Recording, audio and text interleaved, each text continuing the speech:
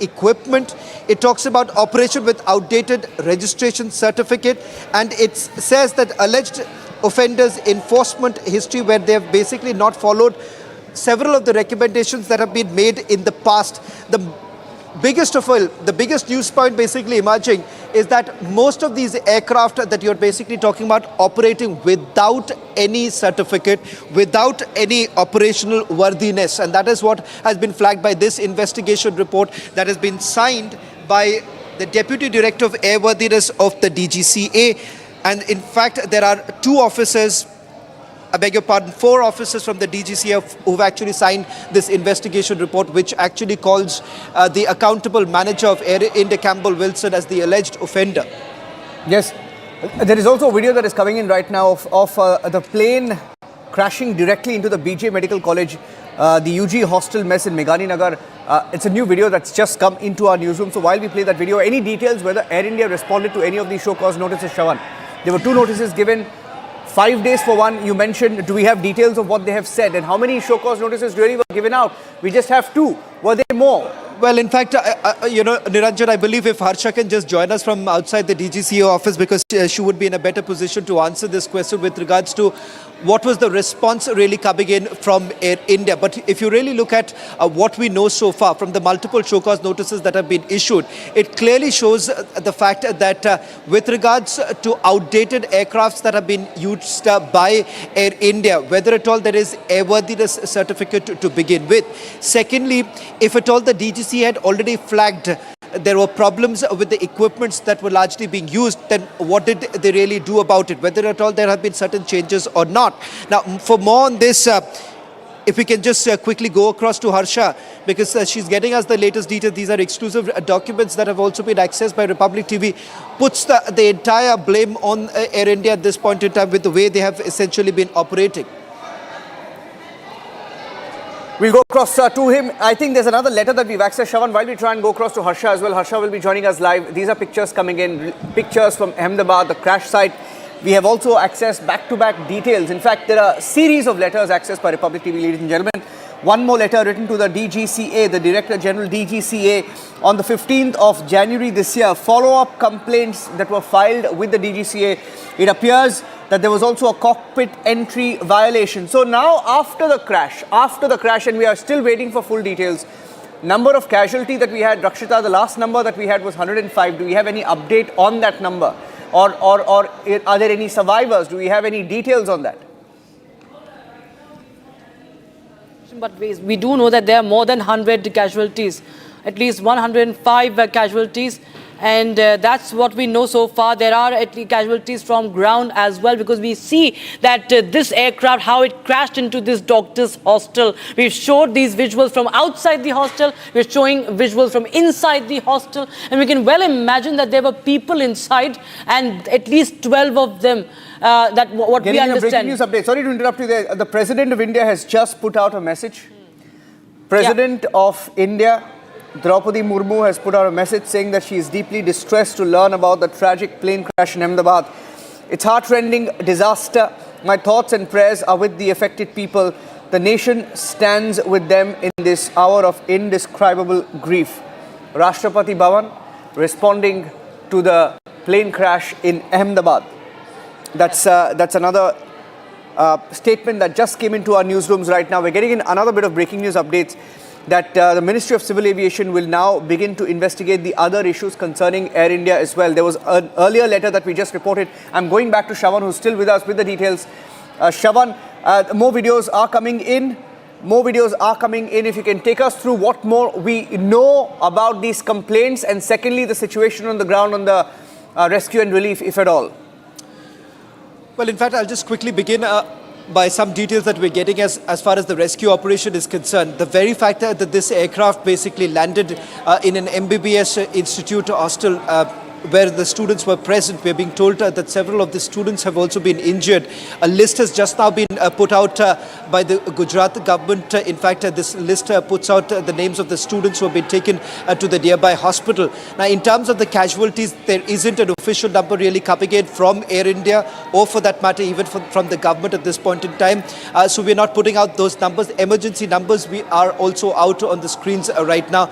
They're saying that the rescue operation still continues. One of the biggest challenges that you have the NDRF as well as the State Disaster Response Force facing right now is the fact that this particular aircraft was carrying a huge amount of fuel, and the moment it landed, it almost became like a fireball, and that is the reason why it was becoming even more difficult for them to contain the fire at this point in time. And more importantly, this was a crowded area where the flight basically landed. This was only after there wasn't a proper sort of an ascent that the flight could actually take, and this is one such a problem that the Boeing aircrafts actually have faced. There have been instances of a similar nature which have also come up, Niranjan. But that's a different subject matter right now. But having said that, the spotlight is also on how the carrier, that is Air India, has really looked into the maintainability of each of these aircraft, because now our report on the ground, Harsha, is confirming to us just about 6 days ago, you've had another show cause notice that was actually issued to Air India. Yes, Shravan, we also have aviation expert Sanjay Lazar, who is in fact, he's been a top voice as far as aviation is concerned. He's also survivor of the Kanishka bombing. And, Mr. Lazar, thanks so much for joining us. And it's, of course, one of the biggest aviation tragedies, Mr. Lazar, and that India has witnessed. And more than 100 casualties, what we know, and on ground also more than 12. And, Air India has been under scanner for the longest time. There have been persistent issues. Republic TV reporters are also accessing so many show cause notices that in fact reiterate the fact that Air India has been under the lens and there have been multiple violations.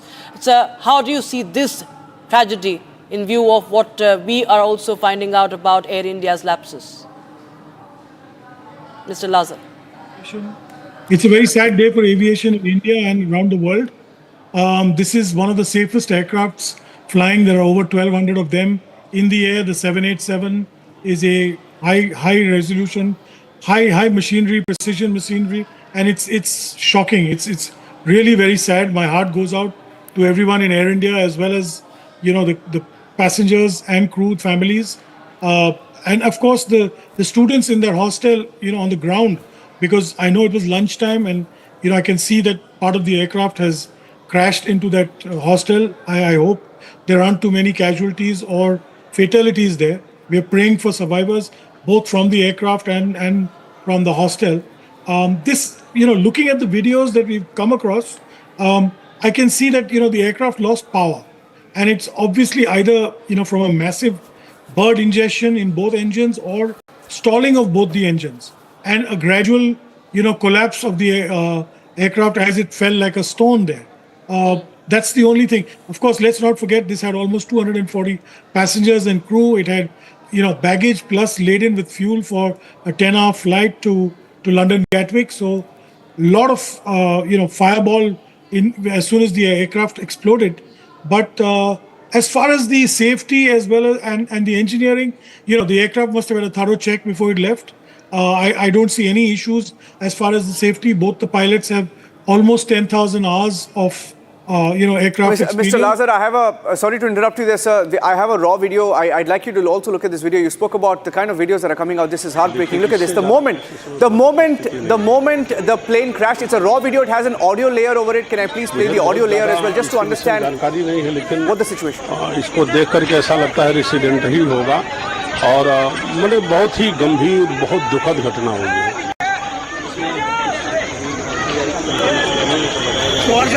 तो मुख्यमंत्री भूपेन्द्र पटेल के जो पहुंची चुक्या है and इंडियाનું વિમાન crash થયું કેટલાય લોકો ઇજાગ્રસ્ત અને 70 ના મોતની અત્યાર સુધી. Okay, that's a video that just came into our newsroom right now. That's a raw video that shows you how people flock to the site. And okay, getting in some more breaking news updates. Some more breaking news updates coming in. MO is civil. Some more breaking news updates. Some more breaking news updates coming in. MO is civil. Some more breaking news updates. Some more breaking news updates coming in. MO is civil. Some more breaking news updates. Some more breaking news updates coming in. MO is civil. Some more breaking news updates coming in. MO is civil. Okay, the Minister of State for Aviation has confirmed that a Mayday call was made by the pilot to the ATC. This is a breaking news update that's coming in. There was no reply from the cockpit after the ATC responded to the Mayday call. This is a breaking news input that we are getting in the last few minutes of this tragedy before the plane crashed to the ground into the hostel in Ahmedabad. The final call was made. There was no reply from the cockpit after the ATC responded to the Mayday call. MOS Aviation has confirmed that the Mayday call was made by the pilot of AI-171 to the ATC.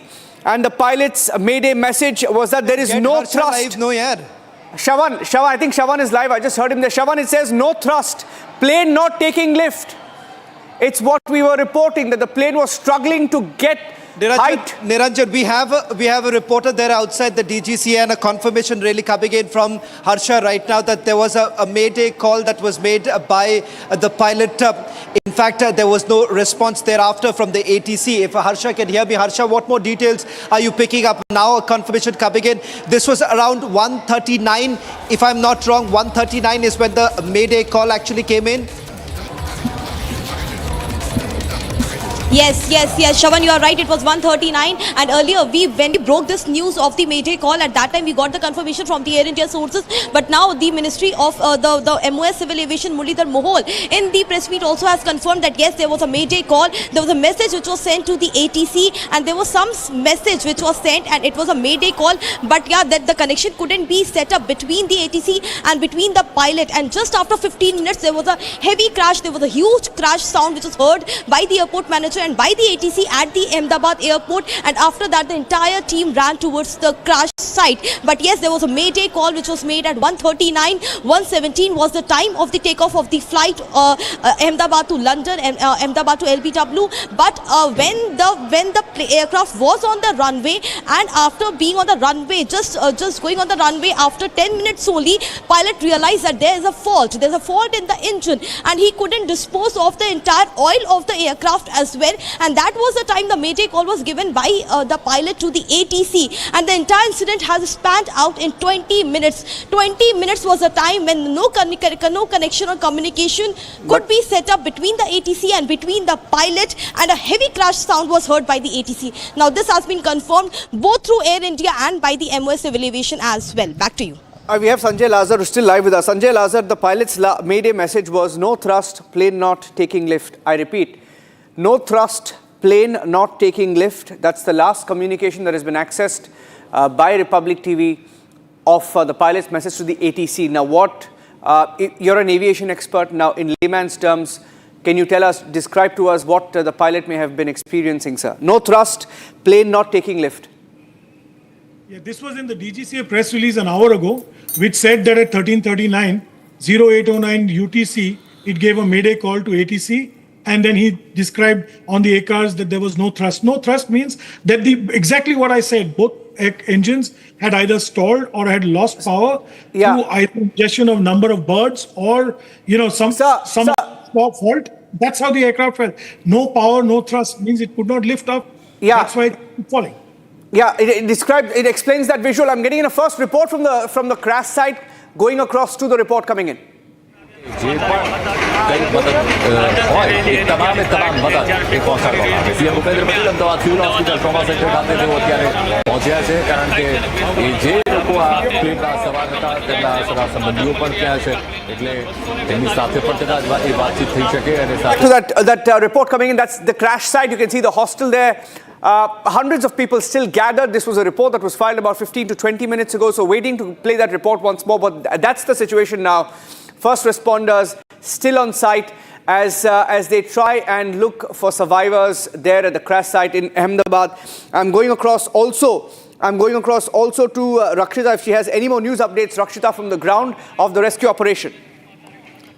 Well, absolutely, the rescue operations continue because we can understand that this is a huge fire that happened after this, the explosion that happened after the crash, and we're getting more and more visuals from different angles. Viewers, this is the Rakshita, we have the parliamentarian. Sorry, you can take a question with him as well. We have the Vadodara parliamentarian, Vadodara MP Hemang Joshi on the phone line. Hemang ji, aapko meri awaaz aa rahi hai? Yeah, you're audible. Hemang ji, can you tell us what is the situation on the ground? Yeah, currently everyone is working on the war foot, and we all are in Vadodara also. Honorable CM sir has instructed for the preparedness. From Vadodara also we have sent SDRF, NDRF teams and fire team to the on the site, and also we are looking on the passengers who are in that flight are spread all across Gujarat.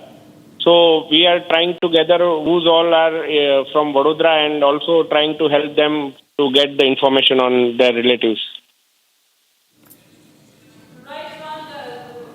Joshi, is that this was a hostel where this crash happened. So there are multiple casualties feared in that residential area also, sir. Yeah, it is a hostel campus. As much as I am about to learn, it is a hostel campus where the plane has crashed. Any news on, a lot of people just waiting to hear about their family, their loved ones, Mr. Joshi? Any details of the survivors? Many of them have been taken to the hospital, right? Any news on that? As far as I am able to learn, there are a few people who are able to survive themselves, and their treatment is going on in the civil hospital. Our health minister and all the even workers of the party are there at the spot, and they are trying to help them as much as possible. And Honorable PM sir and Honorable HM sir also is in constant touch with the administration at Gujarat.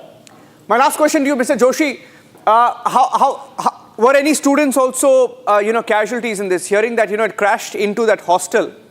Yeah, it's too early to confirm because currently this time is of the vacation time in the medical college, and how many people were there and what all are the confirmed numbers. Yes. I don't want to go to the numerics. Understand that. No, understand. Thank you, Mr. Joshi. Appreciate you joining us here on Republic TV on the live coverage. That's Hemang Joshi, the Vadodara MP, talking about the rescue efforts on the ground. I'll go back to Shawan to get a breaking news update. Shawan, if you're picking up anything more on the investigation front, we have the last message that was sent out by the pilot. The pilot's mayday call, no thrust. I repeat, no thrust, plane not taking lift. No thrust, plane not taking lift. Well, in fact, this came in exactly at 1:39. That's the confirmation that we have from the DGCA and from the ATC. This was at a time when the lift could not actually take place, and immediately thereafter you've had Captain Shubham making that mayday call.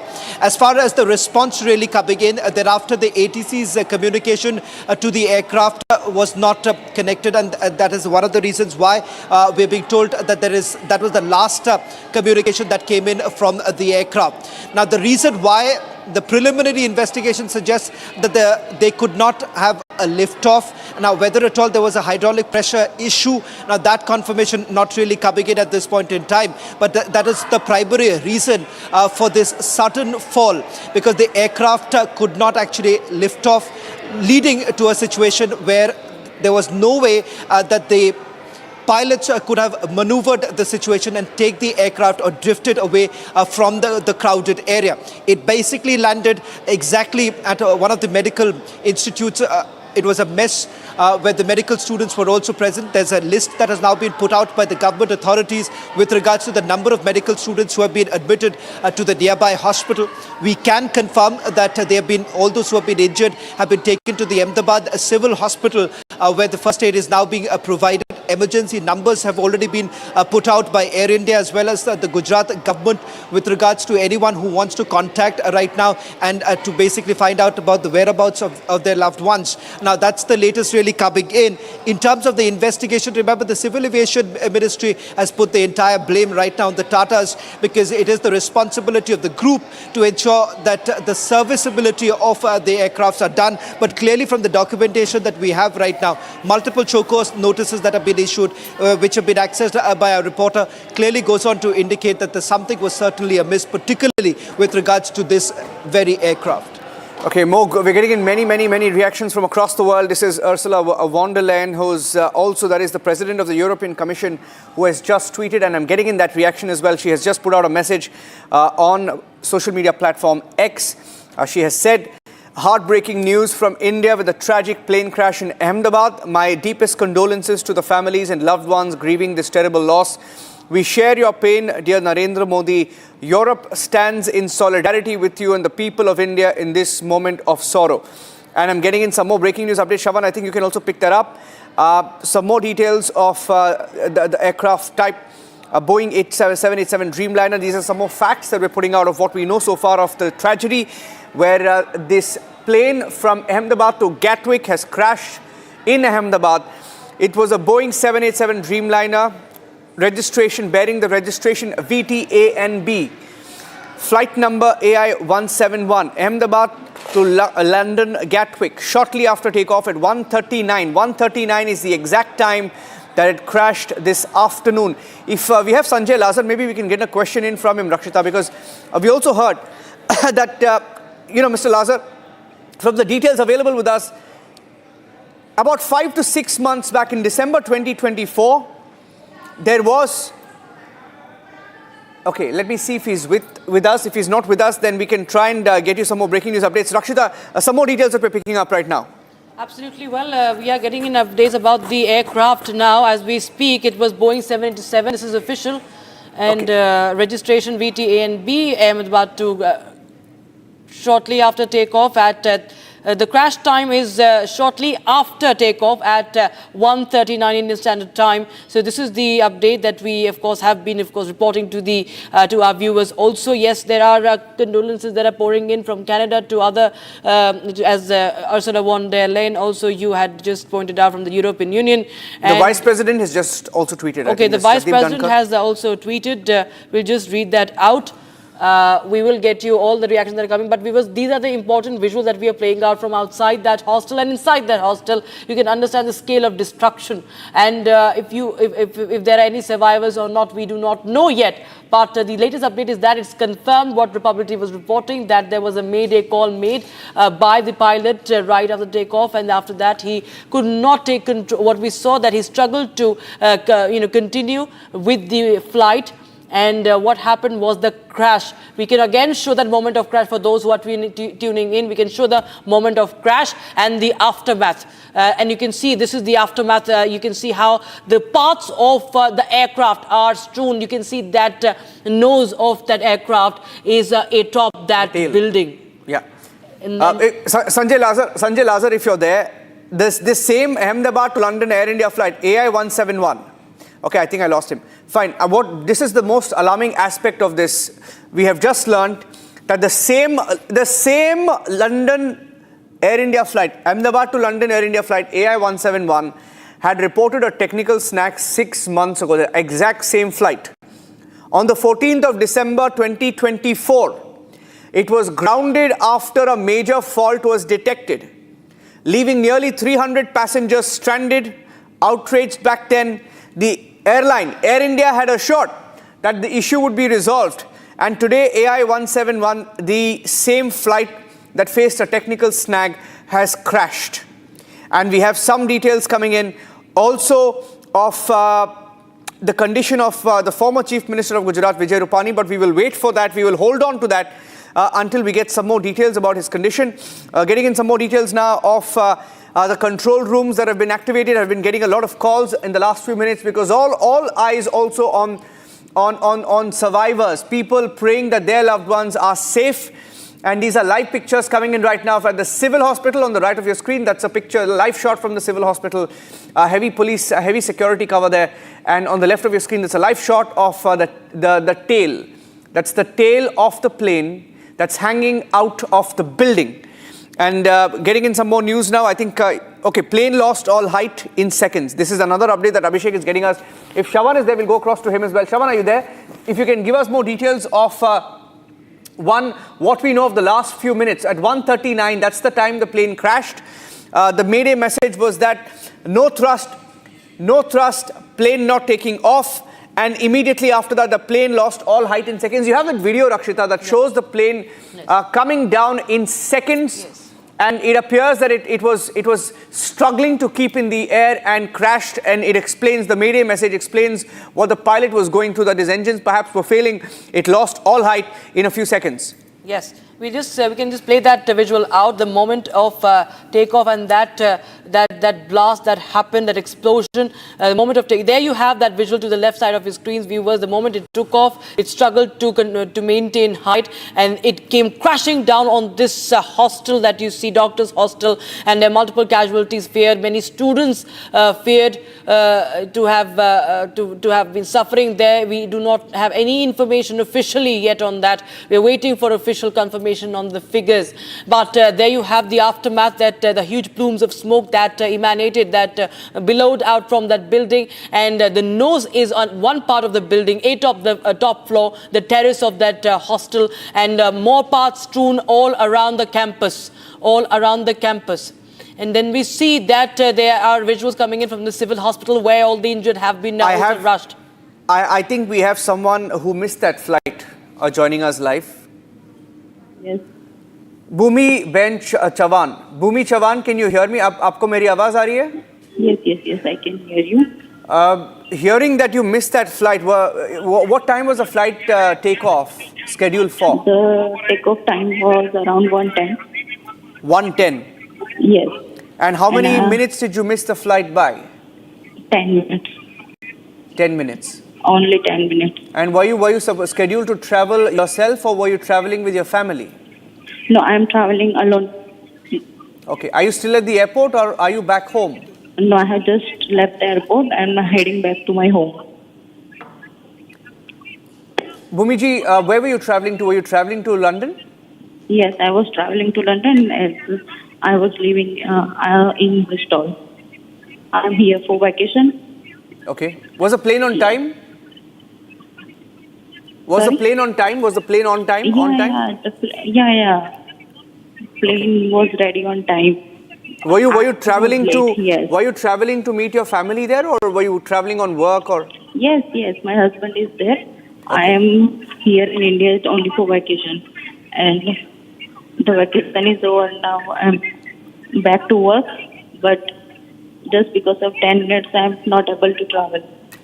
You know, I don't know what to tell you, Bhumiji, but you know, it's one of those things. It's intervention, perhaps intervention that you were not on that flight. But you know, I hope you're praying for everyone else on that flight. Definitely, I'm completely devastated after hearing all this loss. Yes. And my body is literally shivering. Yeah, I'm not able to talk anymore as well. No, I completely understand, ma'am. And what were your thoughts? Yes, what came to your mind when you heard of this plane crashing? I only just thank to God. Just my Ganpati Bappa saved me. And why did you miss the flight? If I may ask you, what were you late? Yeah, what happened? What delayed you? Yeah, because of traffic. Ahmedabad traffic. Right. Yes.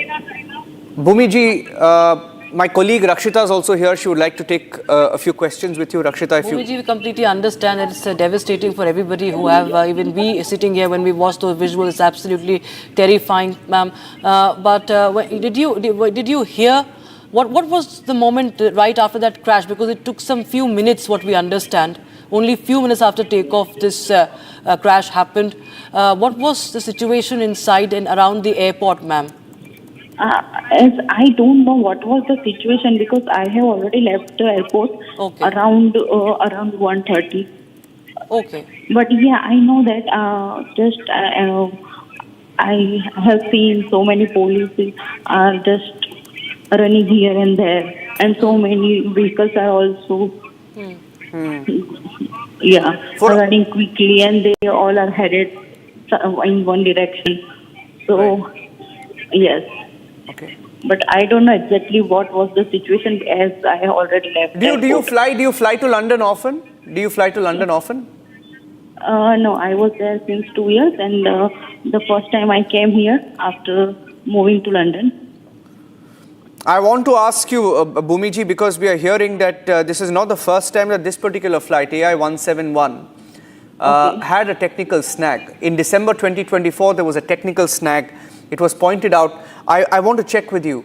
You know, when you hear of something like this, as someone who was supposed to be on that flight, what comes to you? I mean, what goes through your mind? my mind and my body is totally blank after hearing this. As I also left my son here. I think we let you go, Bhumiji, but thank you for joining us. And I mean, you're lucky, Bhumiji, that you are still there at the airport, still there in Ahmedabad. Many people have lost their lives. We don't have a count. We are all praying that there are survivors here in this particular crash in Ahmedabad. But divine intervention, Bhumiji, thank you for joining us. That's someone who missed the AI-171 flight, Rakshita, saying that she missed the flight by 10 minutes. Missed the flight because of the traffic in Ahmedabad, and she heard it just when she was about to exit the airport. Absolutely, and in fact, it's terrifying for those who even anybody could have been there, and could have been there, and that's what she's now wondering that anything could have happened, because these are horrific visuals. The biggest air tragedy that India has witnessed, one of the biggest tragedies, aviation tragedies that India has witnessed. And as we speak, we have more and more messages coming in. We have Vice President of India, Jagdeep Dhankar, also, who has condemned this incident, saying the unfortunate incident in Ahmedabad has left us confronting a devastating human tragedy. My thoughts and prayers are all with those affected. In this moment of grief, the nation stands united in solidarity with them. And as we speak, viewers, the NDRF and RF managing rescue relief operation continues in Ahmedabad. Injured passengers have been shifted to the civil hospital, but there you have the firefighting, the rescue operation that had begun right after this crash happened, and bodies of those injured viewers, how they were rushed to the civil hospital. Visuals from inside the hospital. It is devastating to see. It's a miracle if anybody has survived, because there are charred bodies that were in fact there on the ground at the crash site in that. If you see that hostel, viewers, where this entire building is completely mangled. You can see parts of that building completely broken down. You can see the nose of that aircraft on the atop that building on the terrace, and parts of the wings and other parts of that aircraft strewn all around in the vicinity, in the area. In the premises of that doctor's hostel. Remember, there are undergraduate students also who were residing in that hostel, and there are casualties in that hostel as well. Remember, the MOS for civil aviation, speaking to Republic just a while ago, has said that action will be taken. Our priority right now is to look for the survivors and provide medical relief for those injured, and provide the necessary help to the families. But the question, of course, Niranjan, remains is Air India and the persistent issues with Air India. We've got those show cause notices as well, which in fact show that there has been this it's a case of criminal negligence, isn't it, Niranjan, when we speak about what Air India has been doing, and this is about more than 200 people on board. Yeah, and one more thing, I'm just reading from a tweet. We will have to verify it. Our teams are verifying. There is a passenger who has also tweeted a few minutes back at 4:20, about half an hour ago. He's tweeted saying that he was on that same flight, and he says he was on that flight 2 hours before it took off from Ahmedabad, and he was on the flight from the Delhi to Ahmedabad leg of the flight, same flight. He says he noticed a few unusual things. And he also says that he made a video to tweet to Air India, and that he wants to share more details. So we will try and reach him. We will verify the claims first. We will reach him. But what is clearly emerging right now is that there were many complaints that were made. It was a serious series of lapses by Air India, not just in the case of AI-171. In the last 10 days alone, there were several show cause notices that went out from the DGCA to different people in Air India, including to the CTO. A letter was sent from the DGCA to the CTO on another flight. That was an Air India flight AI-189. And they received a complaint from the Transport Canada Authority that passenger seats were not equipped with serviceable and airworthy seatbelt assemblies. That investigations that were carried out show that there were series of lapses in communication, coordination, procedure that were followed. There is another notice that we accessed, which also mentions that control center procedure manual was not followed. This is on the 5th of June. A show cause notice was sent out once again to Air India based on the same complaint. And I have a third letter that has also been issued that I've accessed here. And this particular show cause notice also went out from the Deputy Director of Airworthiness, and on behalf of the Director General Civil Aviation, and on behalf of the DGCA, that showed several lapses. Lapse number one, that several aircraft had flown with expired emergency equipment detail mentioned in attached investigation report. Secondly, aircraft was flying with old C of R and owner's plate detail mentioned in attached investigation report.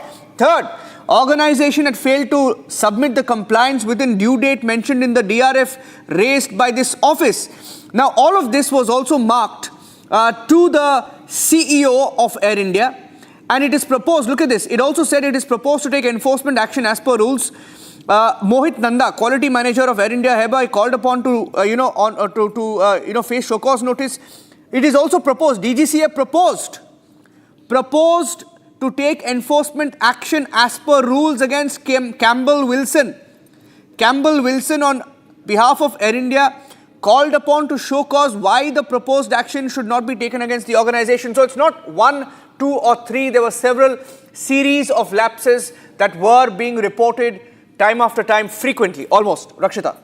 Absolutely, and this is what we have been talking about, Air India, and these, right from the Chief Technical Officer who had just, I think, taken over last year from Vistara to Air India. He had taken over the operations. He's been under the scanner from the DGCA, and he has questions to answer today as well, because what we understand, and we can try and connect with the aviation experts, because there seems to be an engineering, the engine failure, or if as a layman what we can understand, we can always ask the experts what could have happened, and arrest remains the matter of investigation. But yes, there is 58,000 litres of fuel.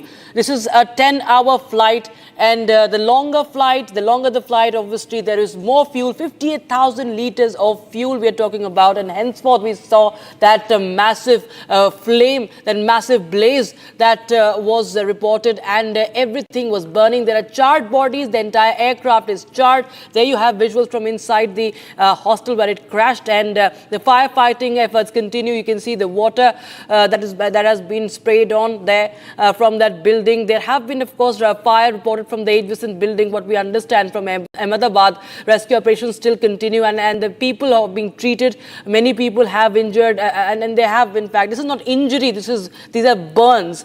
People have suffered burns, and this is very, very serious, we have to understand. There are more than 100 people, and we do not have the exact figure yet, but there are international flyers also, there are foreign nationals also, there are British, there are more than 50, at least 52, I think, British, passengers who were there on the flight to London's Gatwick Airport. There were the Portuguese passengers also, and Indian, of course. The maximum number of passengers were Indians, and then more than 150, what we understand, more than 150 have part of the casualties figure.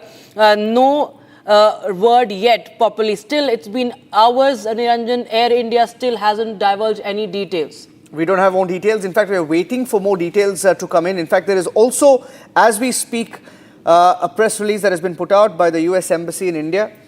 We'll go across to that as well. The US Embassy also putting out a series of messages, joining the list of countries that are,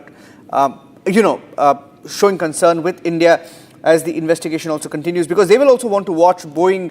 Boeing has been under the scanner. Now, let me tell you some more details of what we know so far. There are several reports that have come in. So we'd like to go across also to Shravan and our reporters on the spot. Let's see who's on the spot. Azerbaijan. Azerbaijan has also tweeted, the government of Azerbaijan has also tweeted, we are deeply saddened by the tragic plane crash in Ahmedabad, India. We extend our condolences to the families and loved ones of those affected. We hope for strength and healing in the days ahead. Now, that's what they have said. I have the full passenger manifest. I don't know whether I can read out the full passenger manifest, but we have the details with us. Muralidhar Mohol, the Union Minister of State for Civil Aviation, spoke a few minutes back, and we are hearing. He has given some details about the numbers. I'll wait for some more details before I put that out.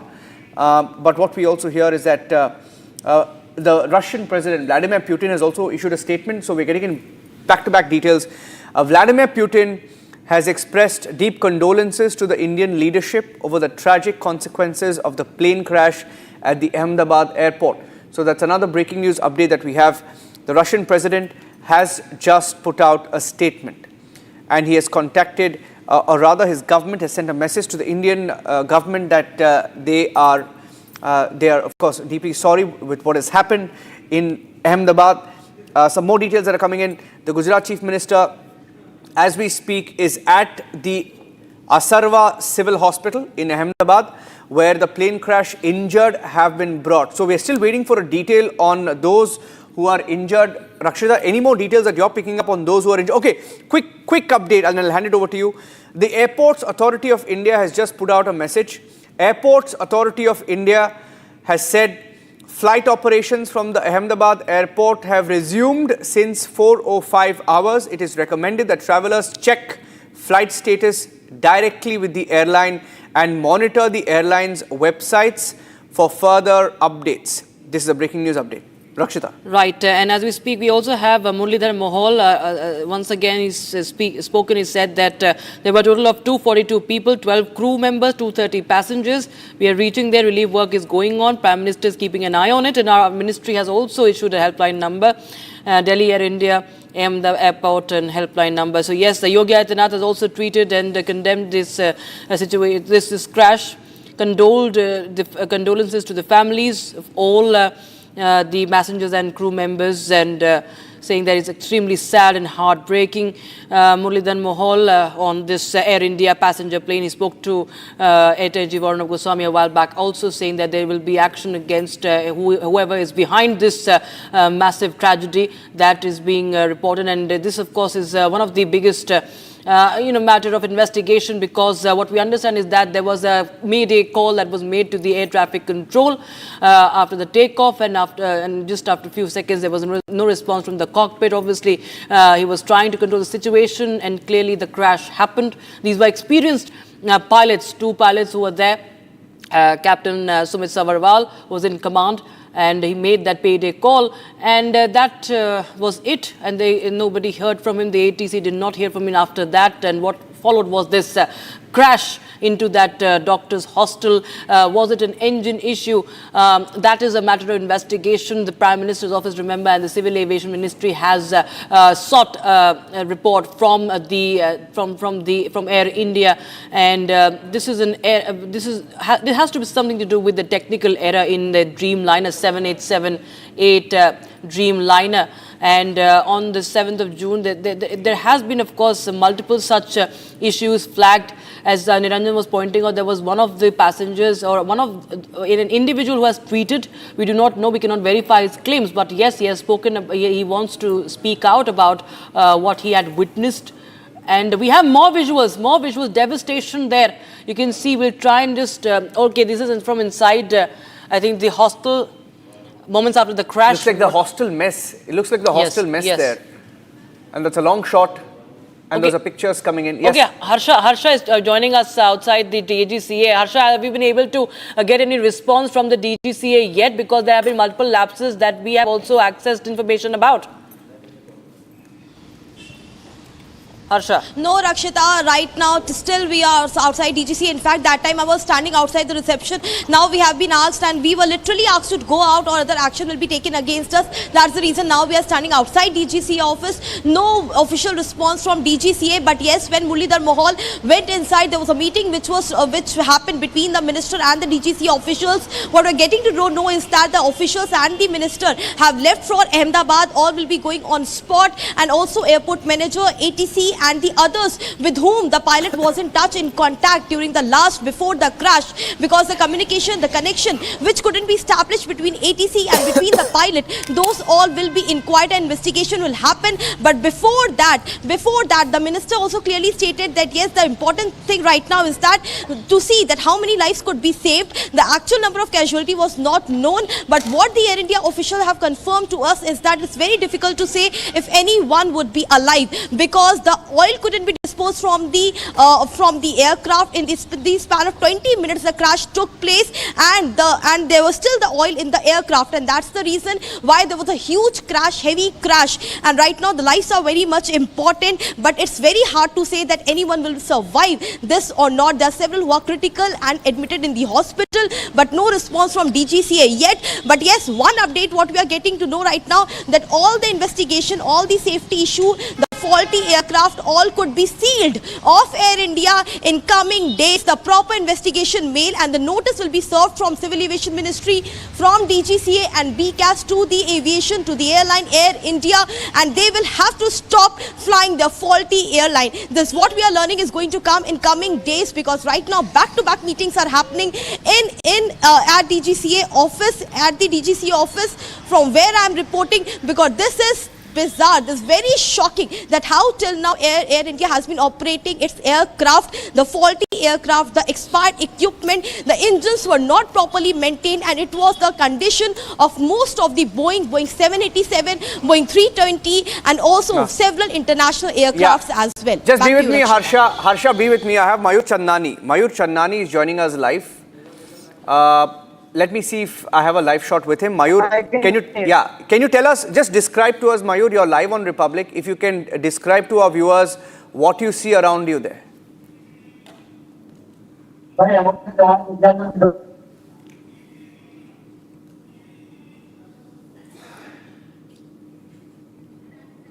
Okay, I think we have a network issue there. Rhythm is also joining us live in our studios.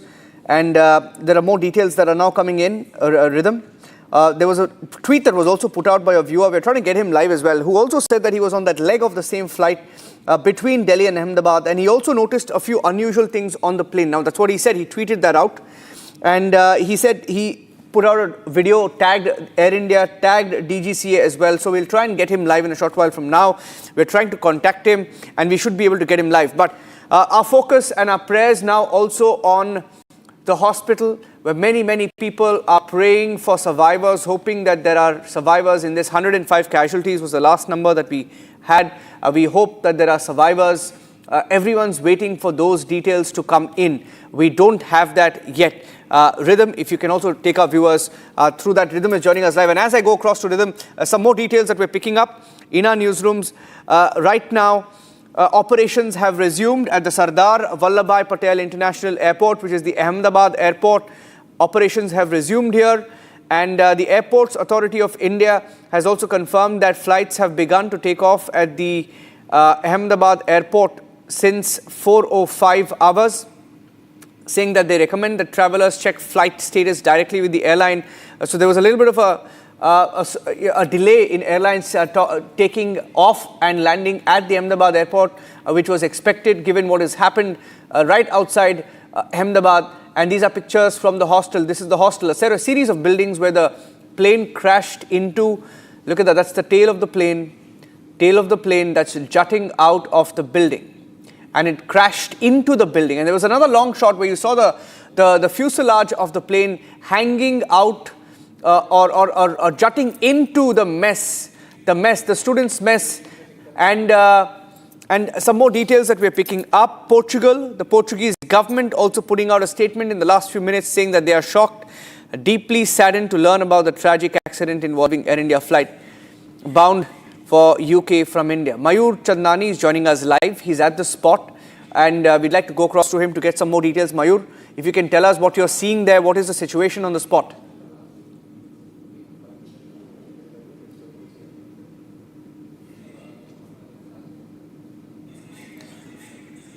Okay, his mic is muted, so we will ask him to unmute. It will be better if we can try and record something with him perhaps, and maybe that would be a little easier to get that in. Also, some more details of the rescue operations. Troops of the 100 RAF and GCCRPF Gandhinagar, approximately 150 personnel are involved in the rescue operations as of now. This is the other update that we had from Rhythm. If you can also join the broadcast in a few minutes, he will be joining us live. And those are pictures coming in moments after the crash, when those injured from that plane crash were wheeled into the civil hospital in Ahmedabad. And I'm getting in some more details. for exact details to be put out, but you would have seen, that everybody is concerned, and we once again convey our deepest condolences to all the families who've lost their loved ones. On Canada, we had a question from Shivam and also from you, so I will combine both these issues. As you are aware, our Prime Minister had received a call from the Canadian Prime Minister last week. During the call, Prime Minister Carney had invited Prime Minister to attend the G7, and as you are aware, the invitation has been accepted.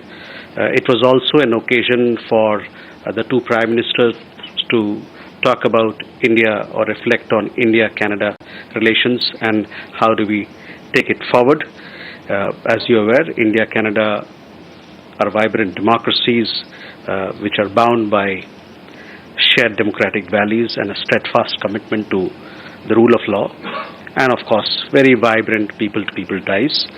We believe that the forthcoming meeting between the two leaders on the sidelines of the G7 summit in Kananaskis in Canada will offer an important opportunity for them to moved on to another subject where he's speaking about the upcoming G7 summit. But we are going back to the plane crash. We are staying non-stop on the plane crash in Ahmedabad. And this is the video.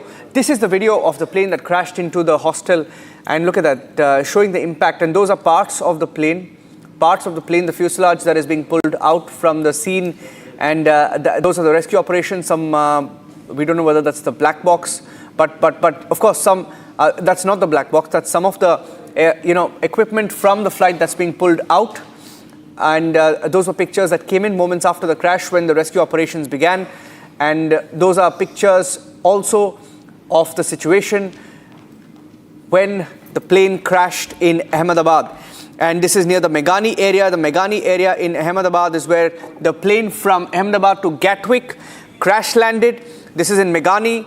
This is an Air India Ahmedabad to London flight that crashed shortly after takeoff at the Sardar Vallabhbhai Patel International Airport in Ahmedabad. The flight went down in the Meghani area, struggled to maintain height.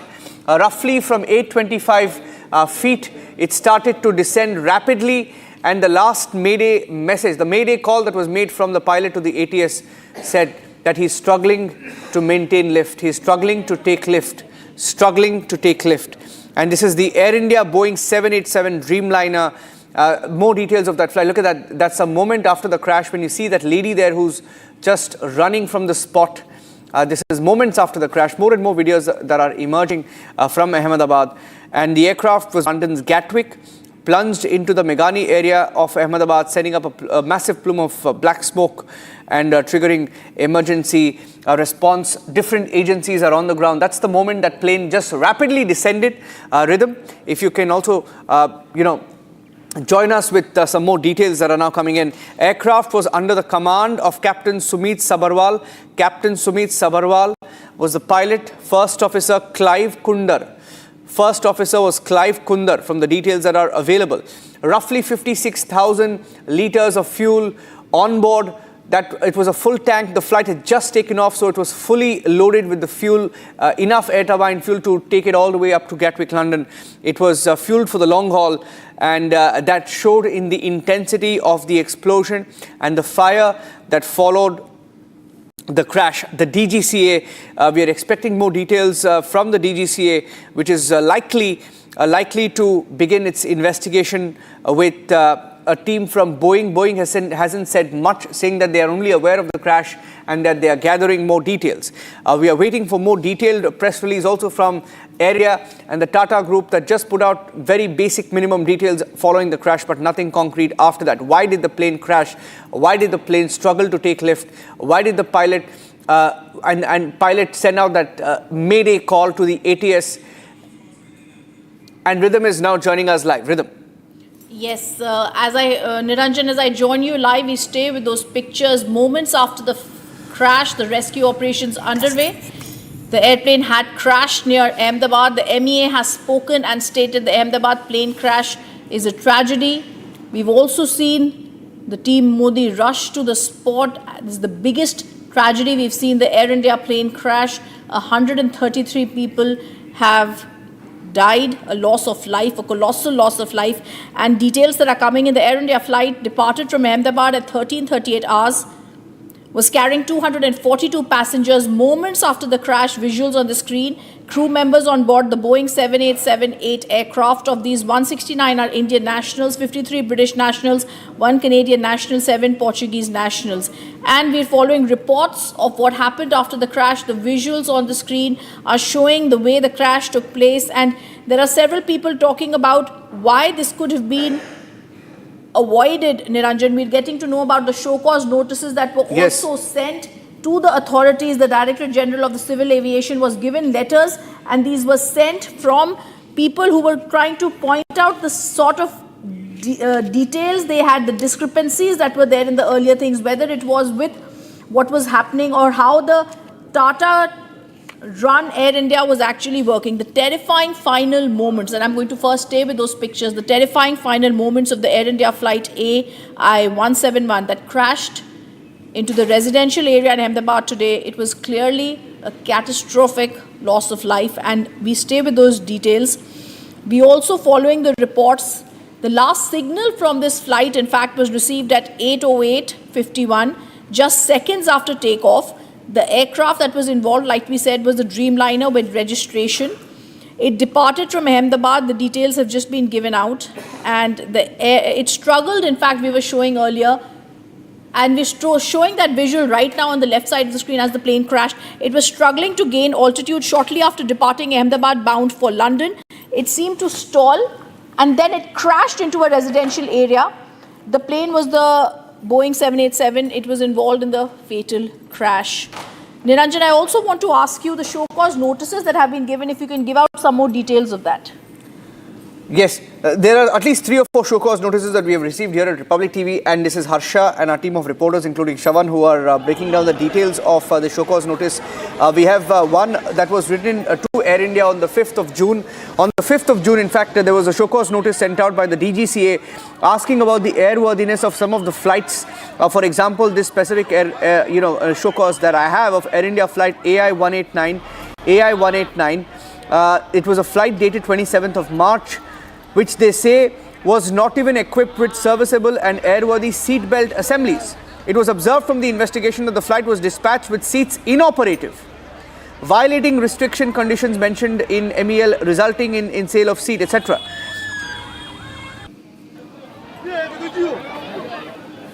Okay, I think we have some more inputs. Okay, Arnab spoke to the Minister of State, Civil Aviation. He had a long conversation with him on why Air India needs to come under the scanner at least now. Listen in.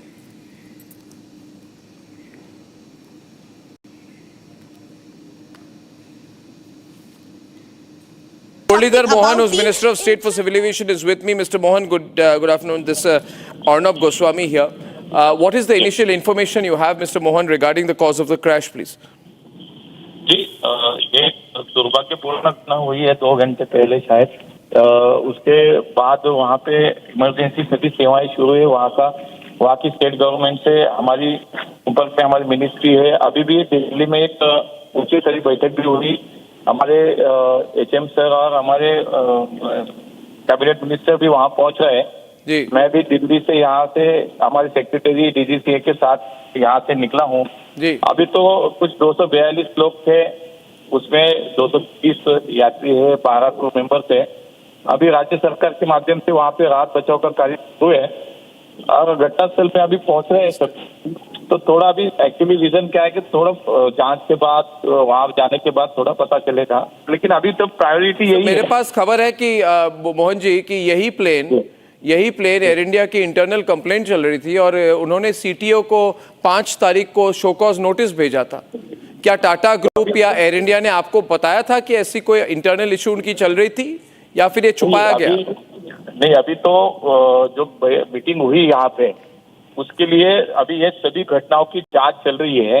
हमारी सभी team उस पर काम कर रही है। But Tata group की कोई रिस्पॉन्सिबिलिटी तो बनती है ना मुरलीधर जी? बिल्कुल बनती है, लेकिन थोड़ा सा मुझे लगता है कि फर्स्ट प्रायोरिटी हमारी यही है कि पहले वहाँ पे जो बचाव कार्य हमारा राहत का कार्य है उसमें काम करें लेकिन नहीं, वो बात ठीक है, मगर अगर इंटरनल, मेरा सवाल है कि अगर इंटरनल प्रॉब्लम्स थे, कोई भी टेक्निकल प्रॉब्लम हो एक प्लेन के साथ, तो वो कैसे फ्लाई कर सकती है?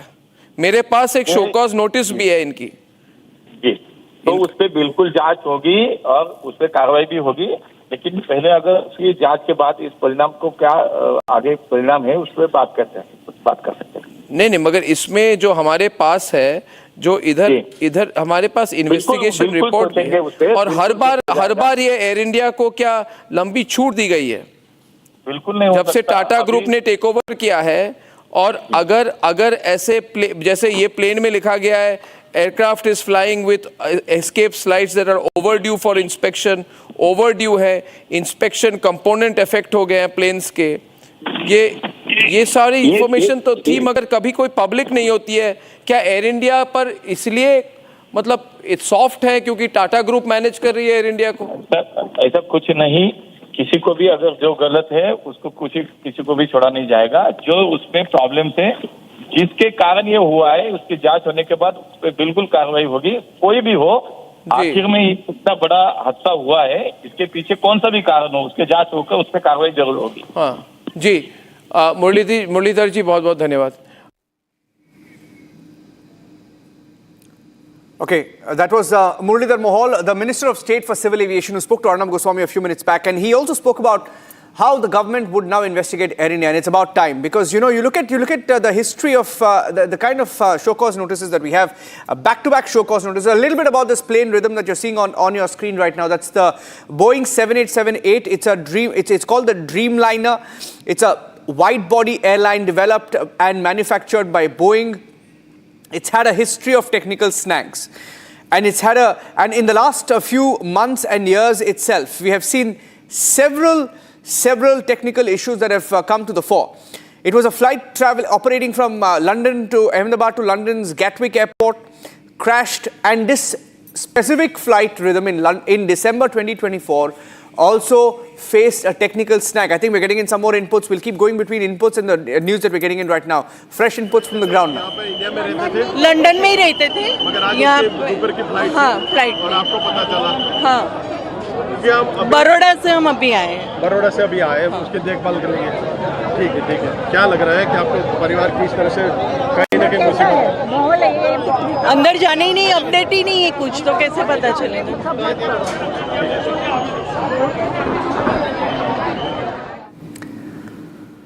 So a lot of people anxious, their relatives waiting near the civil hospital in Ahmedabad to get some news of their loved ones. Now, another bit of news that we're picking up, before today's crash, Boeing claimed to have had a great record with this particular plane, but that's not the case. Now, Boeing also has been under global scanner following different technical snags that have happened with this flight itself, the Boeing 7878. It was called, and they went to the extent, Rhythm, of calling this the best-selling passenger wide body of all time, having claimed to have carried more than 1 billion passengers. That is how they marketed this particular plane. But certainly there has been, this has come under the scanner, and there will be an investigation now. The MEA has also put out a statement, a brief statement. You heard from Randeep Jaiswal there, who said what's happened in Ahmedabad is very tragic. We've lost a lot of people. We extend our deepest condolences to all those who've lost their loved ones. There are several foreigners. That's the number we have. That's all we have right now. They say there are several foreigners. You will receive updates from the relevant departments, Ministry of Civil Aviation, Air India and others. That is the latest I can share. It's an evolving situation. Rescue operations are on. We need to wait a little more time to get the exact details. Any more details you're picking up, Rhythm? Absolutely. And like you're saying, viewers, we're also getting a visual of the last known video from a passenger on the London-bound flight, which we'll just play out in a bit. I'm just going to put that out so that we can actually have and authenticate the veracity of this. So, Niranjan, just, as we're speaking, and Niranjan, there are rescue operations. Yeah. After the crash, we're also showing you the hospital images, and the aircraft departed from the runway at 1:39 p.m. today, Niranjan. Okay, there was a Mayday distress call that went out from the pilot. This was when the plane was beginning to lose height. The pilot told the ATC, the air traffic control room, that he was struggling to take flight. The plane was struggling to take flight. That was the Mayday distress call, and it received, in fact, the distress call that was given out, which received no response from the ATC, is what we are hearing now. We don't know. We don't know. We will have to wait and watch whether there was no response from the air traffic control, or whether the air traffic control responded and nothing came back from the pilot. But these are some more details that we're picking up. And we have some more, those are pictures coming in from the civil hospital. Those were moments after the crash. It didn't just crash with its passengers and a fuel tank loaded with nearly 56,000 liters of air turbine fuel. It crashed into a building, an area where there were at least 3 to 4 buildings, including a hostel. Now, some of the people we spoke to in that particular area, some of the parliamentarians included, who said that given that it was summer holidays, perhaps that there were many who were not at the hostel. We don't know whether there were casualties suffered on the side of students as well. But many charred bodies were removed from the site, and we are praying for survivors. There is no official word so far that has come in on the status of those who are injured. We don't have an exact number, but we're getting in more pictures of more and more rescue teams that are coming in. We have the 100 RAF and the GC CRPF Gandhinagar also now involved in the rescue operations. There's roughly 150 people who are also there, and waiting for some more details. Rhythm? Yes, absolutely. And Niranjan, if we can just give out the details that we have with us currently, as we're putting out on camera the tail of the plane that has been stuck at the hostel where it had crashed. We're also going to try and go across to some eyewitnesses who had seen what had happened. We're going to try and be patched with them. We're getting more details about what had happened. But first, I'm also going to be reading out what Randir Jaiswal had said. We're also going to try and get an eyewitness who is a municipal corporator present at the civil hospital. We are getting condolence messages from the president of Russia, Vladimir Putin, who sent us a condolence message. But first, we're also going to see what is happening in terms of the messages we are getting. MEA spokesperson has said what happened in Ahmedabad is a tragic accident.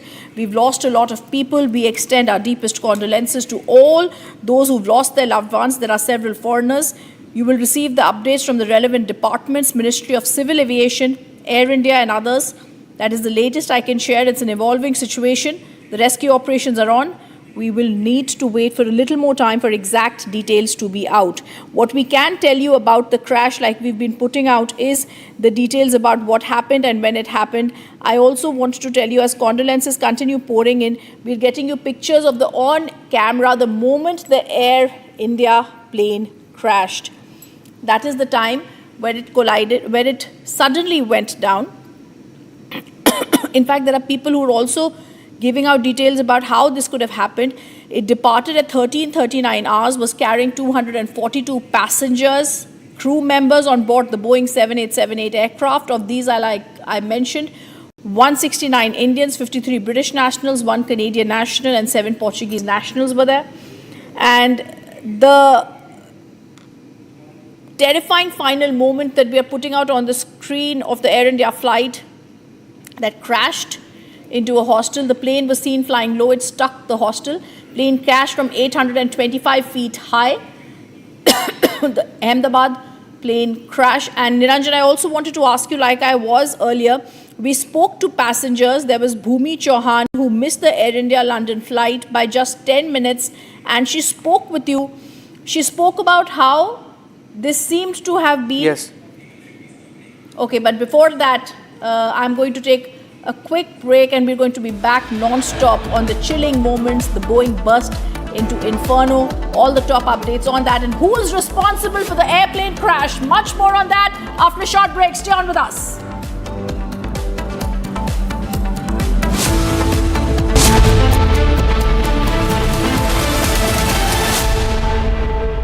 विमल में गुलिस्तां के ये कुछ लजीज फरिश्ते जब साथ घुलें तो जी लग जाए और दिल कहे कि स्वाद की जुबान में खुद को ऐसे डुबाऊं कि निकल ना पाऊं। विमल की जुबान कुछ है ही ऐसी, मानते हैं? विमल, बोलो जुबान कैसी? आधे बाउल दही में 4 चम्मच MDH चटनी पुदीना मसाला डाला, स्टर करो, पुदीना चटनी तैयार। MDH चटनी पुदीना मसाला। मेरी नई हुंडई एक्स्ट्रा तुमने भी तो कल नई कार ली है ना, उसमें भी तो होगा ना ये वॉइस इनेबल सनरूफ है ना अंकल, सिंगर इनेबल सनरूफ। और बेनिफिट्स ये तो मिले होंगे ना। ये मिला। हाँ? हुंडई कार्स पर मिल रही है अमेजिंग डील्स। वैसे लोगे तो आप हुंडई ही, चाहे दिल की सुनो या डील्स की। Amity University has one of India's largest merit scholarship programs for brilliant students. Over 9,000 students with 90% plus in their 12th boards are currently at Amity, benefiting from the culture.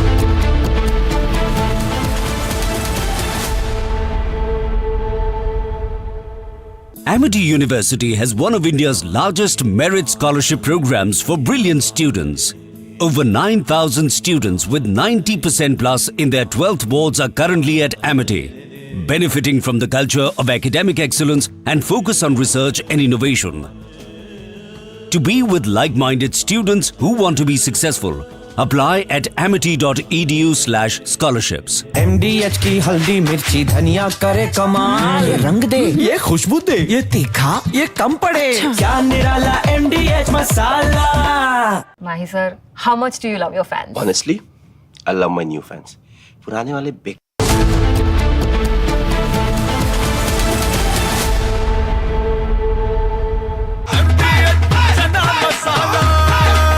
अब छोलिया हो या लोबिया, सफेद चने या काले चने, सब कुछ मजेदार बने।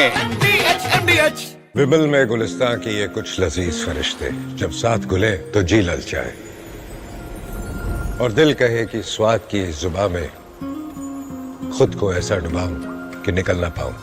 विमल की जुबान कुछ है ही ऐसी, मानते हैं ना? विमल, बोलो जुबान Kesari.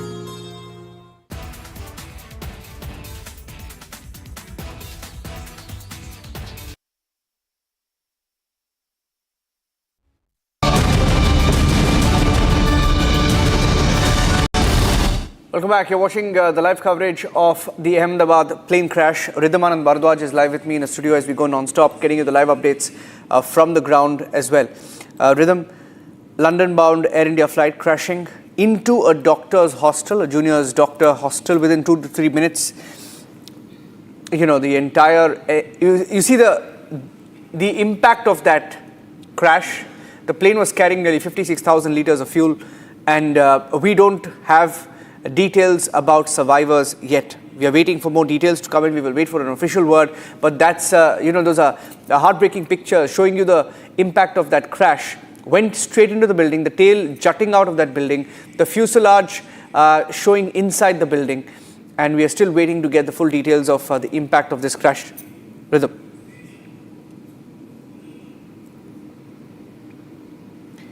Yes, that's right. And Niranjan, like we were telling you, the Prime Minister has also spoken. He has said they are saddened beyond words. We are showing you pictures of the moment after the crash, the biggest aviation tragedy, 242 passengers on board. The plane flew in from Delhi first, had landed at Ahmedabad at 11:40 p.m. The airplane crashed near Ahmedabad. Air India 171 crash was on its way to London Gatwick from Ahmedabad, and it crashed immediately. The plane takes off from runway 23. The plane crashes in Ahmedabad, and it is clear to see what could have happened. The engine failures came after the takeoff. Technical snag came post the takeoff. There could have been an engine flame that came out. We're also now at this time being told there could have also been instrumental failure of the engine box. Now, several engine failures and other things that we are looking at. We're showing you pictures of the on-camera plane seen flying low as we are speaking. We've also accessed the DGCA letter to Air India 6 days ago. That letter that showed about how DGCA pulled up Air India for its worthlessness on the international flight, and also spoke about how measures had to be there. And this is the time when Republic TV now says it's time Air India and Tata's answer. A templated response by Tata's is not going to do. The DGCA pulling up is very clear. In fact, we're going to put out that show cause notice and I'm going to read from it. The show cause notice says, whereas during the spot checks and review of the airworthiness review certificate, which is called the ARC, intimation documents conducted by the inspection team of this office, a discrepancy has been observed. And in bold, it has been written, the letter dated 3rd June 2025 to the DGCA. It says several aircraft have flown with expired emergency equipment detail is mentioned in this attached investigation report. Aircraft was flying with old CFR and owner's plates detail is mentioned in this report. Organization failed to submit the compliance with due date mentioned in the DRF has also been raised by this office. This representation has been received. They failed to organize this. Several aircraft flew with expired emergency equipment and yet no action was taken. In fact, I also want to, Niranjan, go across to 15th Jan letter that we have in which it was also... Okay, I also want to go across to Kedarnath, the cousin of Naganthoi Sharma, crew member of Air India who was on the flight. Kedarnath, we are speaking with you. It is a very sad moment where we are seeing 133 casualties in the Air India plane crash. When was the last time you'd spoken with your cousin who was a crew member on this flight, sir? Actually, her sister spoke with her yesterday in the afternoon. Before she was speaking about leaving for London today and like coming back for the Rath Yatra festival out here. That yesterday was the last time. Was there any indication of anything in the flight untoward? Did she mention anything? Has she mentioned in the past? No, nothing like that. Nothing like that. It was just a routine or usual flight for her. Like that's the technical part. We are not sure about those things, but she never used to talk about those things. Yeah. Do you have any details of her condition, sir? Are you in touch with Air India? What is the airline telling you about her condition? Actually, we are not able to get any information from the airline side right now, and like, if possible, can we speak sometime later on? Because like it's very inconsolable moment out here. Yes, absolutely. Kedarnath, prayers for your cousin, and we're hoping that she's safe and things are better because we're knowing that the injured have been rushed to the hospital. Because I gave you more details of the 242 passengers, 2 pilots, 10 cabin crew. One of them, the cousin Kedarnath, we just spoke to him. The aircraft departed from the runway at 1:39. Republic accesses the DGCA letter to Air India 6 days ago, which I was reading out from. We also have another letter where there have been several complaints that have been made. One of them which brings to attention the subsequent tampering of evidence related to matters which involved collusion between certain senior officials of Air India and stakeholders, including individuals with DGCA. Specific complaint pertains to cockpit entry violation, that is CEV. This was written on 15th Jan this year, and this has been written by the CRM, that is Crew Rostering Manager of Air India, Akanksha, who had written that a senior administrator like yourself will recognize that this incident was handled in a manner that surpassed all ethical details. She says the violation was also there that prohibited anyone from being in the cockpit. But I'm going to stay with these visuals where we are showing you, we're showing you 58,000 liters fuel in the tanks when they left. Students of the BJ Medical College stay in the hostel where it crashed.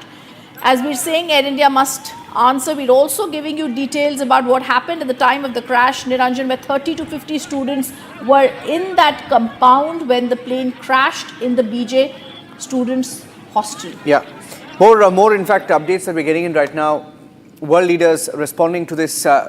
Emmanuel Macron, the French president, saying that he has learned about the tragic accident that took place in Ahmedabad, saying that in this hour of grief, France extends its thoughts to the loved ones of the victims as well as to the Prime Minister of India. That's a message that came in. But in the last few years, Rhythm, this is one of the biggest aviation tragedies in India. Air India Express in Calicut, Kozhikode in 2020, 21 lives were lost. That was a Boeing 737-800. An Alliance Air flight in Patna in the year 2000, 60 passengers had died. were killed in that crash.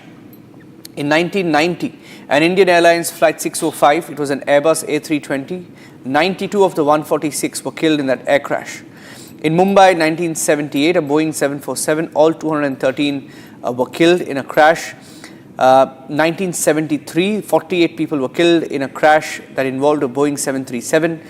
An Indian Airlines Flight 403, this is the year 1982, Airbus A300, 17 lives were lost.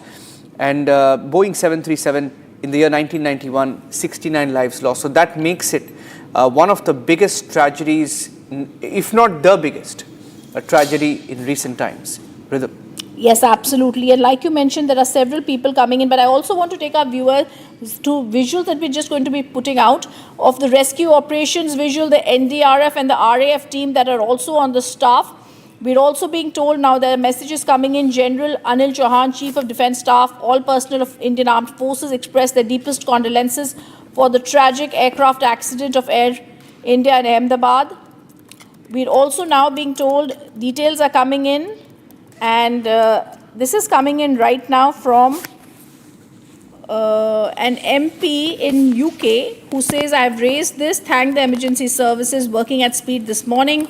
All right, so we'll see what has to be done with that. But we're also getting more news about the fire brigades that had been rushed to the spot earlier. We're also showing you visuals right now. First visuals on the screen, on camera, the moment the Air India plane crashed. The biggest aviation tragedy, December 2014, when nearly 100 were stranded on the same flight in December 2024. And now we're getting more details of what... We're getting more visuals of the hospital and the rescue operations that are on way. First ever Boeing 787 crash that has taken place, the biggest aviation tragedy. Hope dims also, viewers, for survivors of this crash. We're trying to get more details on that, and let me give you more details of the aircraft departed from runway at 1:39 p.m. It is also the same Air India in December 2024, the same flight that was grounded after major fault. Republic accesses the DGCA letter to Air India 6 days ago. Also on June 6, DGCA pointed out the lapses in India operational procedure. We're telling you and showing you the pictures and non-stop coverage of this crash that took place within 5 minutes of takeoff. At the same time, we're also telling you, as Republic TV also does, who's taking accountability.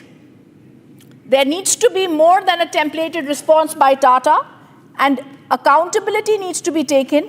The Ahmedabad top cops are now speaking out on this, and we need to understand the Air India plane crash boarding flight saw smoke. Republic accesses the DGCA letter to Air India. I'm going to read out from the letter. We also, a short while ago, had the Minister of State speaking to our editor-in-chief. We're also going to go across to that in just a bit.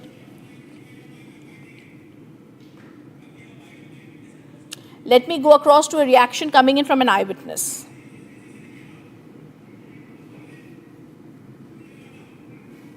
मैं cargo के industry में business करता हूँ, airlines में। मेरा पीछे यहाँ 200 metre पहले ऑफिस है, रिया एयर कार्गो एक्सप्रेस। यहाँ पे जो ऑफिस से बाहर निकला तो मैंने देखा कि आवाज़, जोर से आवाज़ आया विंग्स का, फिर पूरा धुआं भर गया। लोग यहाँ से भगदड़ मची। उसके बाद आके ये देख रहे थे ये हादसा की स्थिति।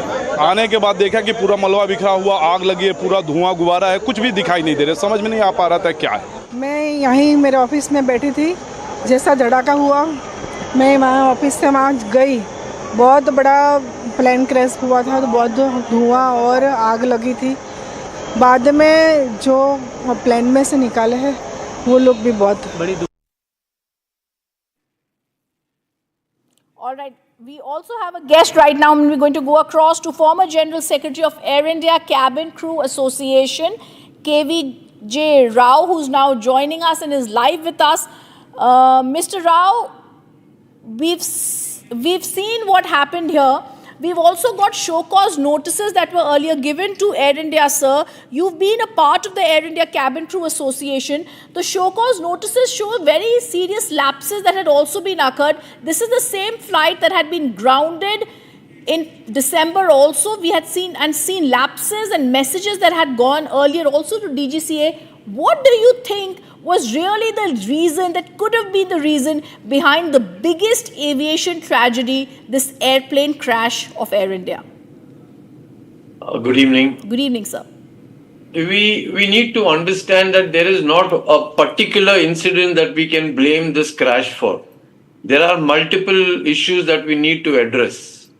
And I'm sorry I'm being blunt, but the DGCA is exactly a rogue organization. These letters that they send are of no consequence. And these letters have been sent for the last 30 years. The DGCA is only keeping their records clean that we have taken. There is no penal action taken. And we were just waiting for this to happen, madam. 8 years I've been fighting in all the courts in Bombay. Unfortunately, the courts also did not consider it. But there are violations galore in Air India. Not from today, it's from 2008. The officers of Air India run roughshod over everything. They can buy over the DGCA. And I take full responsibility for this statement. Now, today's crash, the residential area next to the airport, the DGCA should have taken care of that. In fact, there was a writ petition filed by an activist, Yashwant Shenoy. In Bombay, the funnel approach, we got the buildings demolished. But this has to be done by the DGCA. The airlines is only looking at their profit margin. They couldn't care about air safety. They couldn't care about the passengers' life. And I make this statement with full responsibility. In fact, 10 days back, I have tweeted to the Civil Aviation Minister himself, said, look at the files. Madam, I have a report where Air India, when they started the Dreamliner operations to Australia, they themselves had a report that operating these flights in that manner had a 2,600% incident rate. But we still operated the flight. And people got promotions for that because the profit margin increased. It's very easy for ministers to come and make statements. It's unfortunate. I mean, today the minister is an educated US returned MBA. I hope at least now he will call for the papers. Look at what went wrong in the DGCA. The DGCA will cover up, and I will tell you this, the DGCA will say, oh, we got instructions from the political bosses not to do anything. But we were waiting for this disaster to happen in the last 8 years. There is another Captain Kanani who's brought it to the notice. But the DGCA will not take action. Those documents and that letters that you see from DGCA are nothing but records. They will say we issued a letter. They cannot stop at that. There has to be penal action. If you remember 2010, the government said that any violations impose penal provisions. Drunken driving or assaulting a passenger. Where is that? Nothing is to be seen. And these people will hoodwink the courts. Yes. In fact, sir, the courts don't understand aviation language, and that is also creating a problem for us. But the fact is, 8 years there are crew who have been fighting in courts. 8 years there are crew who have been bringing it to the notice of DGCA that Air India it's not only Air India. Most airlines operating today with a minimum crew are in violation. But the DGCA couldn't care less. I'm sorry I'm being very blunt. I take full responsibility for what I'm saying. Yes, sir. In fact, I also want to ask you these messages and what you're saying. There are people who are fighting this in the court. But I also want to ask you the culpability, the negligence of the Tatas and Air India. A templated response and condolences from them cannot do right now. India is outraged right now, sir. And I also Madam, I totally agree with you. And I also want for your kind information, Tata has filed a defamation suit on me in the Delhi High Court for exposing these documents on Facebook. I told the minister, call for the papers. If I've defamed, hang me. I've got no problems. But the fact remains is nobody looks at the documents. His ears are filled. Okay. The minister will only listen to Sir, I'm just going to interrupt you for a moment because where my reporter is reporting from, they are being moved out from that area. So I want to quickly go to him for a quick live. Moin is joining us. Moin, जहाँ पे आप हैं, वहाँ पे बहुत सारे लोग हैं जो अभी अंदर गए. हमें बताइए वहाँ पे क्या हो रहा है. देखिए यहाँ पे बहुत सारी डेड बॉडीज आ रही है, स्टेचस भी लगाई है, सारी सुविधा की गई है. एम्बुलेंस पे एम्बुलेंस आ रही है, आप देख सकते होगे मेरे पीछे कि ये डेड बॉडीज आ रही है और सारी सुविधाएं हो रही है. आप बोलिए बोलिए मोइन बोलिए. गाड़ी हाँ देखिए एक और एम्बुलेंस आ रही है, आप देख सकेंगे मेरे पीछे. और एम्बुलेंस पे एम्बुलेंस और डेड बॉडी पे डेड बॉडी. मेरे ये यहाँ पर सब अभी यही लोकेशन है, लाइव लोकेशन पे स्टेचस यहाँ पर लगाए गए हैं. बिल्कुल स्टेचस लगाए गए. डॉक्टर भी सब अपनी पूरी कोशिश कर रहे हैं डेड बॉडीज को लाने ले जाने में. गाड़ी काफ़ी तेज़ी से, बहुत सारी एम्बुलेंस आ रही. जी मोइन आप बताइए जहाँ पे आप खड़े हैं, जो आप दिखा रहे हैं हमें, वहाँ पे बहुत सारे स्ट्रेचर्स, एम्बुलेंसेज आ रही हैं. थोड़ा सा ज़्यादा बताइए कितने अभी लोग वहाँ पे अंदर घायल जा चुके हैं, कितनी एम्बुलेंसेज जा चुकी हैं. जब से आप आए हैं वहाँ पे कितने डॉक्टर्स अंदर गए हैं, वहाँ पे अंदर किस तरीके का इलाज चल रहा है, बाहर कैसे एम्बुलेंसेज आ रही हैं, हमारे दर्शकों को बताइए. एम्बुलेंस तो एम्बुलेंस तो मैम आपको मैं बता ही नहीं सकता क्योंकि बैक टू बैक आ रही है. मैं जब से यहाँ पर आया हूँ तब से कम 25 से 30 एम्बुलेंस आ चुकी है और अभी भी आ रही है. आप देख सकते हैं मेरे पीछे अभी आ रही है एम्बुलेंस.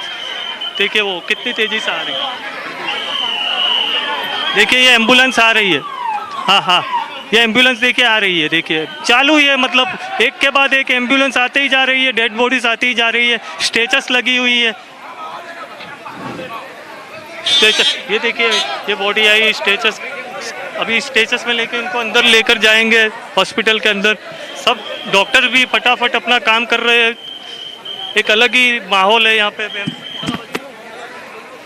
ये देखिए बॉडी को ले जा रहे हैं अंदर, स्टेचस में रखकर बॉडी को अंदर ले जाया जा रहा है. और ऊपर एक कपड़ा जैसा वाइट कुछ उनको ढकने की कोशिश कर रहे हैं बॉडी को और ले जाया जा रहा है. और देखो यहाँ पे पब्लिक सबका ध्यान रखते हुए सबको पानी भी पिला रहे हैं क्योंकि गर्मी बहुत है. सब लोग परेशान है, मतलब किसी को कुछ पता ही नहीं चल रहा है, ऐसा यहाँ पे हाल है.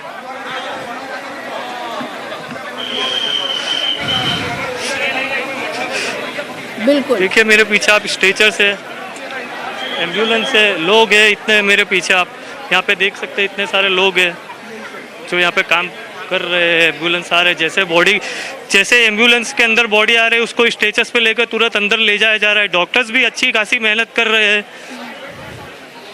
बिल्कुल मोइन, मैं चाहती हूँ कि आप जो हमें फोटोग्राफ्स वीडियोस दिखा रहे हैं हम उसके साथ रहें फुल फ्रेम. और मैं अपने गेस्ट के पास वापस जाऊँगी, बट हम आपके जो आप वीडियोस हमें भेज रहे हैं, जो आप बोल रहे थे, कुछ भी हो आपके पास अब वापस आएंगे, बट लाइव आप ही के कैमरा को हम कट शॉट कर रहे हैं.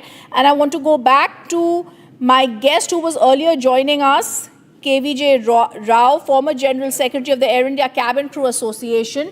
I want to first go across and also, Mr. Rao, talk to you about the several aircraft that had flown with expired emergency equipment detail that have been mentioned. I also want to ask you to get this fact into understanding, sir. This has been the biggest aviation tragedy, but several people are saying it's been the first ever crash of Boeing and of this Boeing 7878. All right, Boeing issues a second statement. I want to first go across to the breaking news that coming in on that. And that particular statement, Boeing has said, and I'm reading out now the second reply of Boeing to Republic's email. The big news, Boeing issues another templated response to Republic's serious questions. They say we're in contact with Air India regarding Flight 171 and stand ready to support them. This is in reply to the question, and they say, here is our updated statement. This can be attributed to Boeing spokesperson. We are in contact with Air India regarding Flight 171. We stand ready to support them. Our thoughts are with the passengers, crew, first responders and all affected. Thank you. Greet Georgina Raman, who's the communication specialist for Defence, Boeing, UK, Ireland and Nordics. I'm going on the story, but first, we're trying to get in touch with Boeing. A second reply from Boeing is given to Republic's email of pointed questions being asked to Boeing about how this plane crashed.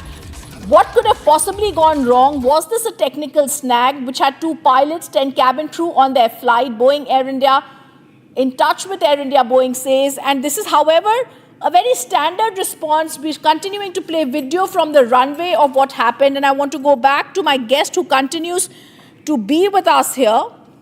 We have Vijay Rao, former General Secretary of Air India Cabin Crew Association, and Mr. Rao, like I earlier asked you, there was earlier also details about the snags. But first, I also want to show you this video. Moment when the passenger saw smoke. A video that had been shot. Moment when the passenger saw smoke. He was inside the airport.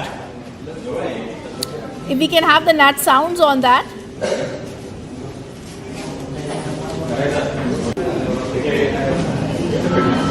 Okay, and as he's seeing that and they are seeing what happened outside, they are inside the airport, the Ahmedabad airport. And I'm going back to my guest here. Now, we're showing you several letters that had been written, the show cause notices that had also been given, interestingly, by the DGCA to Air India. However, there were no responses to this. And I want to get in a sense, even if there was a response, look at the kind of fatal language, Mr. Rao, that has been used here. The Ahmedabad plane crash, which the Prime Minister has said he's saddened beyond words. In the show cause notices, it has been said several aircraft had flown with expired emergency equipment detail. It's mentioned in this report. C of R and owner's plate detail is also mentioned, and there was a failure to submit the compliance with due date mentioned in the DRF. Do you think this disaster, Mr. Rao, could have been avoided? A lot of things could have been avoided if proper decisions were made at the right time. I can show you reports where there have been reports where the pilots were wrongly scheduled on an aircraft. So we had an issue with that. I can show you reports where DGCA wrote that the pilots were fudging their medical reports. See, these incidents will not happen. There are so many incidents that have taken place where Air India has covered up and DGCA has covered up their things in a lot of issues. And DGCA, as I said, is only a cover-up agency. We have not learnt from our experiences. Let me make that very clear to you. We wait, we are not proactive, we are reactive. After the incident takes place, now there will be a post-mortem, we will be crying horse for the next 10 days. This matter is forgotten till the next accident takes place. Everything is hunky-dory. We'll have ministers coming, ministers going. That's not the issue. The thing is, like I said, we need to address the issue at the grassroots level, and the grassroots level is the DGCA. The government earlier wanted to make DGCA an independent body, and that was thwarted. The reason it was thwarted is so that the DGCA will be under the thumb of the political masters. Yes, sir. As I want to come back to you later, I just want to interrupt you for 1 minute. As we're slipping into a quick break, we're back on the other side. We're getting more news and update on the number of lives lost. We're going to come back with that as we stay with non-stop coverage. And a reminder, Air India and Tata's must answer. Stay on with us. Hi, this is Chef Ranveer Brar. Guarantee you brilliance on behalf of IAHM.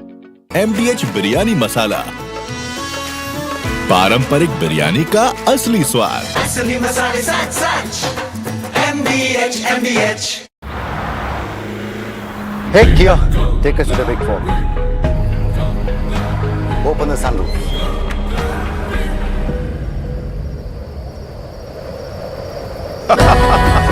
Presenting Garance Clovers, made for epic journeys. Kia, movement that inspires. Mahi sir, how much do you love your fans? Honestly, I love my new fans. पुराने वाले बेकार में शोर करते। तो fans है, शोर तो करेंगे ही ना। नए वाले नहीं करते। एंड MDH की हल्दी मिर्ची धनिया करे कमाल, ये रंग दे, ये खुशबू दे, ये तीखा, ये कम पड़े, क्या निराला MDH मसाला। विमल में गुलिस्तां की ये कुछ लजीज फरिश्ते जब साथ घुले तो जी ललचाए और दिल कहे कि स्वाद की इस जुबान में खुद को ऐसा डुबाऊं कि निकल ना पाऊं। विमल की जुबान कुछ है ही ऐसी, मानते हैं ना? विमल, बोलो जुबा केसरी। दादी के हाथों का जादू और खुशबू से महकता घर, माँ की मुस्कुराहट और खाने की सुगंध। MDH गरम मसाला, क्योंकि हर रिश्ता है स्वाद से जुड़ा। Not a mad man. Why you need RCB? आधे बाउल दही में 4 चम्मच MDH चटनी पुदीना मसाला डाला, स्टर करो, पुदीना चटनी तैयार। MDH चटनी पुदीना मसाला। माही sir, how much do you love your fans? Honestly, I love my new fans. पुराने वाले बेकार में शोर करते। तो फैंस है, शोर तो करेंगे ही ना। नए वाले नहीं करते। And they listen to what I say. The new generation Orient BLDC fans, super silent performance with voice control.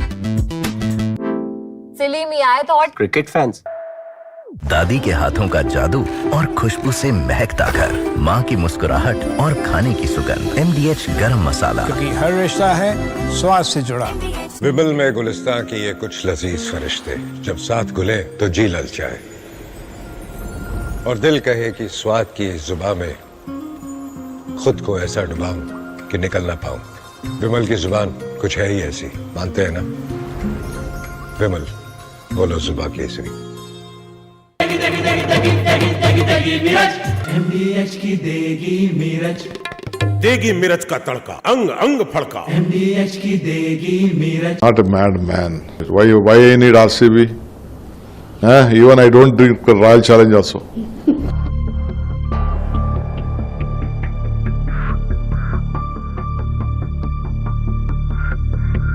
Not a mad man. I am just a member of the Karnataka Cricket Association from my younger days. That's all. I do.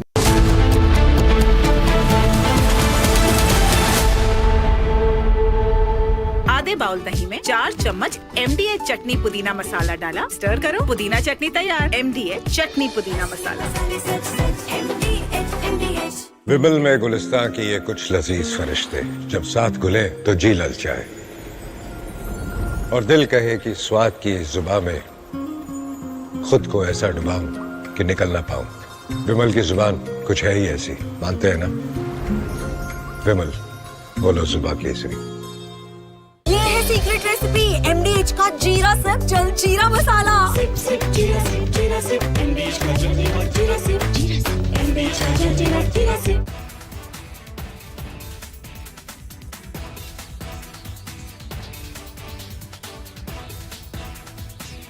विमल में गुलिस्तां की ये कुछ लजीज फरिश्ते जब साथ घुले तो जी ललचाए और दिल कहे कि स्वाद की इस जुबान में खुद को ऐसा डुबाऊं कि निकल ना पाऊं। विमल की जुबान कुछ है ही ऐसी, मानते हैं ना? विमल, बोलो जुबा केसरी। अब छोलिया हो या लोबिया, सफेद चने या काले चने, सब कुछ मजेदार बने। Hi, this is Chef Ranveer Brar. Guarantee you brilliance on behalf of IAH. MDH की हल्दी मिर्ची धनिया करे कमाल, ये रंग दे, ये खुशबू दे, ये तीखा, ये कम पड़े, क्या निराला MDH masala.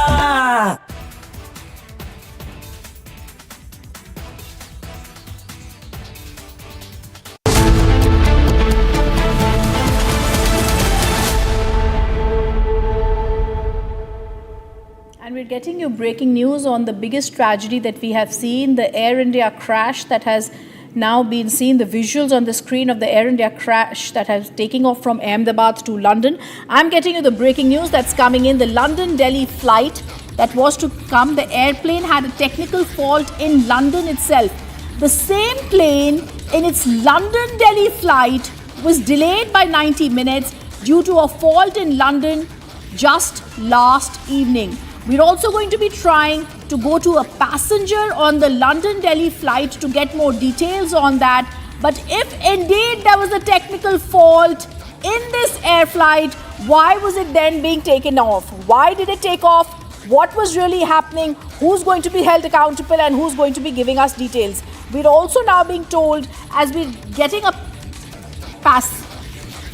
Okay, I'm joined now by KVJ Rao. KVJ Rao, I've just broken that news for us. We're also going to go across to a passenger who was on the London-Delhi flight. While it was taking off from London, the same flight, the same plane had some technical fault and therefore it was delayed during takeoff from London last evening itself.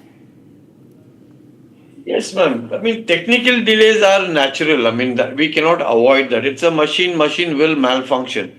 But if that technical aspect has been cleared by the engineers and the aircraft has been certified to fly, it's perfectly okay. But we will not be able to connect the dots from what happened ex-London to what happened ex-Ahmedabad. It's an aircraft, it flies, there are issues. But I would like to make it very clear, but there are a lot of violations that take place and the DGCA has been silent sir, on. Mr. Rao, I'm just going to interrupt you for one moment. Rakshita's also with me, my colleague, and I'm going to go across to Abhishek, my colleague. Abhishek, you're getting us those details. Give us more details about what really happened. You've also been in touch with that passenger. There was a technical fault, Abhishek, apparently last evening when this same plane took off from London. Well, yes, Ridham. So in its inbound journey from London to Ahmedabad via Delhi, the same Boeing 787 Dreamliner aircraft, which turned into that fireball during the ill-fated flight from Ahmedabad to London, just outside of Ahmedabad airport immediately after takeoff. In fact, it had some technical issues. There was some fault, which of course we don't know as yet, but we have spoken to a person who was on board this flight from Ahmedabad to Delhi, and from London to Delhi, and he has told us that there was some technical issue in the same plane, and the plane was stuck at the London airport, Gatwick airport for about 90 minutes. The fault was corrected and then the plane took off. Now we cannot say whether the fault that led to the crash a few hours back outside at Ahmedabad airport is the same fault because of which the flight was delayed when the same plane took off from London last evening. But it seems that there were multiple issues with the plane already, and that might have contributed to the plane not getting enough thrust and crashing in outside Ahmedabad airport, and leading just to for a minute. a situation where we are being told, and the Ahmedabad police commissioner has been quoted. Abhishek, I'm just going to interrupt you for one moment. I think the passenger whom Abhishek was in touch with, Mr. Akash Vats, is also now joining us. Mr. Akash Vats, if you can tell us what was the technical snag that was there on the flight when you were returning from London to Delhi? No. I was not returning from London to Delhi. I was from Delhi to Ahmedabad sector of the same plane which departed from Ahmedabad to London Gatwick. Right. So what did you see anything? I saw your tweet. Was there anything that you noticed in the flight? See, in the tweet, I had shared 2 videos and 2 photographs. So in one of the video, I have recorded like about the it was not working, right? It was on the takeoff as well. You know, the compressor was either going on, off again and again, right? Which is kind of unusual thing. Second thing, as usual, the in-flight entertainment was not working. Am I audible? Yes. Please go ahead, Mr. Vats. Yeah. So the AC was not working, on-off, compressor on-off, and then this in-flight entertainment was not working. Then after takeoff, also I noticed something, near the overhead cabin. My seat was 25A. I was just next to the left engine. Right, I was just next to the left engine, and I was when I was looking out of the window, the flight was at cruising altitude of 32,000 feet. But the flaps, they were kind of unusual. I have never seen, I have flown so many times, so many places, but I have never seen such kind of things happening. Right? I have never seen such kind of thing happening. That was very unusual to me. And as over at the side mein, there was one silver able to see today, a silver coil, black wire.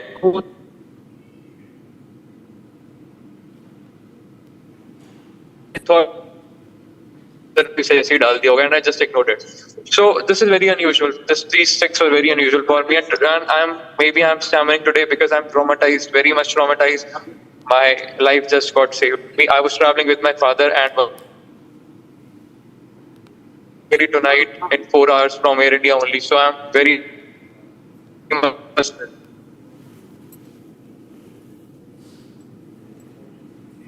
Yes, Akash, as you were mentioning that you noticed some unusual things. And do you feel that there were, because on the flight you mentioned about the in-flight entertainment not working, but was there anything else that you could share that was not right? And in the past, do you feel that you've observed such things? Okay, so I'll be like right now I'm 120 kilometers away from Ahmedabad. I'm going back to the airport, right? I just want to upload 2 videos. One is of the takeoff, one is of the landing. I would be sharing those. Okay. For me, those things are unusual, but I'm not sure if for aviation expert those things are unusual or not. So I'll be sharing the videos once I am at Ahmedabad airport or once Yes, you please do share those videos with us, because this is a huge tragedy. It's one of the biggest biggest aviation tragedies, rhythm that India has witnessed. And the fact that there are lapses that are clearly being pointed out in these videos by the gentleman who has joined us, that really raises many questions, not from the passenger's point of view, what has been observed, and also what Republic TV has access in terms of the show cause notices. Well, absolutely. Akash, in fact, you also said you're going back to the airport. You've also told us, and my complete empathy is with you and your father, Akash, because you just told us you were on that flight. We can't even imagine the kind of ordeal this has been for someone who was just on that flight. That has been the biggest aviation tragedy that we are seeing of our times. You also said you'd like to be giving out more details to the Air India authorities. You mentioned some of them. Can you also tell us when you were taking off, when you were coming down, did you notice if there was any sort of discrepancy that you noticed around you inside the plane? Other than, of course, like you mentioned, this is very strange that there was actually no in-house entertainment. But other than that, what else did you see around you? Specifically, the lapses that you saw in this flight before it went from here on its onward journey to London. Yes. Okay. So apart from the in-flight entertainment, as I told you, there was some silver coil and a black wire and some tissue papers hanging up near the overhead cabin. I told you those were also very unusual for me. And other than that, nothing else. The takeoff was very smooth. The landing was very, very smooth. In fact, my seat was 25, where I was just above the wheels. But despite that, the landing was very, very smooth. I did not notice any such thing apart from these things, but the flaps things, yeah. The flaps during takeoff and landing were kind of unusual. In fact, the left side of the wing only. The left side of the wing, or like, I don't know, there was something unusual in that, which I noticed. Yes. Okay, before we actually let you go, and I want to ask you one more question. I was again going through what you have. We're going to also, viewers, put out, we're also showing you what Akash had put out, that there was no entertainment on that flight. But also, Akash, this is the flight that had some technical snag. That's one of the things that is now coming out. We're going to see further about what really happened. But you're on your way to Ahmedabad airport. Maybe from there, we'll once again try and get in touch with you. You flagged the lapses in this flight. We're also telling you that there is possible there could have been some equipment that could not be working, some compliances which were not taken. An investigation is now going to completely be carried out. But one of the things that we are seeing after the plane air crash that happened, one of the biggest things that we are seeing on that crashed in Ahmedabad, that we are showing you the lapses of also, is that there has to have been some oversight as well, Akash, which of course you would not know of, but like you're saying, what was the air crew that you were talking and speaking to like on that flight? And also during takeoff, like I asked you, and while it was arriving, did you see anything around you? Did you notice something different around you? Okay, so just one thing, it is related to whatever I have told you. In the video also it is visible. The thing is, if we are paying this much, right? Yes. That's why I don't like Boeing 787 come to that point. Because we don't have the option to move the flaps up and down, right? It can only be adjusted 1, 2, 3, 4, 5, light and dark, that's all. Second thing is, there was no button overhead. There was no button overhead to call the cabin crew, nothing. Because I was suffocating when I made the video on the ground, I was literally suffocating, right? I wanted to talk to the cabin crew to tell them about the issue. And as I was sitting on the window,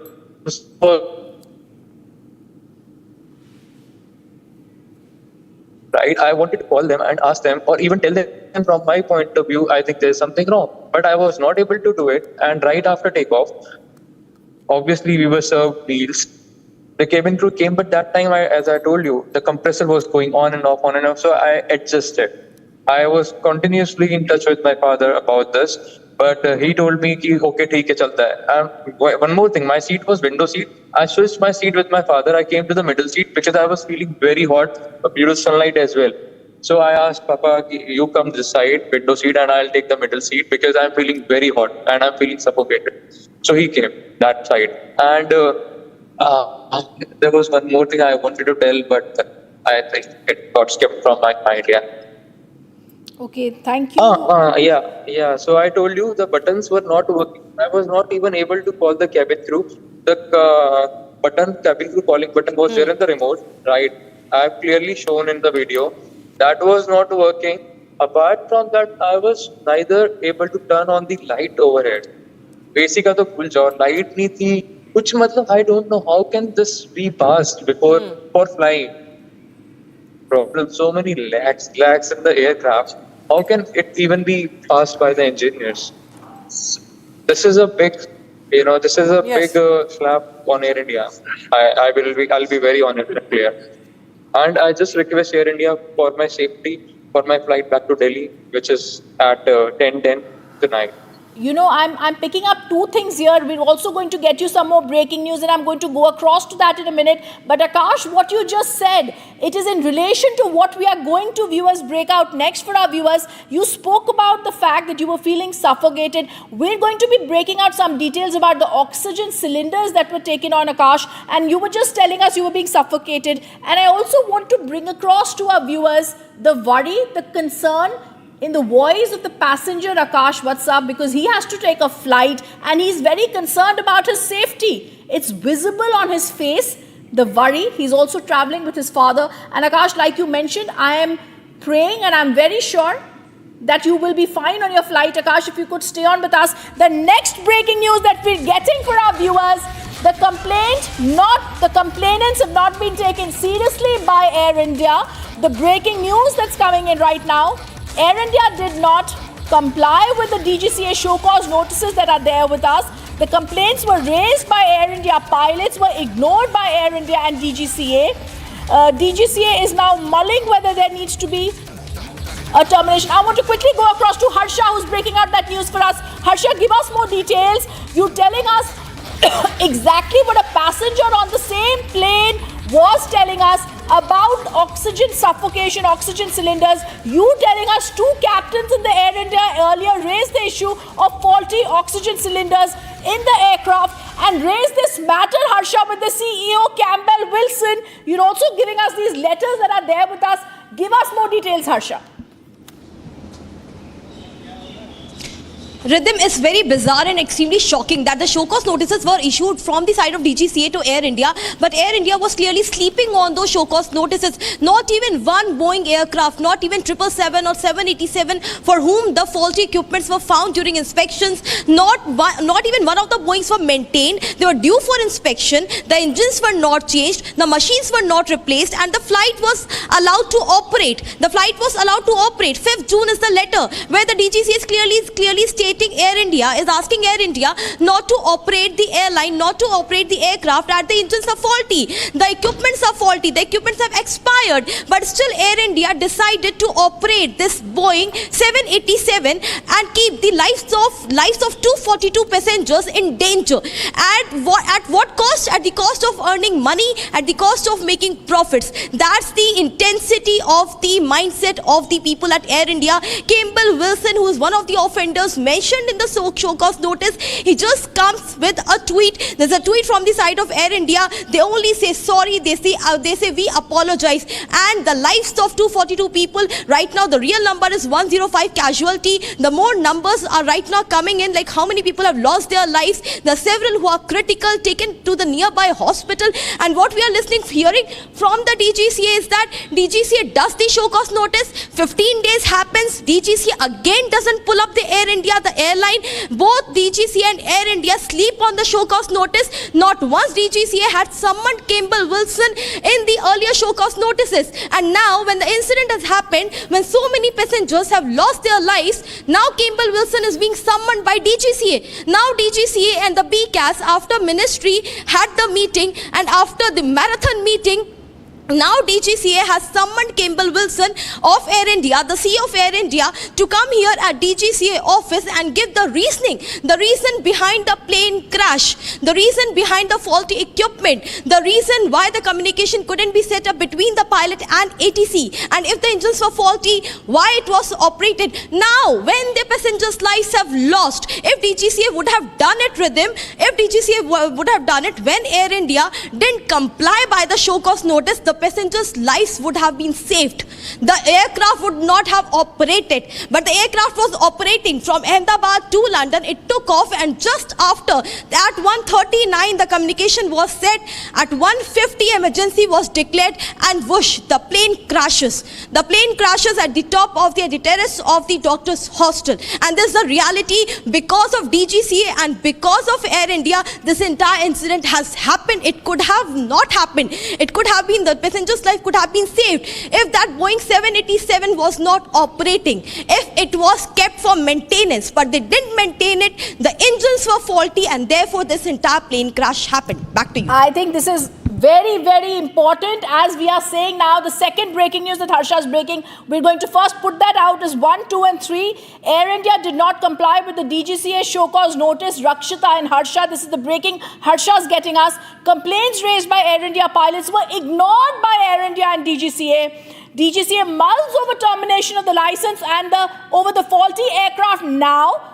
DGCA is now setting up a 5-member inquiry team to probe this Air India crash now, after 133 people have lost their lives. DGCA is now going to be summoning the Air India CEO Campbell Wilson. It didn't take place happening earlier. Now the summoning is happening, and all these show cause notices that Harsha is telling us, Harsha, now the mulling of terminating licenses of a few Boeings, they will take action against aircrafts which are faulty, they were not maintained. There have been more than 3 show cause notices, they are saying. Several show cause notices in the span of 2 months. In fact, you showed us 15 show cause notices issued to Air India. Viewers, we're putting it into perspective, but once again, we go back, Rakshita, to the site of the crash, if Rakshita will speak over it.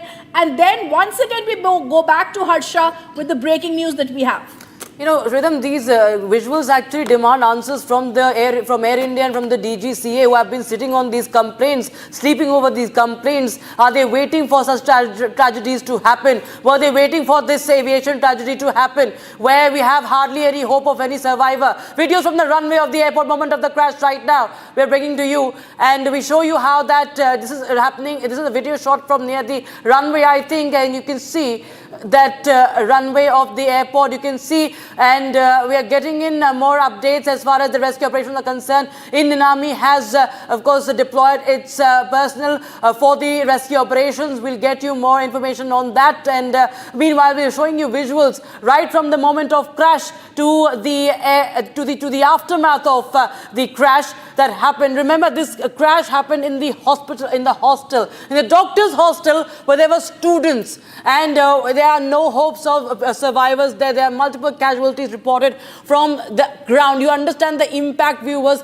This is right now a visual coming in from inside when the passengers saw the smoke from the airport. Indian Army has deployed 130 personnel for the rescue operation. You understand, viewers, the scale of this rescue operation. The Indian Army has been roped in. It has deployed its companies, and we are bringing you more updates on that. 130 personnel of the Indian Army have right now a part of the rescue operations as we speak.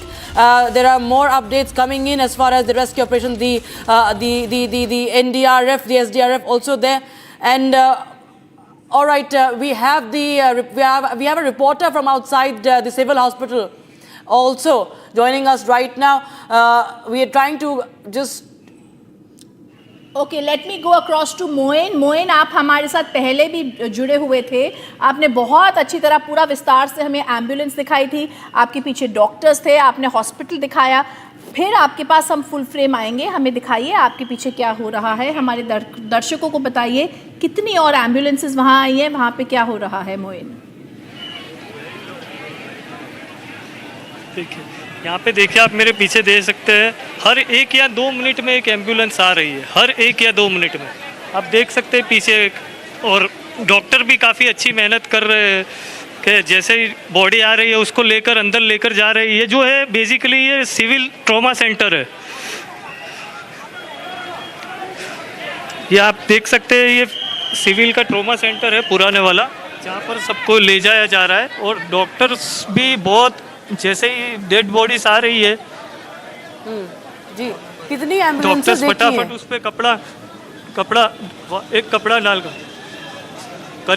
करीबन लगभग अभी तक तो 40 से 45 ambulance आ चुकी होगी अभी तक, जब से मैं यहाँ पर हूँ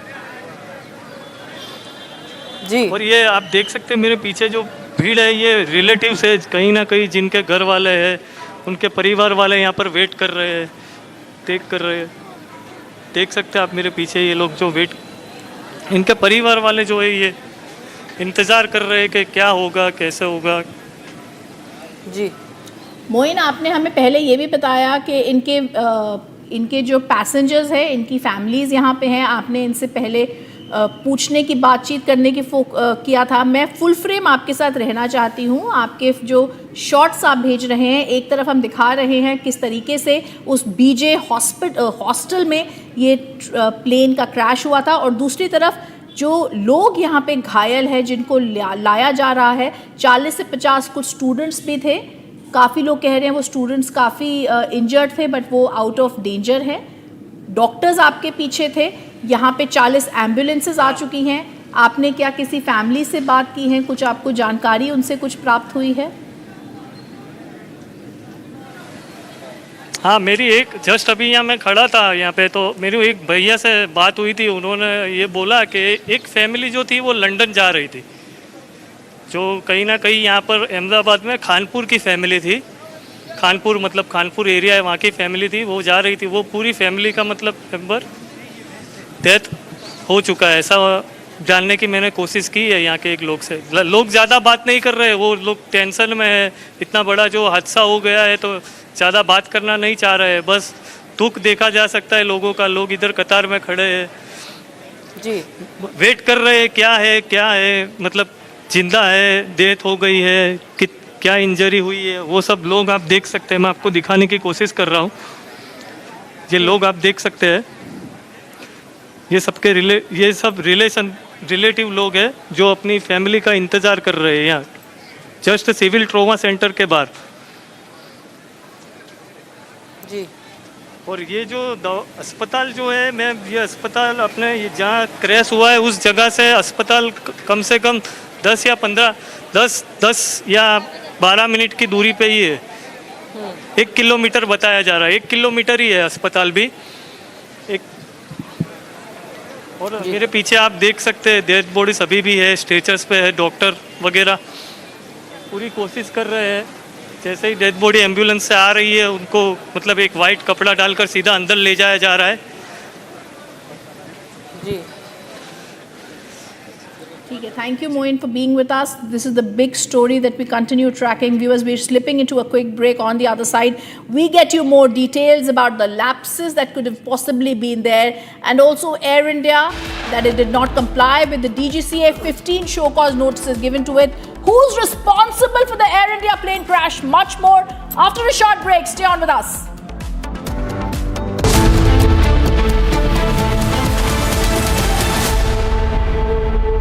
विमल में गुलिस्तां की ये कुछ लजीज फरिश्ते जब साथ घुले तो जी ललचाए और दिल कहे कि स्वाद की इस जुबां में खुद को ऐसा डुबाऊं कि निकल ना पाऊं। विमल की जुबान कुछ है ही ऐसी, मानते हैं ना? विमल बोलो जुबां केसरी। अब छोलिया हो या लोबिया, सफेद चने या काले चने, सब कुछ मजेदार बने। Hi, this is Chef Ranveer Brar. Guarantee you brilliance on behalf of IAH. Mahi sir, how much do you love your fans? Honestly, I love my new fans. पुराने वाले बेकार में शोर करते। सर फैंस है, शोर तो करेंगे ही ना। नए वाले नहीं करते। And they listen to what I say. The new generation Orient BLDC fans. Super silent performance with voice control.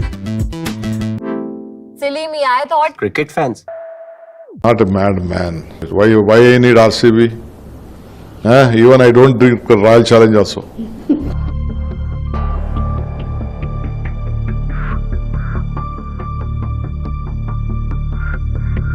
Not a mad man. I am just a member of the Karnataka Cricket Association from my younger days. That's all. I don't have time. Though I had offers to be a part of the management, I have not gone to any this one. I don't have time for my own education institution. I have resigned and left it to my other family members to take care of it. Why I need RCB? Even I don't drink Royal Challenge also.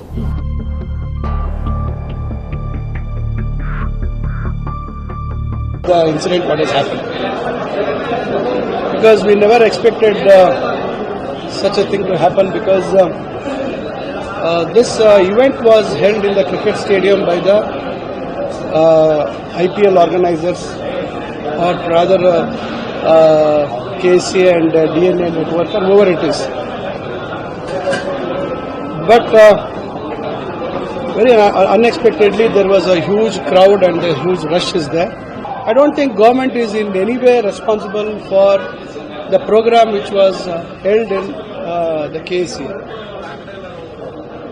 If at all government had stopped this celebration, the same people would have blamed the government, saying that they are anti-sports and they are not understanding the sentiments of the youngsters.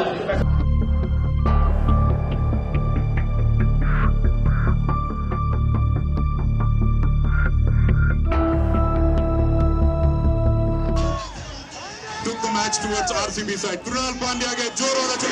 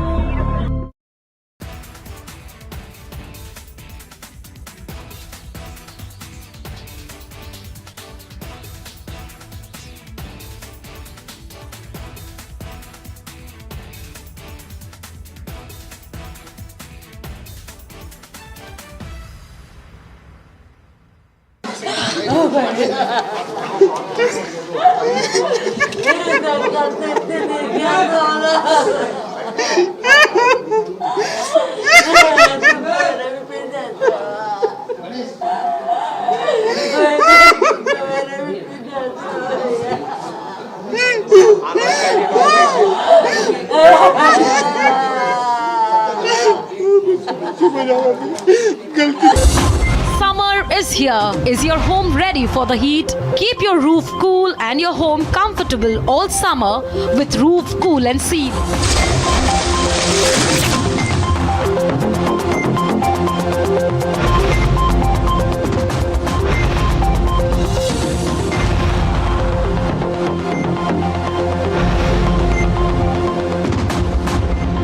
पसीना मत बहाओ, Berger roof cool and seal लगाओ।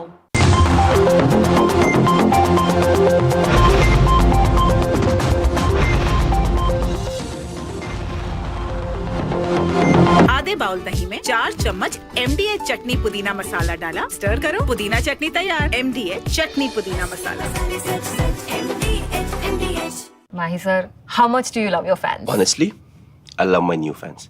पुराने वाले बेकार में शोर करते सर फैंस हैं, शोर तो करेंगे ही ना। नए वाले नहीं करते and they listen to what I say. The new generation Orient BLDC fans. Super silent performance with voice control. सिली में आए तो और Cricket fans.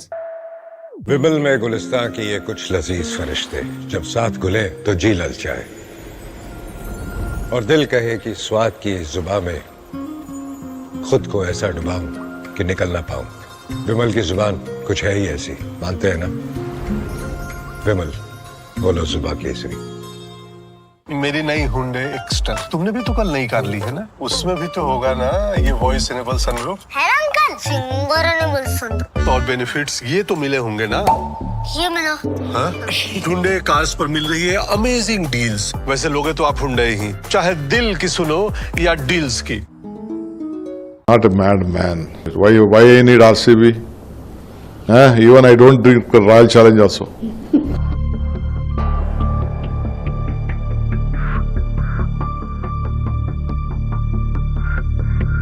Not a mad man. I am just a member of the Karnataka Cricket Association from my younger days. That's all. I don't have time. Though I had offers to be a part of the management, I have not gone to any this one. I don't have time for my own education institution. I have resigned and left it to my other family members to take care of it. Why I need RCB? Even I don't drink Royal Challenge also.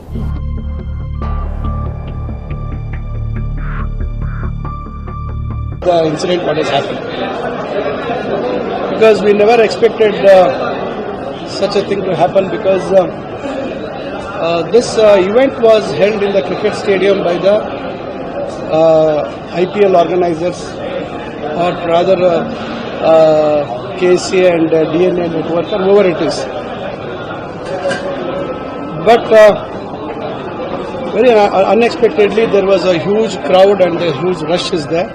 I don't think government is in any way responsible for the program which was held in the KCA.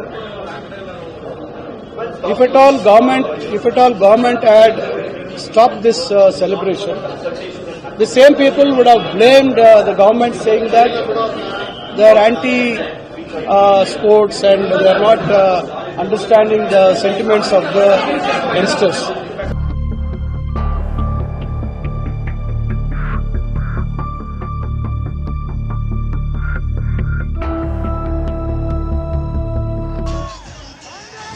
Towards RCB side. Krunal Pandya ke जोरों से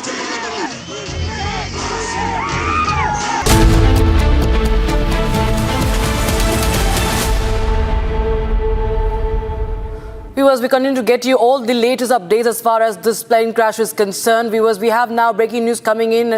This is a statement that has been issued by it's a message in fact from the High Commission of India. Indian High Commission in London issuing emergency statement in view of this emergency situation.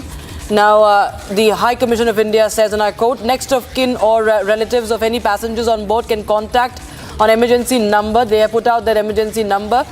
We'll put the complete numbers 07768765035. I repeat, 07768765035 with regard to emergency visa assistance to travel to India if needed. So whoever wants to travel to India, for the family members of those who are on board, the Indian High Commission has set up this emergency number. It's written, I quote, please use this number only for emergency visa related queries of next of kin. Please use emergency numbers of Air India and India's Ministry of Civil Aviation also. So this is what, so the rescue operations continue, the emergency numbers are out, the control room is also operated, and more than 150 lives, viewers, more than 100 lives at least that we understand. We do not have the numbers officially yet, but we show you all videos right from the moment of crash and what followed after, just minutes after the plane crash. You can see moments after plane crash, what entailed was massive chaos, huge plumes of smoke. This was around 2 p.m. viewers, what we had shown you. We broke this story and we are constantly getting you minute by minute updates. Now relatives of, this is, we'll put the entire number on the breaking of that helpline number that has been the emergency number that has been put out by the Indian High Commission. And now this is the compound in which the plane crashed, viewers. Video number 3 on your screens right now. This is the hostel. This is the doctor's hostel. And many students were there, undergrad students who have been injured. The casualties are massive, viewers, in this plane crash. One of the biggest aviation tragedy in the history of the country. Who's responsible for this? Air India, Boeing, they are all putting out, TATA Sons chairman also, all putting out templated statements. But they need to answer questions. What is behind this plane crash that happened? You can see it took off and just moments after it crashed. It crashed right near the airport. This is a video from near the runway of the airport, and this crashed outside the airport into the doctor's hostel. It burst into flames, and how? And multiple fatalities. There's bleak hope of any survivors. We have reactions of the eyewitnesses also. Take a listen into what they had seen moments after this crash. मैं cargo के industry में business करता हूँ, airlines में। मेरा पीछे यहाँ 200 metre पहले ऑफिस है, रिया एयर कार्गो एक्सप्रेस। यहाँ पे जो ऑफिस है बाहर निकला तो मैंने देखा कि आवाज़, जोर से आवाज़ आया विंग्स का, फिर पूरा धुआं भर गया। लोग यहाँ से भगदड़ मची। उसके बाद आके देख रहे थे ये हादसा की स्थिति। आने के बाद देखा कि पूरा मलबा बिखरा हुआ, आग लगी है, पूरा धुआं गुब्बारा है, कुछ भी दिखाई नहीं दे रहा, समझ में नहीं आ पा रहा था क्या है। मैं यहीं मेरे ऑफिस में बैठी थी, जैसा धड़ाका हुआ मैं Visuals coming in right now, viewers. We'll try and get you more updates as this is, I think, from outside. Okay, I think there's a briefing by Ram Mohan Naidu. I think he has reached the crash site. Ram Mohan Naidu, the Civil Aviation Minister there. But problem in the network over there. I think that's why. Okay, now we have a clear view and you can see Ram Mohan Naidu. Ram Mohan Naidu, Civil Aviation Minister there. He's speaking to the security officials and taking stock of the situation, taking stock of the rescue operations. And we'll try and we will see if he gives his reaction to the media as he lands there at the crash site. He was rushed to the spot in Ahmedabad, and he is speaking to the officials on ground from the crash site in Ahmedabad. And multiple companies of the NDRF have been dispatched, and Indian Army also, Indian Army personnel also on ground to in fact expedite the rescue operations. And remember, around 250 were on board, and former Gujarat Chief Minister Vijay Rupani was also on board. Boeing issuing statements, templated statements there coming in. Prime Minister Modi has also expressed condolences for those families of those who are on board. An inquiry has begun. Many questions to be answered, of course, by the DGCA, Civil Aviation Ministry, to take stock of the situation. There were multiple lapses that have been flagged in the past. We also had one of the passengers who was in the previous flight on board that same aircraft, who says, and he had tweeted that there were some things weird, some things were not working, there were some lapses that he had made a video of as well, and he's sharing. He's already shared on social media and he's willing to share more.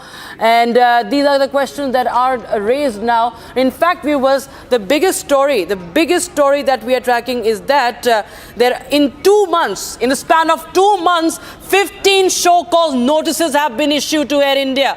In the span of 2 months, Air India did not comply despite the 15 show cause notices. This is arrogance. This is criminal negligence on part of Air India, viewers. No authorized department questioned despite 15 show cause notices, despite the faulty aircraft being in operation. DGCA now mulling. The latest update we have, it's mulling. It's still mulling. It's sitting on those complaints. It's mulling the termination of few Boeing aircraft licenses now. What was DGCA doing up until now? Was it waiting for this tragedy? This is the biggest. These are some questions that Republic TV continues to ask. It continues to ask DGCA. It asks Air India. It asks TATA. Unmaintained aircraft continue to fly. Faulty, unmaintained aircraft. DGCA is now going to act on aircraft which are faulty after over 3 show cause notices. What were they waiting for? DGCA now to summon Air India CEO tomorrow in office. DGCA to set up an investigation against Air India. 5 members of DGCA committee to investigate this plane crash now after more than 242 passengers who were on board go through this tragedy, and there is hardly any hope of any survivors. You can see the moment of crash, the impact it had, devastation in the hostel as well. And we'll get you more than 40 doctors already have been injured, viewers, as far as the hostel is concerned in Ahmedabad, the doctors' hostel. Meanwhile, as we get you the latest updates and we raise the pertinent questions, we have the Civil Aviation Minister as we speak. He is there at the crash site. Ram Mohan Naidu, the Union Minister, is at the crash site. He's speaking to the officials, taking stock of the situation as the rescue operations are being expedited. And for the past 5 to 6 hours, viewers, we have been getting you continuous coverage and minute-by-minute updates and raising all the questions. In fact, this is the biggest aviation tragedy, viewers. Air India Flight 171 that was flying to London's Gatwick Airport crashed this afternoon. And what we know is that the pilot Captain Sabharwal had flagged a problem with the engine. There was a Mayday call that was made to the air traffic control. And after what we know, air traffic control had sought a response. There was no answer anymore from the cockpit. And what followed was this tragic crash. And you can see the aftermath. You can see the aviation minister. We are going full frame with those visuals, and the aviation minister on ground taking stock of the situation where this debris, nothing but the debris, charred bodies of those passengers, many foreign nationals, many foreigners also on board this flight. Most of them, of course, Indians who were flying from Ahmedabad to London. And many children also, viewers. Many children were also part. 2 infants also part of those who were on board. Helpline numbers flashing on your screens, viewers. And Indian High Commission also has shared an emergency number for the families of those who want to fly to India for an emergency visa application. Harsha continues. Rhythm continues to be with us. She's joining us from the newsroom now. You know, Rhythm, we see that the Civil Aviation Minister is right now on ground zero taking stock of the situation. But yes, the pertinent questions Republic TV continues to ask is about the lapses, about those complaints that the DGCA and Air India was sitting on for the past 2 months. Yes, and I want to take you through those things that happened in May 2025. Rakshita, viewers that are joining in to Republic TV on the biggest aviation tragedy that has occurred. Surprise checks on aircrafts took place. DGCA conducted spot checks on several Air India aircrafts. We're being told aircraft operated with expired emergency equipment. This is what has been stated in the show cause notice. We're being told operation of aircraft with expired emergency equipment was taking place. The probe highlights inadequate internal oversights. The show cause notices are also there that show failure to comply with airworthiness management rules. We're being told in the month December 22, it is the same plane that reported a technical snag in 2024 December.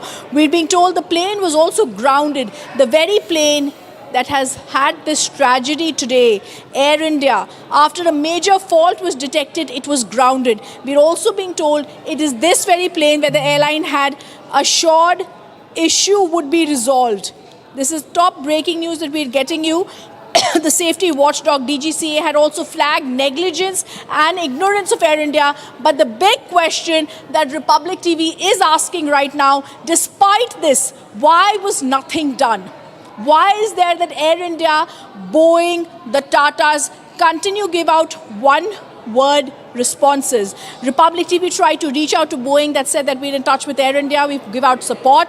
Republic tried to reach out to Air India and Tatas. However, there is a templated response coming from there. The larger questions are not being answered by anybody, and that is what Republic TV right now is trying to ask. We're also telling you the 15 show cause notices that had been issued to Air India in the span.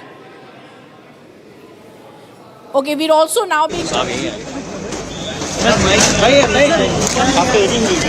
Yes, sir.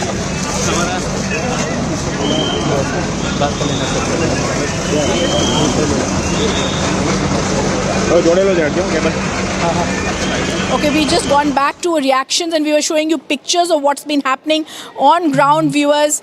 There appears to right now the City Police Commissioner had spoken out, which giving you the hotline numbers on our screen. We're telling you what happened, the Air India passenger plane crashing in Meghani near Ahmedabad airport. We also showed you moments when the passengers boarded that flight at Ahmedabad. They saw the smoke from that Air India flight. But first, what I'm going to tell you, the Gujarat government sources were also going to be telling us details about what happened. But I'm going to stay with what we've said. The DGCA now has summoned Air India CEO tomorrow. Is this too little too late? Has to be questioned, viewers. Then DGCA sets up an investigation against Air India. There's a 5-member DGCA committee that's going to be investigating the plane crash. The DGCA is now mulling the termination of the few Boeing aircraft licenses. It's taking action against the faulty and the unmaintained aircrafts that are there. There is no authorized but however, 15 show cause notices, no authorized department took or questioned Air India at that time. Notices were being given out, faults were being told, however these faulty aircrafts were in operation. And who is to blame for this? Who is going to take accountability for the loss of lives numbered at 133 right now? Rescue operations underway. We've been reporting from the trauma center of the hospital where my colleague Moin was earlier joining us from. But as we continue to stay with those pictures, moment of the plane crash is with us. The Gujarat government sources, viewers, the news also coming in says there are no survivors in the Ahmedabad plane crash. 242 people were in that plane and there are now no survivors. This is a colossal, chilling loss of life that could have been avoided, Rakshita. Right, no survivors in the plane crash, Gujarat government sources tell Republic TV. And with that, the visuals that we have been getting, there were hardly any hopes anyway. But we understand, unfortunately, that there will be any survival because you see that entire aircraft is charred. It's charred. It was up in flames right after the takeoff when it crashed. And there was only debris, there's only debris that could be witnessed there. And as even our reporter on ground zero outside the hospital, outside the civil hospital in Ahmedabad was telling us that there were more than 40 ambulances that he has witnessed outside the hospital. You can imagine with at least 250 on board.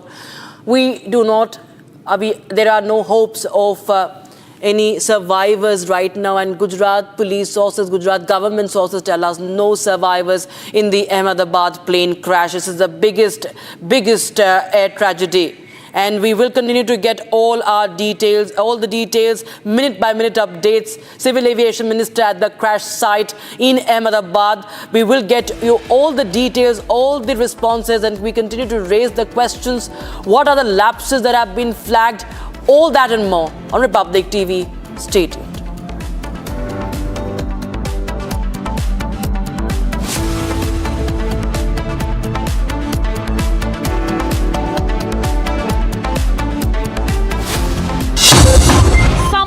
is here. Is your home ready for the heat? Keep your roof cool and your home comfortable all summer with Roof Cool and Seal.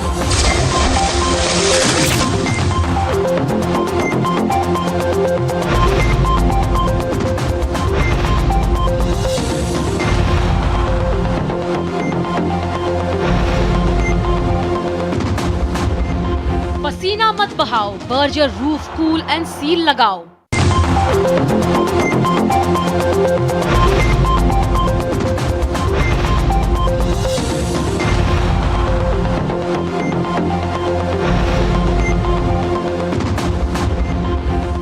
Amity University has one of India's largest merit scholarship programs for brilliant students. Over 9,000 students with 90% plus in their 12th boards are currently at Amity, benefiting from the culture of academic excellence and focus on research and innovation. To be with like-minded students who want to be successful, apply at amity.edu/scholarships. दादी के हाथों का जादू और खुशबू से महकता घर, माँ की मुस्कुराहट और खाने की सुगंध, MDH गरम मसाला, क्योंकि हर रिश्ता है स्वाद से जुड़ा। Mahi sir, how much do you love your fans? Honestly, I love my new fans. पुराने वाले बेकार में शोर करते। सर फैंस हैं, शोर तो करेंगे ही ना। नए वाले नहीं करते। And they listen to what I say. The new generation Orient BLDC fans, super silent performance with voice control. Silly me, I thought. Cricket fans.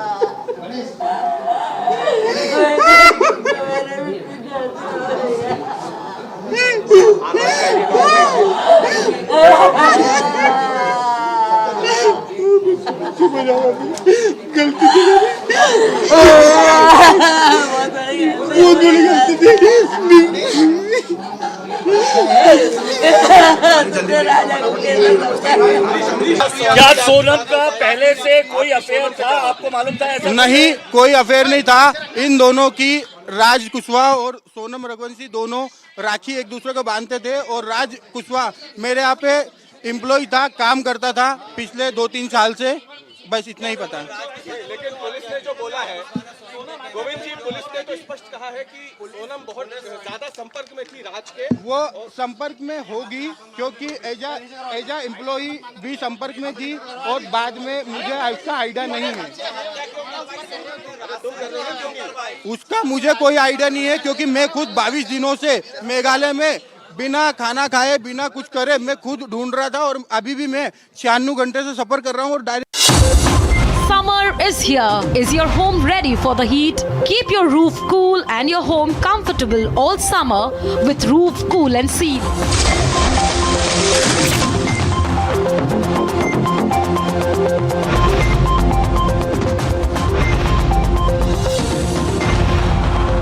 Very horrific, and even till now I have to say I'm in a state of shock. When the event happened, I was in Vijayawada doing the review of that airport and attending one state program. But the moment I got to know this incident happened, I wanted to be here physically at the site, try to find out more about what happened and what needs to be done. And also Honorable PM has called me and also told me to be there at the site and also look into the operations which is going on right now. And right now, if you ask me, I can only think about the passengers, their families, what they might be going through, and especially the civilians also who are there near the crash site. A lot of relief effort has been done already, right from Indian Army, NDRF.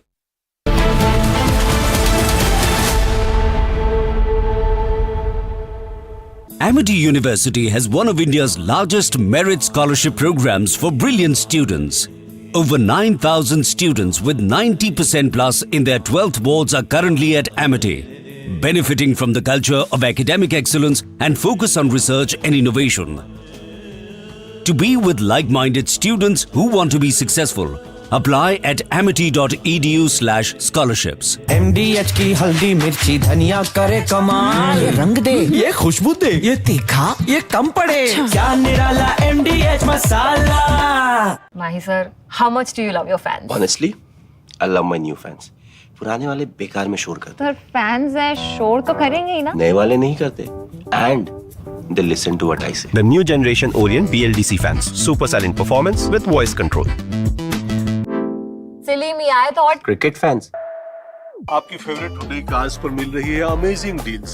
वैसे लोगे तो आप Hyundai ही, चाहे दिल की सुनो या deals की, तो जल्दी चले आओ हुंडई शोरूम। MDH की देगी मिर्च, देगी मिर्च का तड़का, अंग अंग फड़का। MDH की देगी मिर्च।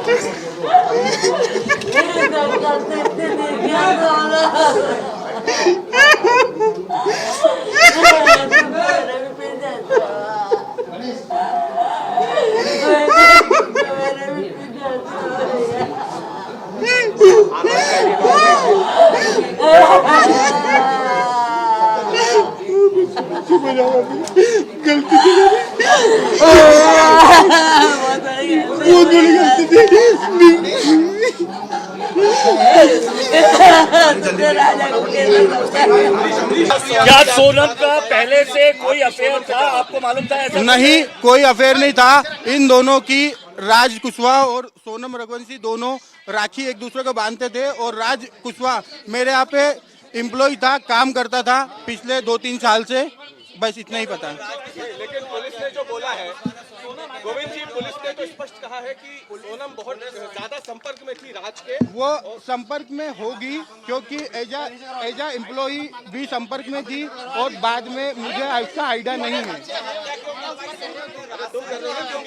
उसका मुझे कोई आइडिया नहीं है क्योंकि मैं खुद 22 दिनों से मेघालय में बिना खाना खाए बिना कुछ करे मैं खुद ढूंढ रहा था और अभी भी मैं 96 घंटे से सफर कर रहा हूँ और डायरेक्टली यहाँ पे आया हूँ। ये बड़ी बात है कि आप खुद यहाँ पर आए हैं। उसके बाद मेरे को यूपी पुलिस ने मिलने नहीं दिया सोनम से।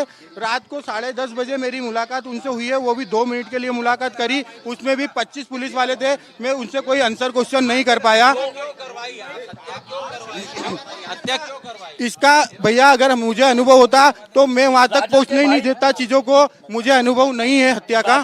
भाई ने बोला है कि उसने शादी से पहले ये कहा था कि अगर मेरी शादी हुई तो इसका अंजाम बुरा होगा। ये आप सोनम की माँ से नहीं, ये चीजें गलत है। सोनम की माँ को अगर धमकी देते, सोनम की माँ को अगर बताते तो कोई भी माँ अपनी बेटी के लिए ये नहीं सोचती कि घर बर्बाद होता। शादी के लिए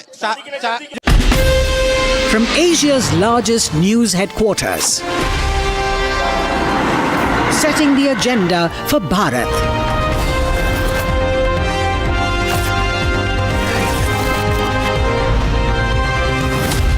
You're watching Republic.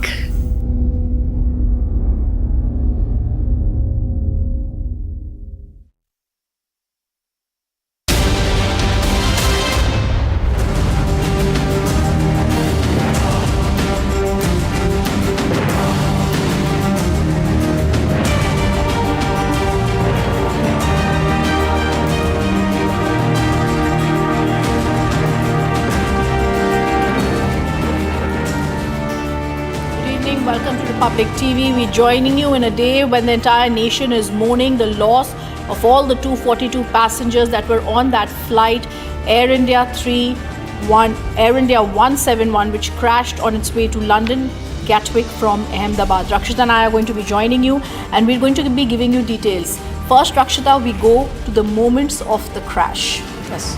It's a moment, viewers, just what happened right after that takeoff. We are going to play out those visuals. That is the very first video you can see. It's all captured on camera. It takes off, it struggles to gain height, 600 to 800 meters, what we understand right now. And it crashes down and it's up in flames. It crashes in a doctor's hostel right, I think, 1 kilometers away from the runway. And there you have that moment of crash rhythm. This was a loud explosion and this aircraft went up in flames right after takeoff. And we're now going to show you that video of that tail of that aircraft that was on that building. The Air India passenger plane bound for London Gatwick crashed shortly after taking off in Ahmedabad. The tail of that aircraft on that building, the Vijay hostel that was there, 40 to 50 students also injured. The tail of the plane stuck atop a building. We're giving you more details. In fact, the flight was carrying 242 passengers and crew. We're now being told there are no survivors. It involved what is now being called the most tragic accident that happened. But who is responsible? We're going to come across to that. But first we're showing you video 2. Right, so there you have the tail of the plane on the ground. If the fin of the plane, you can see that the plane's fin recovered outside the doctor's hostel. So you can see this entire building is damaged. The nose, the tail of the aircraft, and then the fins also. You can see from multiple angles we are showing you these visuals. And this is another video. This is video number 3, viewers. And we are trying to tell you one by one. You understand the scale of destruction that happened in this doctor's hostel. And this is the fin. That is the wing, you can say in layman's understanding of an aircraft makeup, that this is recovered from outside the doctor's hostel. And there is massive damage occurred, massive damage recurred by the building. This doctor's hostel, it's a residential area rhythm, in many injured as far as those students in that hostel that is concerned. Absolutely. We show you video 4. We're showing you the black smoke that was out in the air after the Air India plane crashed in Ahmedabad. It crashed into a residential area called Meghani Nagar. They also crashed into the doctor's hostel, the BJ hospital. The plane crashed into doctor's hostel at around...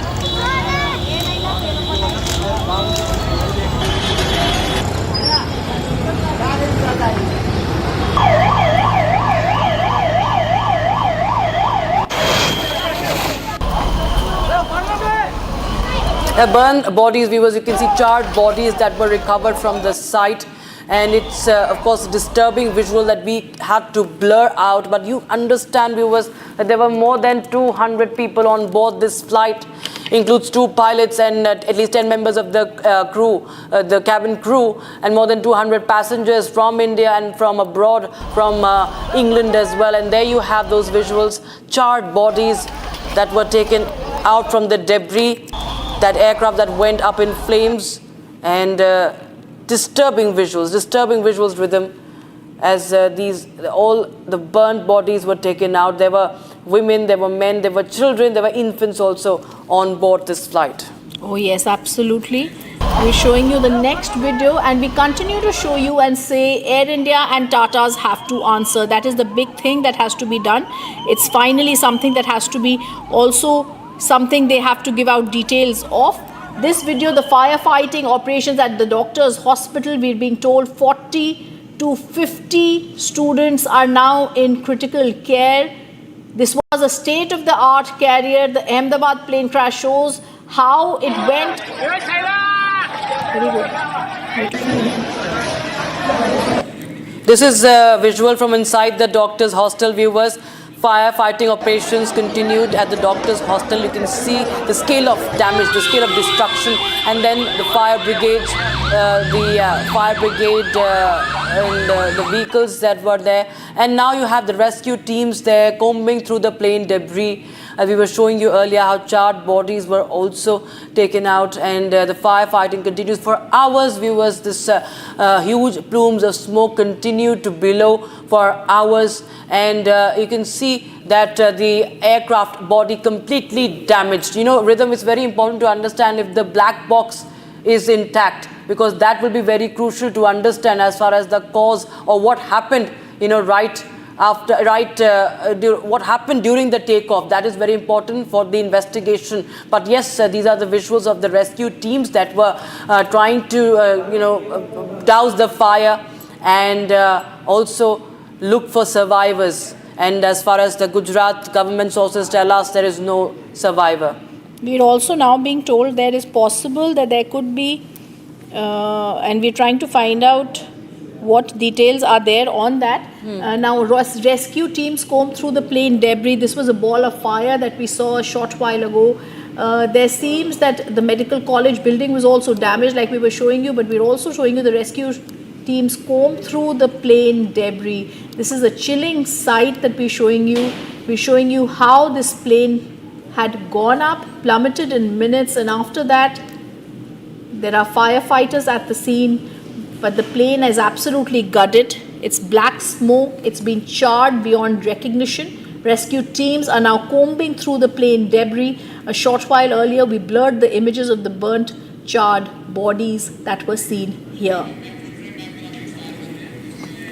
All right, now we'll show you, viewers, about how this plane had, this plane crash, how did it, in fact, this entire flight, we can tell you details. The takeoff happened around 1:38 p.m. The scheduled, if I'm not wrong, the takeoff was scheduled for 1:38 p.m. And you can see this was at the Sardar Vallabhbhai Patel International Airport in Ahmedabad. And the takeoff time was 1:38 p.m. And we'll just show you the entire trajectory, what really happened, the sequence of events. But yes, those visuals, viewers, they are bone-chilling. You can understand from that impact when this crash happened, when it just went down. And you can see that it was at a very low altitude. There are many questions which I think experts can only understand here, and we'll try and get that understanding because it was at low altitude. And remember, Rhythm, this is the first fatal crash of a 787 Boeing aircraft. There have been multiple incidents in the past that have been reported on international flights, not related to India. Also, as far as the Dreamliner Boeing 787 is concerned, but this is the first fatal accident that has been reported. We have more visuals also coming in that we are bringing to you. This is BSF who's also that has also pitched in. BSF officials there on ground zero, Rhythm, who are also part of this rescue operation, and all our security forces, right from the Indian Army to the Rapid Action Force to the BSF, they're all part of this rescue effort, and we see ambulances being rushed in one after the other. Absolutely. We stay with those visuals. We're also going to be getting you more news. We're also being told there's possible that the Ministry of Civil Aviation has also confirmed right now flight operations have resumed at Ahmedabad operations at the Ahmedabad airport following the tragic crash of Air India flight AI-171, the London-bound Boeing 787. 242 people on board had crashed shortly after takeoff. We're showing you the visuals. There have been casualties reported. 2 pilots, 10 cabin crew were in the flight. We're also telling you how Air India ignored the show cause notices that were given earlier. These visuals of the rescue operation that are taking place, we're seeing the BSF and other central forces there. Now we go to, viewers, the big story here. Republic TV has the show cause letter issued to Air India officials. The letter that is dated June 2025, it's in my hand, highlights how several aircrafts were flown with expired emergency equipments and that there was severe failure to comply with airworthiness management rules. Yes, there was a safety watchdog that flagged negligence and ignorance. In fact, this comes after DGCA had conducted spot checks on Air India aircraft in May 2025. It is to be noted here that top Air India officials were named as offenders in the report. Okay, I just want to go across to a fantastic breaking news that's coming in right now as we are speaking. And we're also being joined on the phone line, possibly, by... Okay. We have breaking news that Ahmedabad Police Commissioner has said, his told agency, news agency, that one survivor... That's right. The big breaking news coming in, as Rakshita was telling us. Ahmedabad top cop now says there is one miraculous survivor 38-year-old Ramesh, who survives the plane crash. He's been taken to the hospital. He was on seat 11, it is said. He jumped out of the emergency exit, we are being told. They're saying that he's been found in the hospital. He is under treatment. He was in seat 11A. The death toll, in fact, the Ahmedabad Police Commissioner, Mr. G.S. Malik, has said the flight crashed in the residential area. The death toll may increase, they are saying. However, this one survivor, the miraculous survivor in the hospital, has been taken there. One survivor in the hospital is found. He's under treatment. His name is Ramesh, and they are not saying anything more, but they're saying he was in seat 11A and he had escaped out. But the big news that we're going to stay with, viewers, June 2025, show cause notice had been given to Air India. Several aircraft flown with expired emergency equipment had been stated in that, Rakshita. Yes. Despite this, in this submitting the compliance with due date mentioned, they had failed to do so. Failure to comply with airworthiness management rules. Yet Air India did not comply, ignored the show cause notices. This is the big breaking that we're doing, Rakshita. Absolutely, this is criminal negligence on part of Air India. In fact, I'm also told that Harsha continues to get us more updates because she is getting us these show cause notices, and this exposes what's been happening all around. Harsha, tell us more about what you've found out till now. You have been tracking DGCA. And tell us more what you're learning about these lapses that have been persistent when it comes to Air India. DGCA is now mulling to investigate this.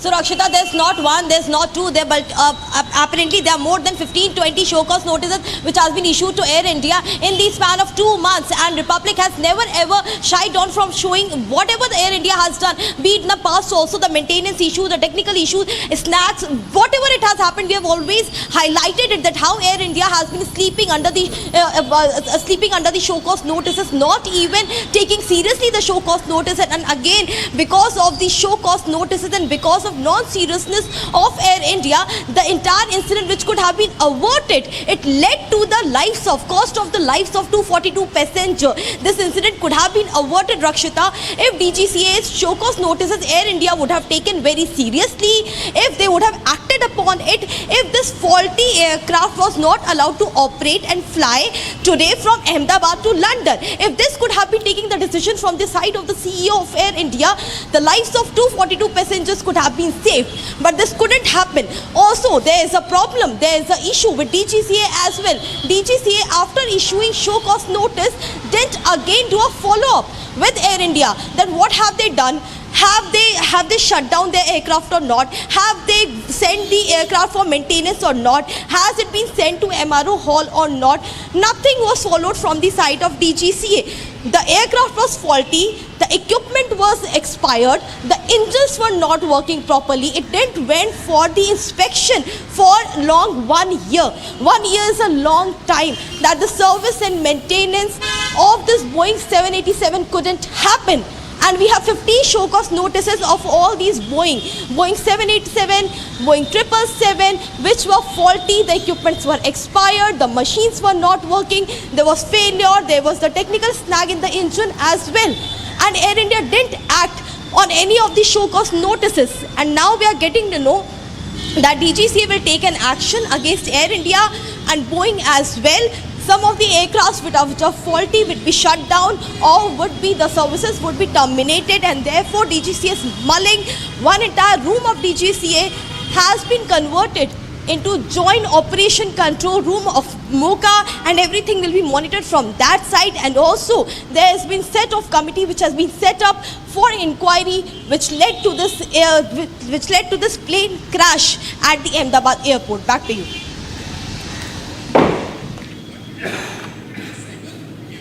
Okay, we're also going to give you another angle of the story that we've been playing out right now. We're going to tell you the Republic investigation has also shown this has been a recurring fault. And this is very critical to point out. In the month of shockingly December 2024, the same plane reported a technical snag, after which the plane was grounded.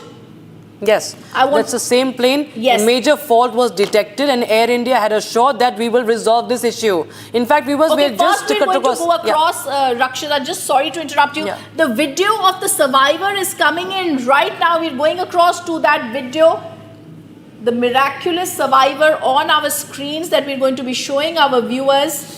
The survivor, Ramesh. We've also got the passenger details of that particular passenger, Ramesh Vishwakumar. This is the only person who survived the attack.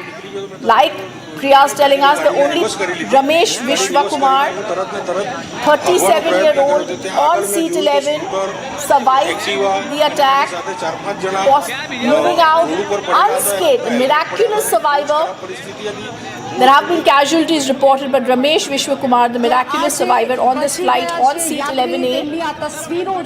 It will be very crucial to understand from him also, what the agencies, when they investigate, because it's actually miraculous, and it's, thank God, at least one life was saved. We would have loved that everybody would have been saved, but it'll be very crucial, Rhythm, to understand what really happened, because one has to understand what really went wrong moments after that takeoff. Of course, Mr. Ramesh must be traumatized right now. He is under medical care, what we understand. And it's miraculous to have one survivor, because the impact, when we showed you what really happened, the way this aircraft was up in flames and it was broke completely, the parts of it were broken down. He's limping, of course, he's injured, and we understand he has been given medical aid, but it'll be very crucial to understand from him what really had happened. But this survivor was near the emergency exit gate, that's what we know. And we understand that he had exited from the emergency door. He jumped out of that emergency exit. And he is the miracle survivor in this plane crash in which more than 200 were on board. Now being told, Rakshita, he's a British national. He survived. His passenger card is with us. He's being given aid. And he escaped, the British national. He was going from Ahmedabad to UK. Ramesh Vishwakumar, one of the British nationals who's now been escaped, seat 11A is where he was sitting. And yes, you're right, he escaped from that emergency.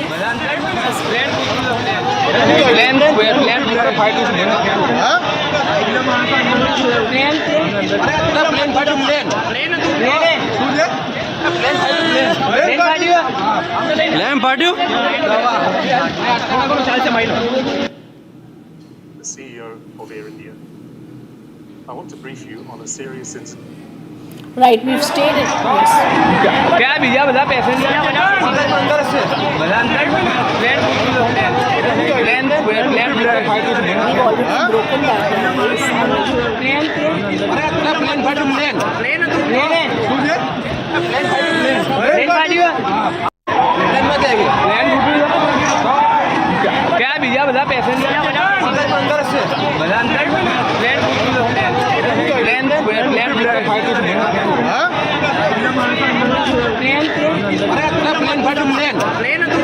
The main point is we will do more in that field, because it is so crucial to deliver and to provide as fast. The moment of the Air India plane crash, we're also going to be soon possibly playing out what Campbell has said. He's spoken out. He's also on the digital site. It's being put out everywhere. But first we stay with that person, the passenger on board AI 171 flight crashing in Ahmedabad, who fell off from the aircraft and he managed to survive. It's whether he fell off, whether he escaped, he's going to be telling us soon. The visuals, the video too, we continue to stay with the tail of the plane stuck atop a building that we're showing you, viewers.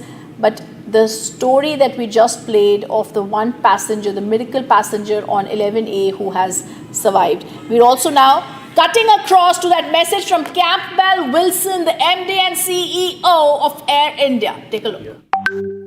I want to brief you on a serious incident that involved an Air India aircraft a short while ago. But first, and most importantly, I would like to express our deep sorrow about this event. This is a difficult day for all of us at Air India, and our efforts now are focused entirely on the needs of our passengers, crew members, their families, and loved ones. I know that there are many questions, and at this stage, I will not be able to answer all of them. but I do want to share the information we have at this time. Air India flight AI-171, operated with a Boeing 787-8 aircraft, travelling from Ahmedabad to London Gatwick, has been involved in an accident after takeoff. Flight AI-171 was carrying 230 passengers and 12 crew members on board. Of the passengers, 169 are Indian nationals, 53 are British nationals, there are 7 Portuguese nationals, and 1 Canadian national. The injured passengers have been taken by local authorities to the nearest hospitals. We are actively working with the authorities on all emergency response efforts. A special team of caregivers from Air India is on their way to Ahmedabad to provide additional support. The investigations will take time, but anything we can do now, we are doing. We know that many people are concerned for the welfare of their loved ones. We have set up a special helpline that friends and family can reach us at. The number is 1-800-5691-444. That is 1-800-5691-444. We understand that people are eager for information. Please know that we will continue to share accurate and timely information as soon as we can. But anything we report must be accurate and not speculative. We owe that to everyone involved. For now, our teams are working around the clock to support passengers, crew, and their families, as well as investigators, however we can. Thank you. All right, Campbell Wilson now gives his condolences, but we need to understand from him really why Air India ignored the show cause notices. Why 15 show cause notices to Air India went ignored? Why Air India did not take any action? Why, as we're showing you the moment of the black smoke, the ball of fire on your screens, this is what he needs to answer. This is what Mr. Wilson needs to really come out and answer as the MD and the CEO of Air India, and not give out just condolences and measured words, because the big picture here is Air India and Tata have to answer. Right, absolutely. The scripted statement that was put out more than 5 hours after that tragic crash. And of course, Republic TV will continue to raise those pertinent questions. This is the biggest aviation tragedy. Rhythm and me continue to get you all the latest updates. Right now, we will do a very, very short break, but don't go anywhere. We'll be right back with more information. And we also continue to ask questions on accountability of Air India and the Tatas. That's our top focus right here on Republic TV. Stay with us.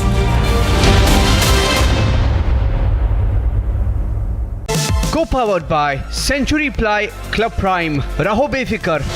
ये है secret recipe MDH का जीरा SIP जल जीरा मसाला. SIP SIP जीरा SIP MDH का जल जीरा सिप MDH का जल जीरा SIP. Mahi sir, how much do you love your fans? Honestly, I love my new fans.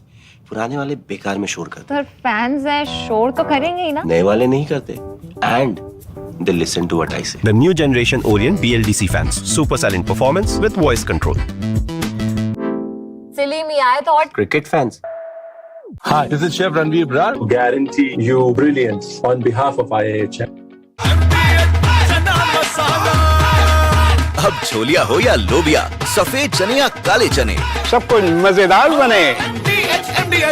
Today at 1:30 local time, an Air India plane bound for London Gatwick departed Ahmedabad, and shortly after takeoff, it seemed to have experienced some issues and stalled into a residential area and then crashed. From the footage that we can see, it's very hard to determine what the cause might have been. However, there must have been some technical issues because the pilots sent out a Mayday, a distress signal. The plane involved the Boeing 787-8 Dreamliner is considered a new generation plane and has a great safety record. So ever since it has been introduced to service in 2011, it has never experienced a crash. Yes, there has been issues with the Dreamliner when it was introduced to service, especially with their batteries and other minor issues, but this is normal when a new plane enters service. Air India is known to have a great safety record. They operate hundreds of flights every day. They have a modern fleet of Airbuses and Boeings, and this comes to a shock for all of us. So it's very hard to determine what really caused this incident, given that the Boeing 787 is such a safe airplane and Air India has a great safety record. I'm sure the flight recorders will be found very soon as well and analyzed by a team of experts. So until we have further information, statements from Air India, including Boeing and witnesses, we just have to wait and see what the outcome will be.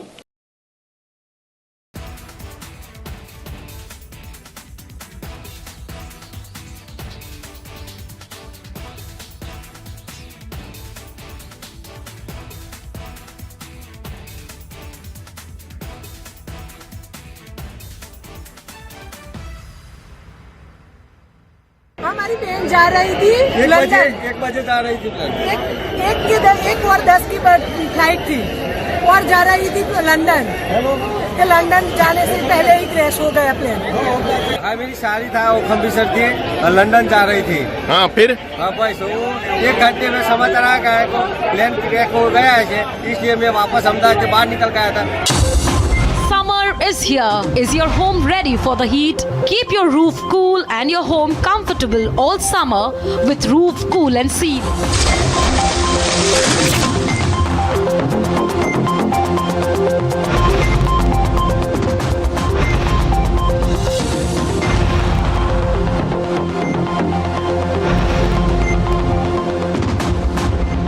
पसीना मत बहाओ, Berger roof cool and seal लगाओ।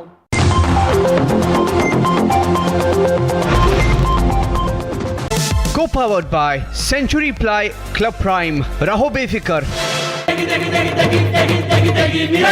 MDH की देगी मिर्च, देगी मिर्च का तड़का, अंग अंग फड़का। MDH की देगी मिर्च। Mahi sir, how much do you love your fans? Honestly, I love my new fans. पुराने वाले बेकार में शोर करते। सर फैंस हैं, शोर तो करेंगे ही ना। नए वाले नहीं करते। And they listen to what I say. The new generation Orient BLDC fans. Super silent performance with voice control. Silly me, I thought Cricket fans. आपकी फेवरेट हुंडई कार्स पर मिल रही है अमेजिंग डील्स। वैसे लोगे तो आप हुंडई ही, चाहे दिल की सुनो या डील्स की, तो जल्दी चले आओ हुंडई शोरूम। MDH की हल्दी मिर्ची धनिया करे कमाल, ये रंग दे, ये खुशबू दे, ये तीखा, ये कम पड़े, क्या निराला MDH मसाला। हमारी बहन जा रही थी लंदन, 1 बजे जा रही थी। एक और 10 की फ्लाइट थी और जा रही थी लंदन। लंदन जाने से पहले ही क्रैश हो गया प्लेन। हाँ मेरी साड़ी था वो खम्बिसर थी और लंदन जा रही थी। हाँ फिर? हाँ बस वो 1 घंटे में समाचार आ गया को प्लेन क्रैश हो गया है, इसलिए मैं वापस अहमदाबाद से बाहर निकल गया था, तो वापस यहाँ सिविल में आ गया। क्या अभी लग रहा है, क्या प्रशासन की तरफ से क्या हेल्प? अभी देखने भी नहीं मिला, वो अंदर एंट्री नहीं मिली सिविल में, अभी कुछ भी समाचार नहीं मिला है। मेरा लड़का है ना, वो ब्रेक पड़ा था खाने का, तो हॉस्टल में खाने गया था इधर, हॉस्टल में ही प्लेन क्रैश हुआ, पर मेरे लड़का को कुछ हुआ नहीं, बात हुई मेरी, और इसके भाईबंद है ज्यादा हुए तो लोग मर गए, ये फिर मेरे लड़का को देखने जाना है अंदर मेरे को। अभी क्या लड़के को क्या सिचुएशन है?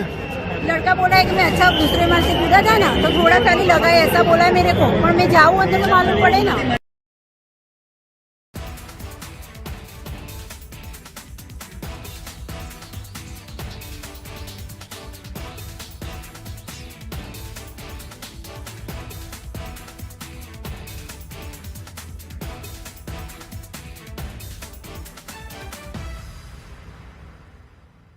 Today at 1:30 local time, an Air India plane bound for London, Gatwick, departed Ahmedabad, and shortly after takeoff, it seemed to have experienced some issues and stalled into a residential area and then crashed.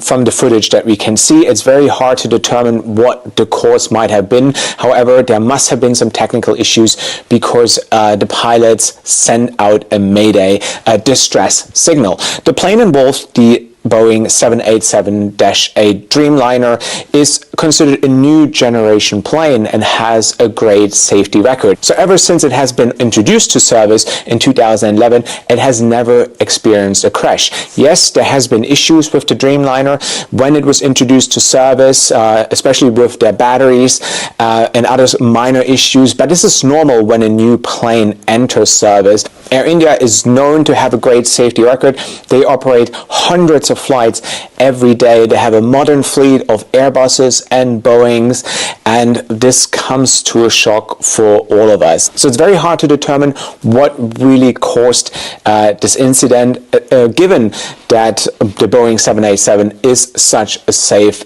airplane and Air India has a great safety record. I'm sure the flight recorders will be found very soon as well and analyzed by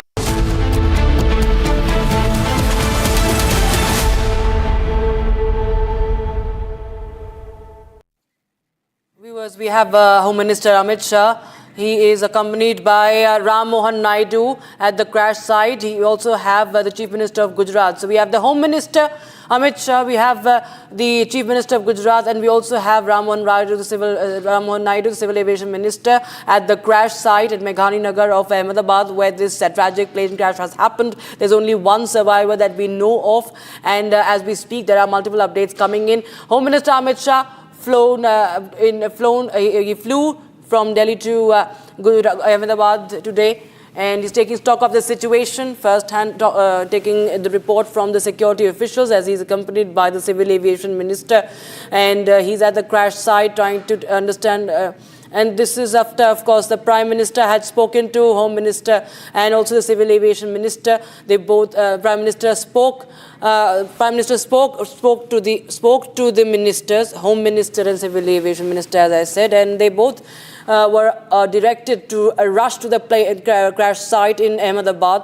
We first saw Civil Aviation Minister Ram Mohan Naidu, who just took stock of the situation a while back, and now Amit Shah is also being accompanied by him and the Chief Minister of Gujarat to the site, and he's speaking to the officials, taking first-hand information from the security officials and those who were present at the spot, trying to understand. Remember, this crash happened, this plane had crashed into the doctor's hostel, and now what we know is that the Home Minister is being briefed by the security officials as well. He walks to the crash site in Meghani Nagar of Ahmedabad, and after the Prime Minister directed both the ministers to rush to the site and personally monitor the situation, because this is the biggest aviation tragedy, viewers, that the country has ever witnessed, and more than 200 people were on board the flight of Air India. And what we know is that Home Minister is now going to take stock of the situation. And earlier also Home Minister, right after this news broke, Home Minister had assured all possible help from the centre to the Chief Minister. He had dialed the Chief Minister, and now he is on ground. Home Minister on ground zero. He's at the plane crash site in Meghani Nagar of Ahmedabad, and he will be taking stock of this situation. He will be briefed by the security officials and the agencies who are there.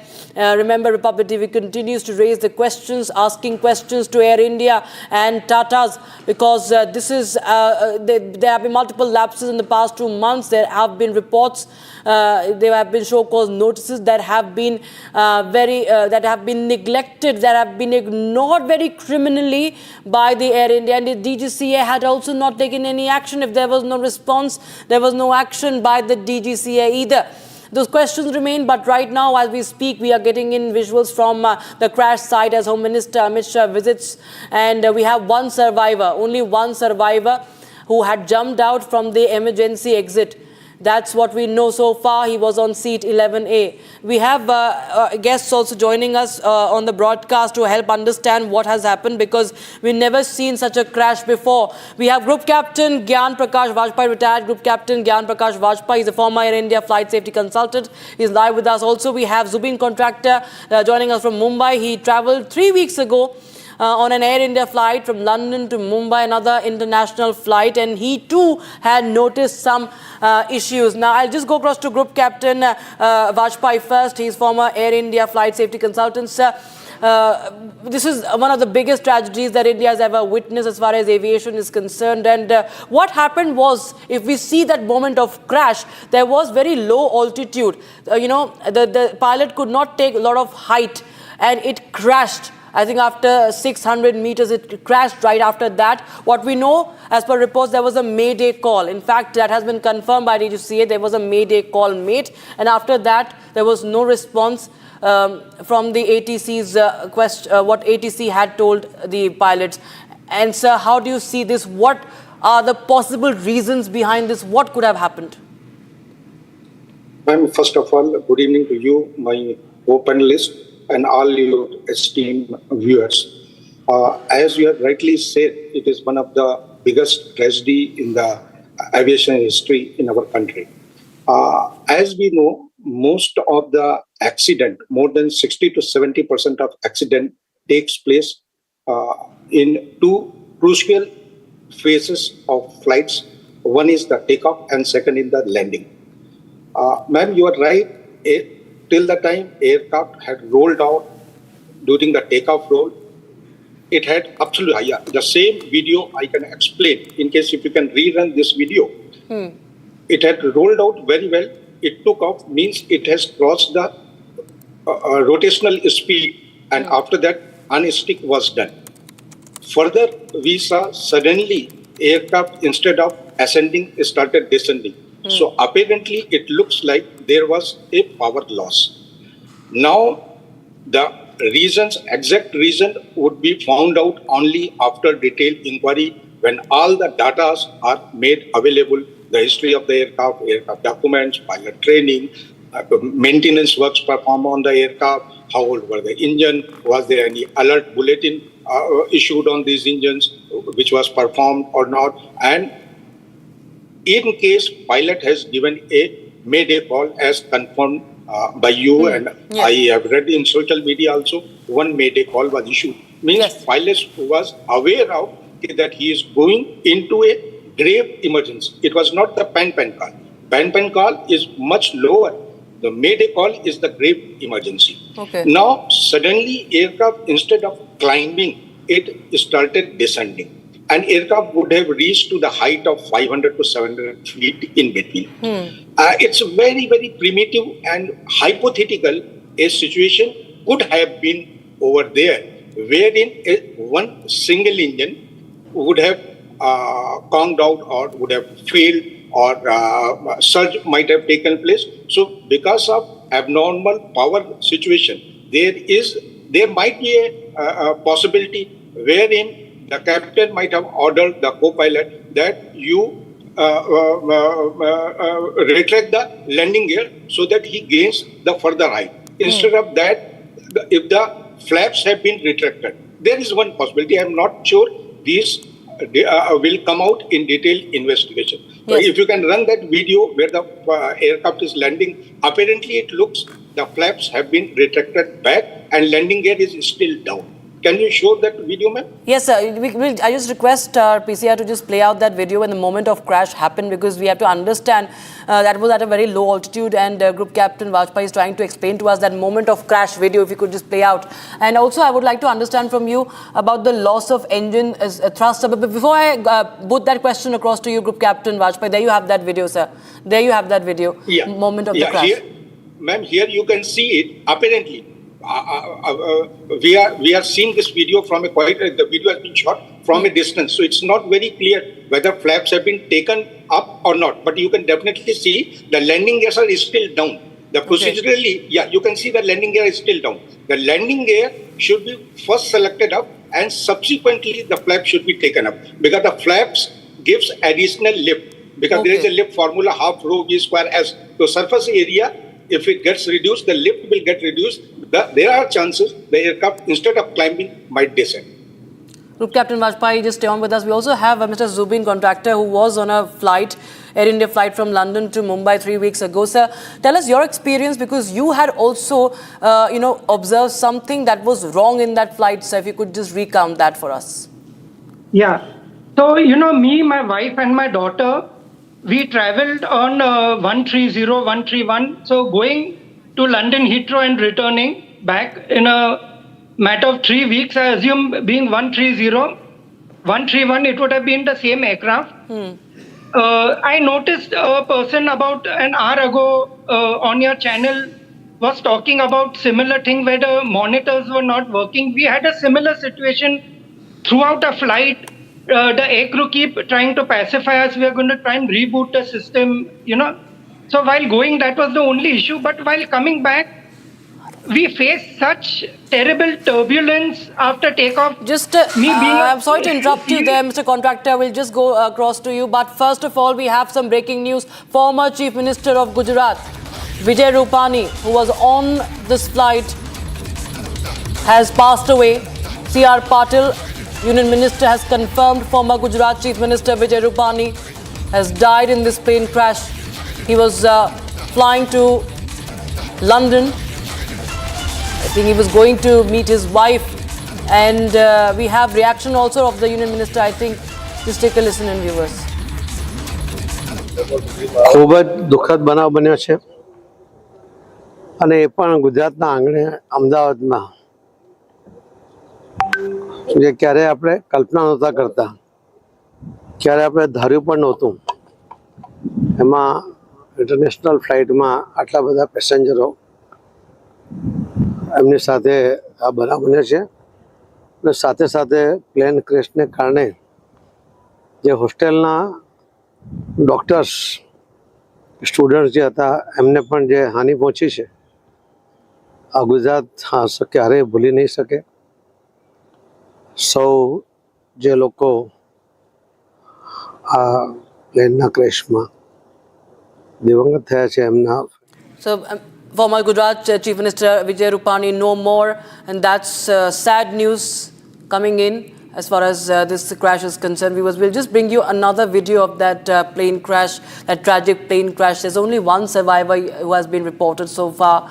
Former Gujarat Chief Minister Vijay Rupani no more, confirmed by Union Minister C.R. Patil. And there you have another visual, viewers, another visual of that plane crash. Republic TV is right now running on your screens. There you have, it just tried to take off. I think this is from near the runway, and you see this plane, it takes off, it tries to gain height. It is still not very above the ground. And this is just moments before the crash happened. Crash within seconds of takeoff happens. I'll just tell you what's happening. We are just showing you this latest visual that we have, and a clearer visual that we have of the plane crash. There you have, it goes up around 600 meters and it is down, up in flames. It hardly gains height till around 600 meters. And it just goes down, it crashes, it struggles to gain further height, it crashes down. That is the latest video of that aircraft, Air India Flight 171, that took off from the runway Ahmedabad airport. And within seconds of this takeoff, viewers, we see that it crashes down, it comes crashing down into the doctor's hostel. It's up in flames, a very, very tragic scene that you see right now. This is the latest visual we have from the takeoff, from the point of view. It gives you a clearer vision of what happened just seconds before that crash happened. It takes off from the runway, and just after a few minutes, it takes a little few minutes to take that much of height, and then it comes crashing down. A few seconds and it comes down. It comes down crashing into outside the airport into a residential area. That is the doctor's hostel. And there you have that big explosion that happened. It was up in flames, volcanic smoke. It looks like a volcanic smoke because it's a big aircraft. It's a wide aircraft. It's an international flight. 58,000 liters of fuel, viewers, 58,000 liters of engine fuel, because it's a 10-hour long flight, more than 10 hours, and it had a big quantity of fuel, and it all went up in flames. We're still trying to ascertain the cause. The investigation, of course, will reveal what really happened. But this plane crash happens just after seconds. Group Captain Vajpayee, we have another video of that takeoff and the crash. This moment, sir, you can describe as to what you can read, sir, from this. Ma'am, before further proceedings, in fact, it is the saddest day in the aviation history of our country, our beloved country. So, through you, my heartfelt condolences to all the deceased of this accident, and pray to Almighty, all the survivors may get well soon. As far as this takeoff, you were showing the video, you can see the takeoff was as smooth as usual, absolutely nothing wrong. But sudden power loss, the same thing which I was trying to explain to you, something unusual has taken place after that.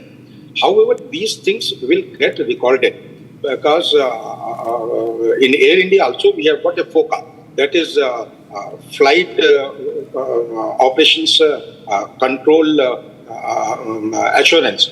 So there, all the flight parameters gets recorded.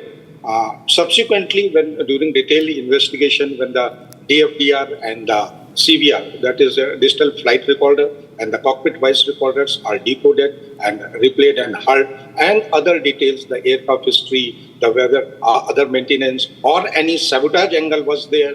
The sabotage need not to be explosion, because straight away if somebody says sabotage, most of the people will get rejected because there is no explosion has taken place in here. However, sabotage can take place in the form of contamination of the fuel or contamination of food, or there could be many forms of the sabotage. How active was the pilot and co-pilot? These are the hypothetical situation. What was the fatigue status of them?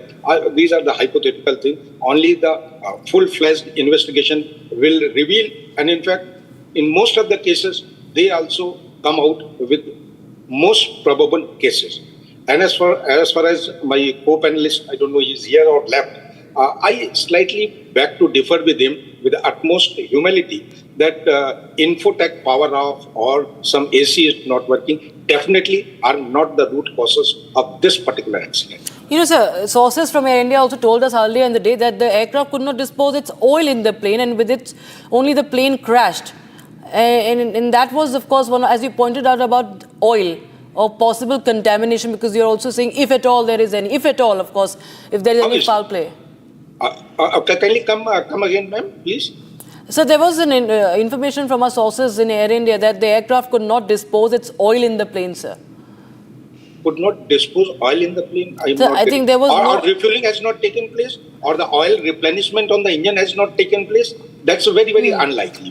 Okay. Because there is a detailed checklist. The maintenance engineer goes there, the technician goes there, and they measure the oil level. And in case if there is any replenishment is required. However, in case if this aircraft has undergone any major maintenance services, when it has gone, if it has gone just a day before, then those activities are to be checked in detail. If it is 1 month or 2 months back, and after that the aircraft had flown satisfactorily, then that issue also can be ruled out. So, as a layman, if I want to understand, sir, so maintenance, lack of maintenance could be one of the attributed reasons that could be attributed to it?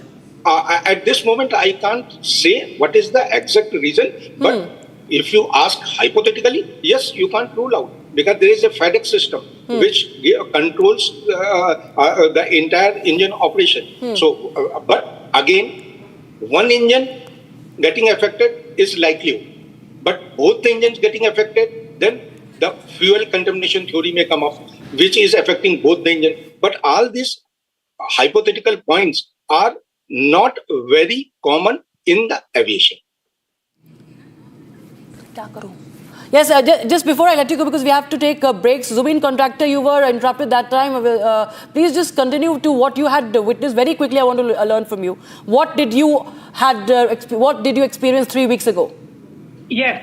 So, while going to London, we had this major issue where, they kept pacifying us that this is an old aircraft. So, the screens tend to not work. So throughout the 9-hour flight, we had no screens. But our return flight was very unusual. The minute we took off, I think it was on the 23rd of May, when we left London, within a few minutes, the kind of turbulence we faced. Yes. Believe me, I'm a seasoned flyer. I've never experienced such turbulence. Even today, I was wearing a neck brace in my office all day to ease the neck pain. And the minute we came closer to Bombay, the pilot started announcing that if we are unable to land in Mumbai, we may need to land in Ahmedabad. That's the closest airport. We made a landing attempt in Mumbai which failed. I don't know if the wheels touched, but at least from the window, we landed. Right. And within seconds, the pilot took a decision to abort, and we again took off. Okay. From the. So many operational issues indeed, Mr. Contractor. We're short of time right now, but thank you so much for joining us, Subin Contractor. And of course, thank you for raising those issues, and these issues must come to light and there must be investigation. Thank you so much, Group Captain Vajpayee, also for helping us understand what could have happened. But right now, we will be stepping into a short break. Viewers, crash that happened within seconds of takeoff, and there have been only one survivor that we know of. We will be right back with the Super Prime Time debate with Arnab Goswami at 8 p.m. Don't go anywhere. We'll be right back.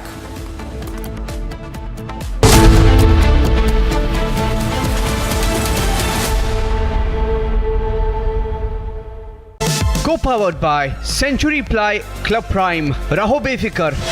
पैसा लगाना है तो century ply club prime पे लगाओ. डूबेगा नहीं, जलेगा भी नहीं, कोई खा नहीं जाएगा, धोखा नहीं देगा, ऊपर नीचे भी नहीं होगा, सेफ रहेगा, सिक्योर्ड में मिनिमम 30 साल का रिटर्न देगा. अब इससे बेटर इन्वेस्टमेंट है तो बताओ. सेंचुरी प्लाई क्लब प्राइम, रहो बेफिक्र. MDH की देगी मिर्च, देगी मिर्च का तड़का, अंग अंग फड़का. MDH की देगी मिर्च. Mahi sir, how much do you love your fans? Honestly, I love my new fans.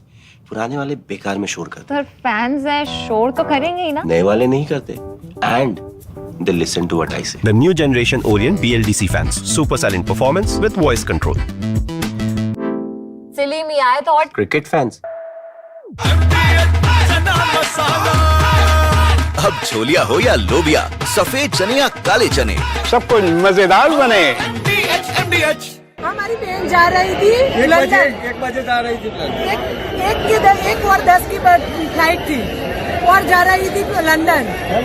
London जाने से पहले ही क्रैश हो गया प्लेन.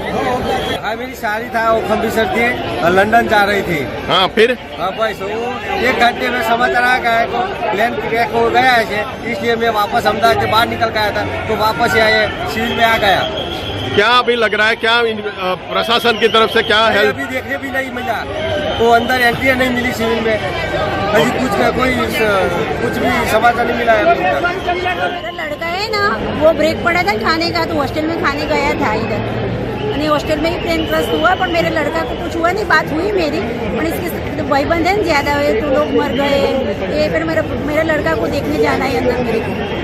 अभी क्या लड़के को क्या सिचुएशन है?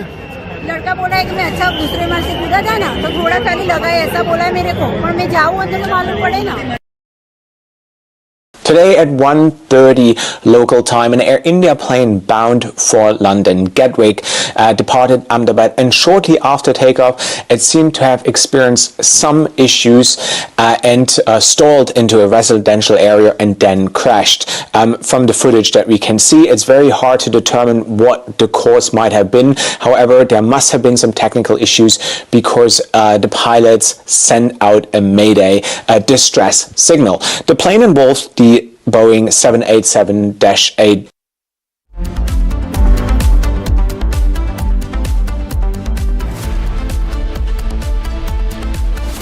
the longest time, get your act together, but they couldn't care less. And the Tata Group completely backed the dysfunctional CEO, and now they'll take action against him. We've been telling them for the longest time, just because they're a big group, they can't get away with this. There has to be accountability. You can't own Air India, and when it happens, pass on the responsibility to someone else. You can't be Diageo owning RCB, letting people die. The problem is with the big companies in this country, they think they can get away with anything. And this is terrible.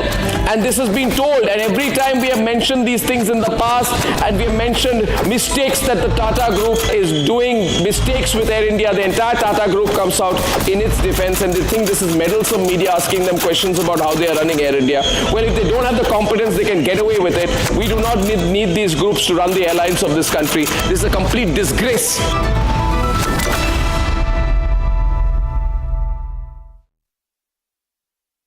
Co-powered by Century Ply, Club Prime, Raho Befikar. Amity University has one of India's largest merit scholarship programs for brilliant students. Over 9,000 students with 90% plus in their 12th boards are currently at Amity, benefiting from the culture of academic excellence and focus on research and innovation.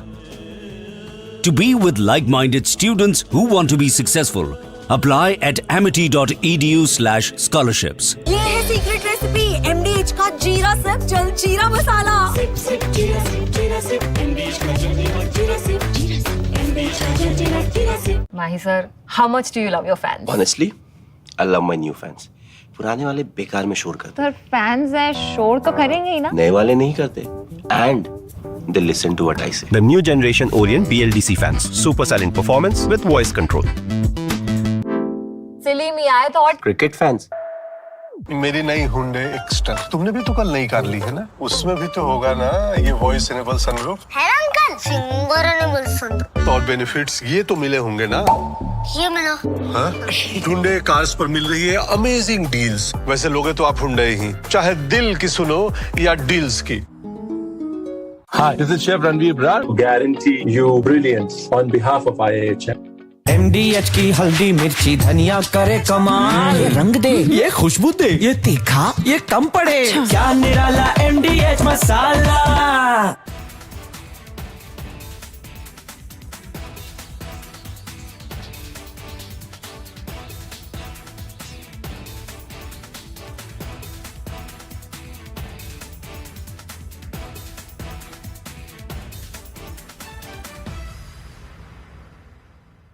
Today at 1:30 local time, an Air India plane bound for London, Gatwick, departed Ahmedabad, and shortly after takeoff, it seemed to have experienced some issues and stalled into a residential area and then crashed.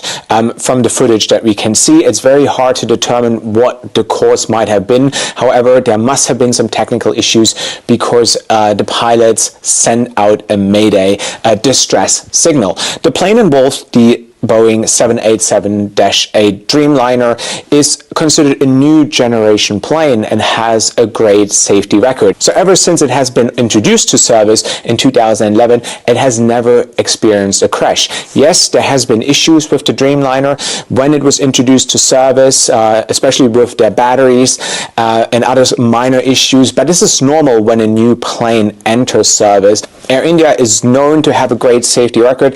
They operate hundreds of flights every day. They have a modern fleet of Airbuses and Boeings, and this comes to a shock for all of us. So it's very hard to determine what really caused this incident, given that the Boeing... What it takes to report from the front lines. Accuracy, urgency, courage and responsibility. At Republic School of Journalism, you will be trained for that reality. It's not a theory, it's a live learning inside a working newsroom from day one. If you want to report the truth when it matters the most, RSJ is where you begin. Courses begin from June 30th. Apply now.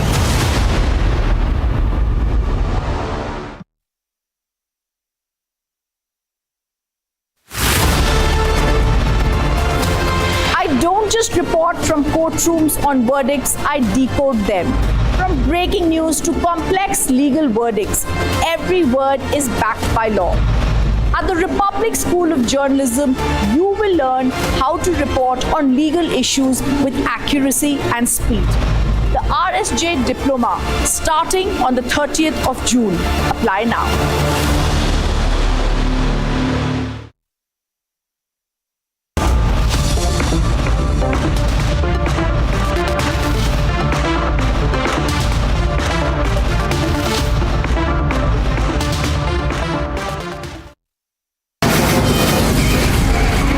From the Republic Media Network headquarters, it's time for Arnab Goswami on the debate.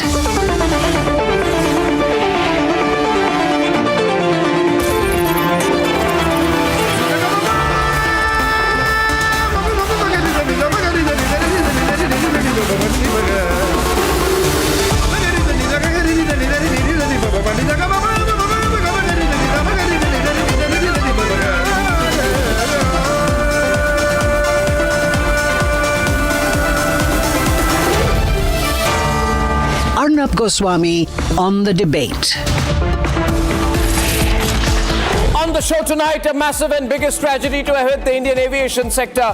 What went wrong with Air India Flight 171? At 9 p.m. tonight, why I believe that the Tata Group has a lot to answer for. The Tata Group, ladies and gentlemen, owns Air India. The Tata Group has really messed up the management of Air India, and the Tata Group cannot give templated answers to the people of India anymore.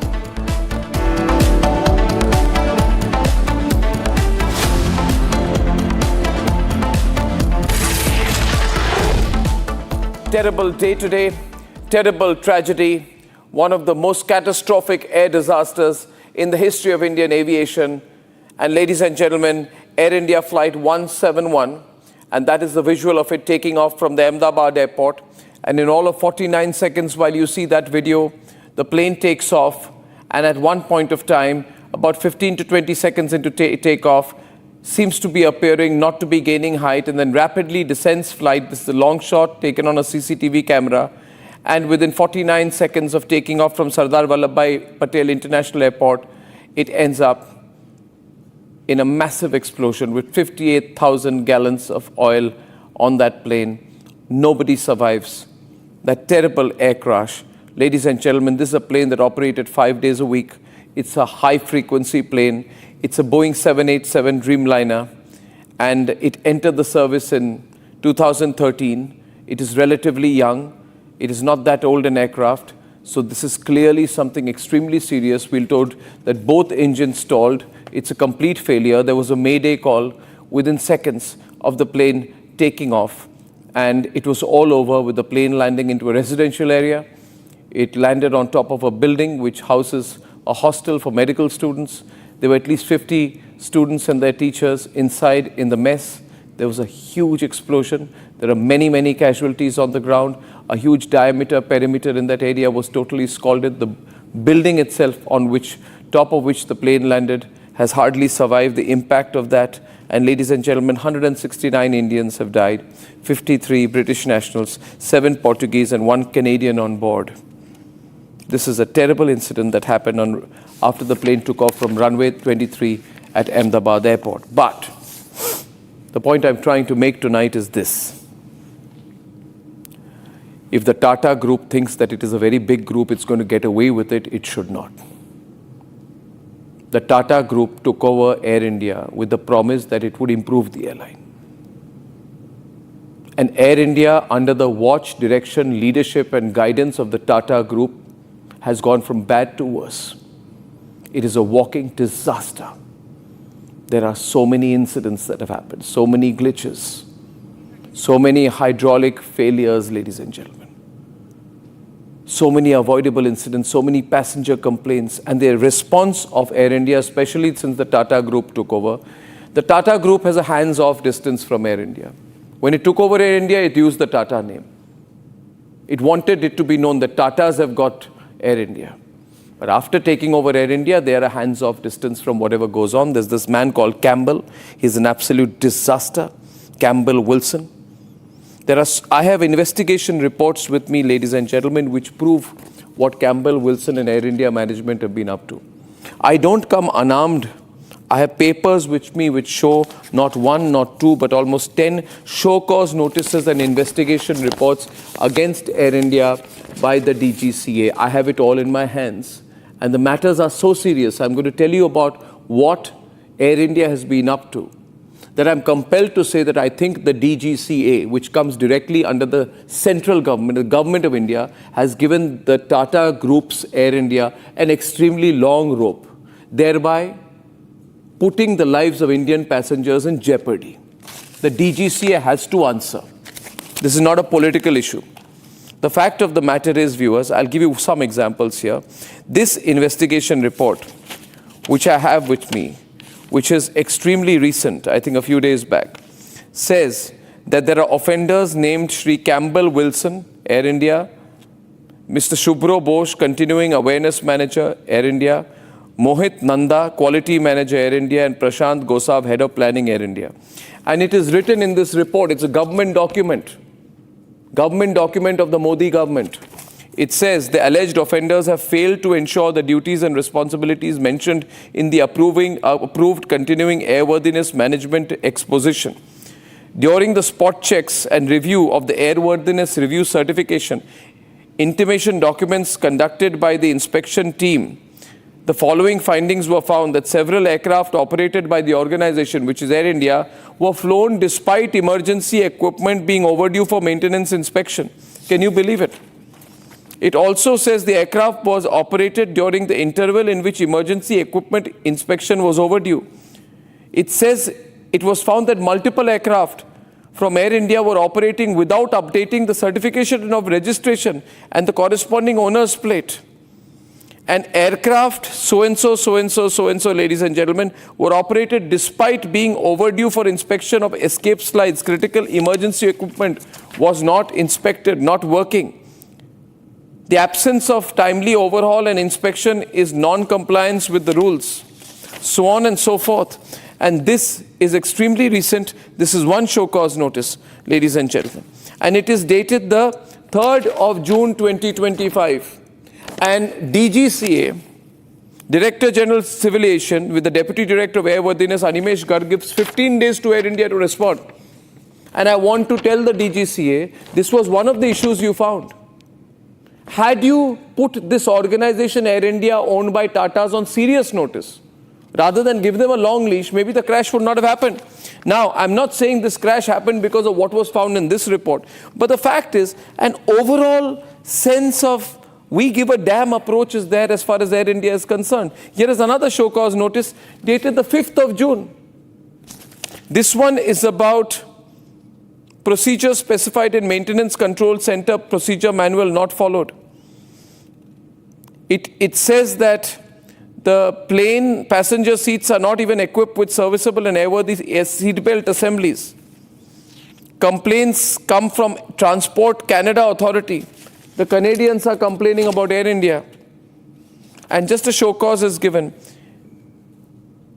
Ladies and gentlemen, it is also written here that Air India as an organization has been found non-compliant of regulatory provisions, so on and so forth, and therefore it is proposed to take enforcement action as per duties. Shri Campbell Wilson is called upon to show cause. This is in one matter. Air India cannot deny it. 3rd of June 2025.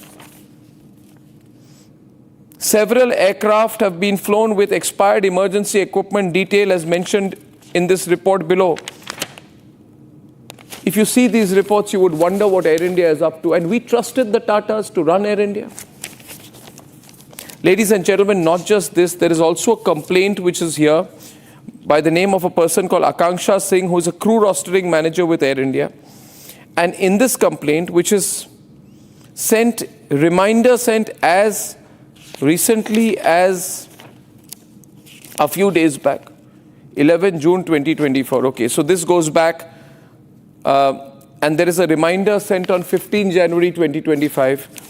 In this letter, it is written by an Air India crew member, a letter written to the Prime Minister's office, Secretary, Ministry of Civil Aviation, Chief Ethics Officer of Tata Group, so on and so forth.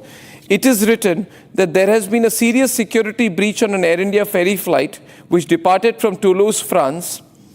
And it is mentioned here that individuals from Air India, including their group head of government risk and compliance and the head of customer experience, they entered and gained unauthorized access to the cockpit. This is the worst crime that can be committed. And it is written here, these accused individuals are chief executive cadre and also work with the board of Air India and hold significant influence within the Tata group. And the letter says there's a strong reach in bureaucratic and political circles they have, so the investigation may get compromised. It is requested to keep this under investigation. Weaknesses in Air India's existing safety protocols, as these incidents of unauthorized cockpit entry have happened in the recent past as well. This is a sincere letter that is being written. What did the DGCA do? What did the Civil Aviation Ministry do? I am not saying that what this crash, which has happened today, is a direct consequence of these issues. But what this shows is that there is a huge mess within Air India. And Air India thinks it can manage the situation, at least that's the sense we get. Well, this is beyond being managed. At 9 o'clock, I will also expose a bigger story of how Air India is sending these wide-bodied planes, including the one which has crashed today, to a Turkish company called Turkish Technic, which is apparently owned by Turkish Airlines, which is in turn minority owned by the Turkish government. This is the information I have. Now, if after Operation Sindoor and during Operation Sindoor, a Turkish company called Celebi Airport Services had its security clearance taken away, then the nation wants to know whether Air India was continuing to work with a company called Turkish Techniques, and was this company doing the heavy maintenance for the wide-bodied planes, including the one which crashed today? This is a very serious question that I'm asking, and Campbell Wilson and the Tata Group must give us a reply which we'll carry in length. I am asking a specific question of the Tata Group today. As an Indian citizen and as an Indian journalist to a company which says that it will uphold the national interest, my question to the Tata Group is whether after Operation Sindoor, these wide-bodied planes, including the one of the type that crashed today, were sent to Turkey for heavy maintenance. Is there no other company in the world which can do heavy maintenance for these planes? Is it also true that our Air India planes were managed all this while as far as maintenance by a company called Air India Engineering Services Limited? And is it true, my question is, whether Air India Engineering Services Limited, which are AIESL, which did heavy maintenance for our aircraft, stopped doing this after the Tatas took over, and the Tatas gave the contract to a Turkish company, which has in turn a business going on with Boeing, an understanding with Boeing. Is Turkey a friendly country of ours? Was Turkey a friendly company even before Pahalgam? Why did the Tatas why did Air India send these aircraft to a Turkish company? Now, the Air India CEO and MD has been reported by saying that it is part of a global business and global supply chain. But this is like saying, would the United States give maintenance for its domestic planes to an enemy country? Why is maintenance, repair and overhaul of several Air India planes, including over 60 wide-bodied planes, being done allegedly by a Turkish company? And Air India said that it will review its arrangement with this Turkish company, but has that review been completed? Has all sending of planes for maintenance to Turkey stopped? Or did they say they would reduce the number of planes they sent to Turkey in the expectation that if media attention goes away, they can continue to do what they do? See, Air India runs on trust, and it was on the basis of trust that the Tatas were given the Air India. Has that trust been maintained if you give or outsource these duties to Turkish companies? Running Air India is not a small job. It will require a fair amount of risk assessment, geostrategic assessment of priorities. You will not send Air India planes to Pakistan for maintenance. Then why would you send Air India planes to Turkey for maintenance? Was it about commerce? Was there a cost advantage, a cost arbitrage involved here? Could the planes not have been sent anywhere in the world, Europe, America? Is this the only place?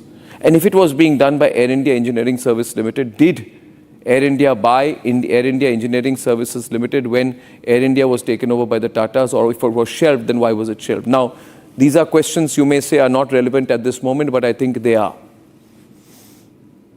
Ladies and gentlemen, I'll bring you a small news report on what happened, and then we'll start our conversation and debate.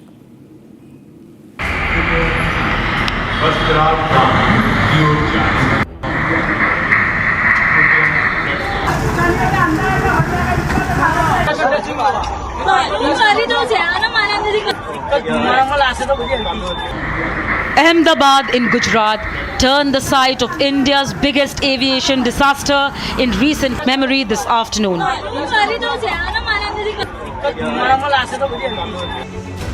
Ill-fated Air India flight AI-171 from Ahmedabad to London with 242 on board crashed minutes after takeoff. Just off the runway 23 of the Sardar Vallabhbhai Patel Airport, captain of the flight, a veteran of over 8,000 hours of flying, issued a Mayday call. Barely 800 meters in the air, the engine stalled. There was not enough lift. The thrust was not pushing the aircraft enough to rise further. The Ahmedabad ATC could also see the Air India 171 stalling, losing height, and immediately asked for more details. But in a moment, before any reply from the cockpit, the plane had turned into a fireball, crashing into the residential area of Meghnani Nagar, abutting Ahmedabad Airport. On board was also Gujarat's former Chief Minister Vijay Rupani, and the Ahmedabad Civil Hospital Administration has confirmed casualties on the ground, as the flight had crashed into a residential complex which included a students' hostel. The numbers could be upwards of 300. As agencies secured the crash site for investigation, air is thick with tragedy and some questions. Was the crash a direct result of poor maintenance? Passengers on board the same aircraft on its inbound journey from London have come out with videos of maintenance issues. You know, the compressor was either going on, off again and again. Second thing, as usual, the in-flight entertainment was not working. But as I told you, there was some silver foil and a black wire and some tissue papers hanging up near the overhead cabin. But the flaps things, yeah, the flaps during takeoff and landing were kind of unusual. In fact, the left side of the wing only. The left side of the wing, or like, I don't know, there was something unusual in that, which I noticed. Show cause notices from the Director General of Civil Aviation to Air India prove the issue was discussed. Did the DGCA give a long rope to Tata's owned Air India? 15 days for a reply to a serious maintenance lapse. Was the DGCA being soft on Air India? Air India CEO came out with a templated statement. There's not one, there's not two, but apparently there are more than 15-20 show cause notices which has been issued to Air India in the span of 2 months, and Republic has never ever shied on from showing whatever the Air India has done, be it in the past also the maintenance issue, the technical issues, snacks, whatever it has happened. We have always highlighted it that how Air India has been sleeping under the show cause notices. While an all-encompassing investigation would get us closer to truth, we need to ask these questions to Air India, to Boeing, to DGCA, so that no more lives are lost to incompetence and carelessness.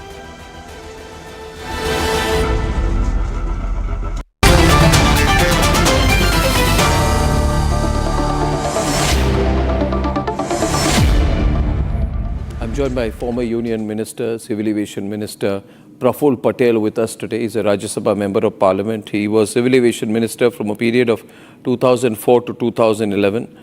Long stint there. Mr. Patel, this terrible tragedy which has happened, and some facts have come out after that. I was concerned when I got to know that the maintenance of some wide-bodied aircraft is happening by a Turkish company because Celebi lost its contract. But I'm not sure if this contract for maintenance of wide-bodied aircraft, almost quite a few of them, is still being done by a Turkish company called Turkish Technique. Now, this particular plane did not go to Turkish Technique. It went to Mumbai for maintenance. But isn't it strange that even after Operation Sindoor, this contract has not been called off yet? it's still going on. Arnab, my condolences to the people who died on this flight, and it's a terrible tragedy. It's really very, I would say, disheartening to see such visuals of today's crash. Having said that, this particular plane was not very old. It's about 11 years old. So in aviation parlance, 11-year-old plane is and any aircraft for that matter is as good as it is maintained. If this aircraft was maintained in Mumbai, it must have been with AIESL, which you were mentioning earlier. Yeah. Which is the old company, which is a part of earlier Air India before privatization, which was run by the government. And still AIESL is run by the government. They have fine engineers. They've been maintaining Air India aircraft since inception. And I really don't know about Turkish techniques, why that is being chosen, because Air India Engineering has been maintaining our aircraft for the longest period of time, and they have all the capabilities in-house. In fact, I wouldn't be surprised that AIESL would be maintaining aircraft for some other country aircraft rather than our aircraft going out of the country, at least in the case of Air India. So to that effect, you have a point. But the other part is about the security and the other issues which you mentioned. Well, of course, that is a country issue, and we have issues with Turkey as of now, and it's been there for a while. And that's why the Turkish Techniques should not be a preferred company, and especially now after Operation Sindoor and the entire the ecosystem around us in the environment, in the vicinity. I think we should be careful and we should avoid sending our planes to Turkey. Does DGCA not crack the whip enough? You've been Civil Aviation Minister for 7 years. From the correspondence going on, even when there are emergency guidelines being flouted, and it has been found, and Air India has been indicted for it. Even then, a long 15-20-day period is given to send a reply, a very sarkari, very slow approach, very bureaucratic approach. There doesn't seem to be any urgency in this correspondence between Air India and DGCA. Well, Arnab, I don't know about this specific instance, but I can tell you in general that, trust me, I don't know about any particular incident which took place, but largely our safety standards, protocols of DGCA and also of the airlines is quite contemporary and on par with most of the developed countries in the world. And our protocols, I would not hesitate to say, but are better than many other countries. So let's put it in perspective that protocols are there. Now, it's a fact of the matter is how much do we follow the protocols or not? That is a matter of investigation. No, but the other thing is that there is this halo that is put around Tata Group that they are beyond question, always assumed they are the best at everything. I mean, just because JRD Tata was once associated with the airline does not mean they know how to run an airline today. Wouldn't you agree that there have been so many complaints from passengers, so many faults, so many incidents, fairly serious incidents, so many show cause notices that Tata Group has got it all wrong? Today, you ask anybody today, they'll say the airline is worse off today than it was before the Tatas took over. And that can't just be anecdotal or impressional. No. I see, now let's deal in two parts, the safety part and the other aspects. Answerability of Tata Group.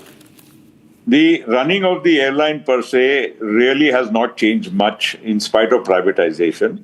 In fact, passenger complaints are at an all-time high. Yeah. I myself have been a victim of many a flight where so many things have not worked on the flight. But that is one aspect which is the interior part of the and the softer side of the airline.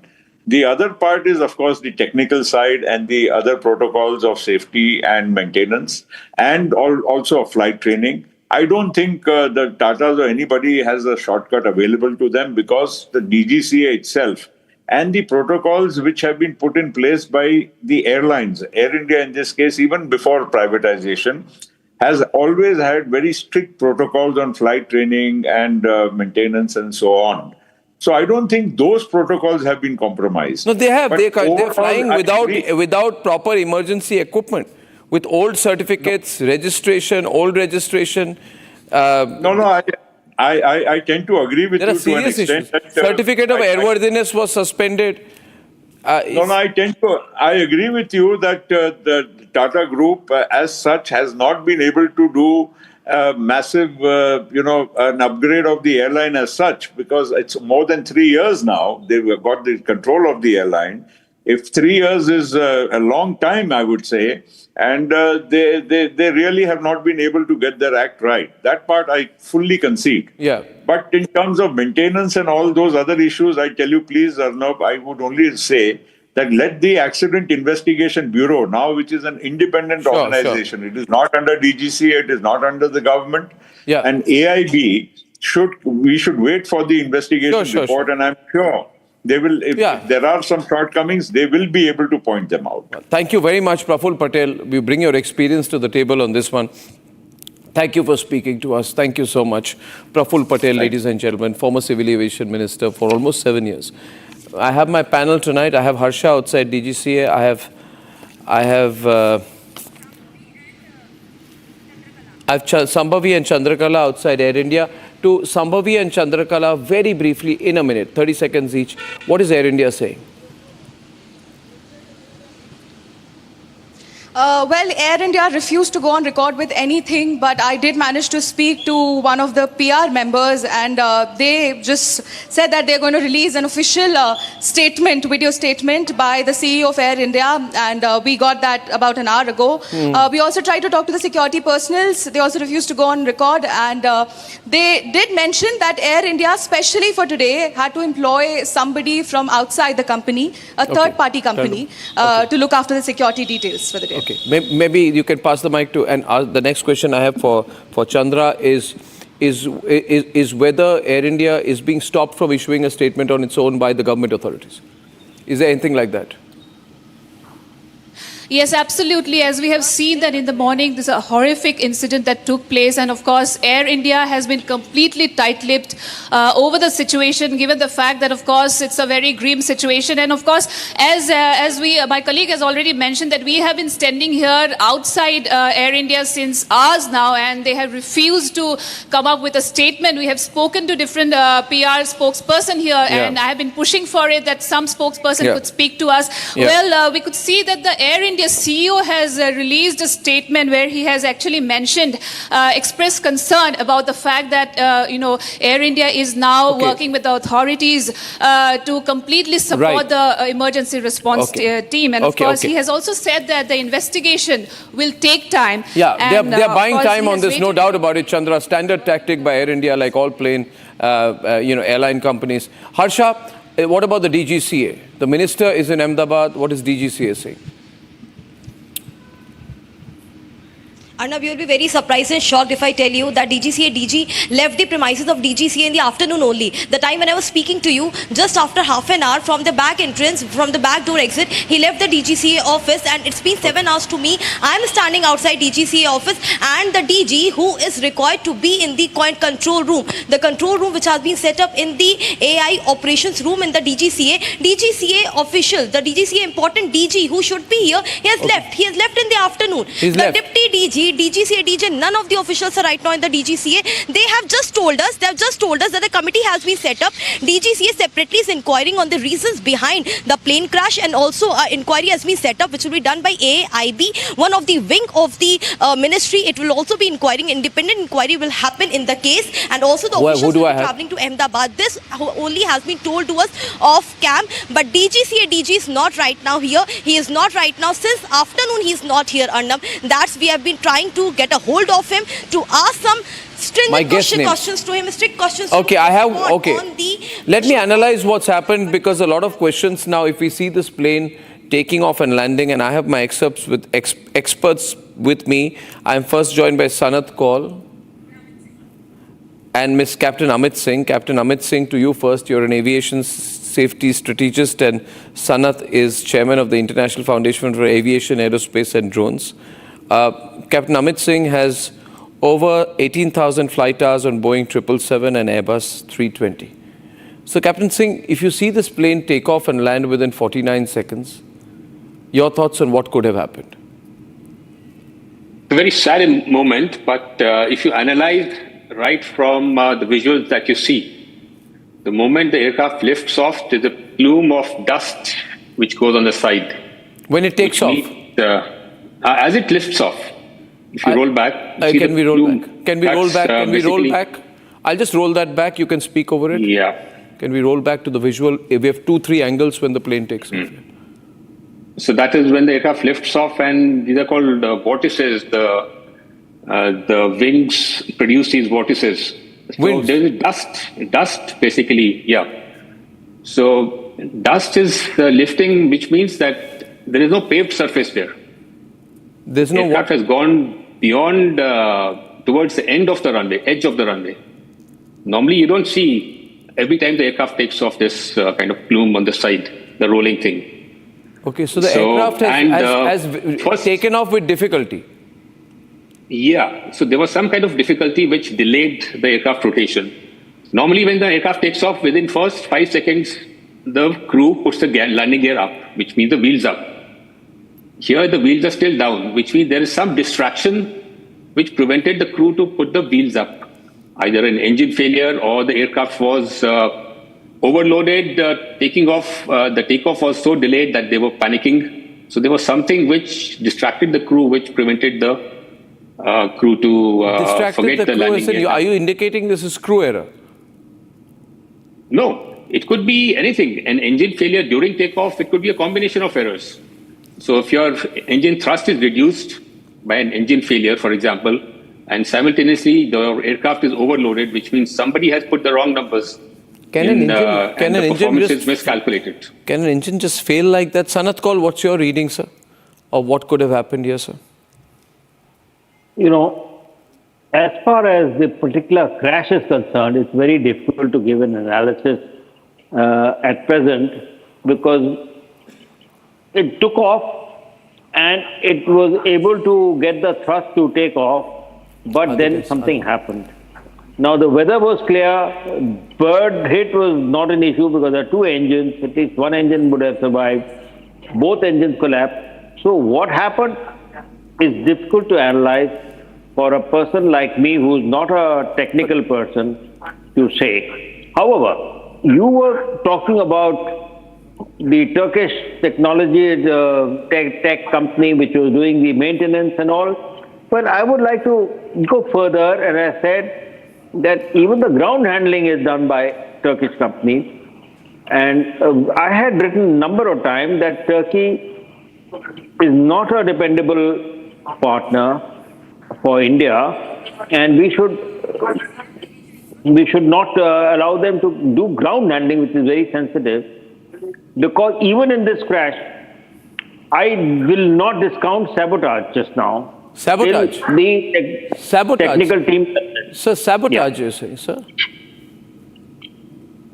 Hello? You're saying you can't rule out sabotage?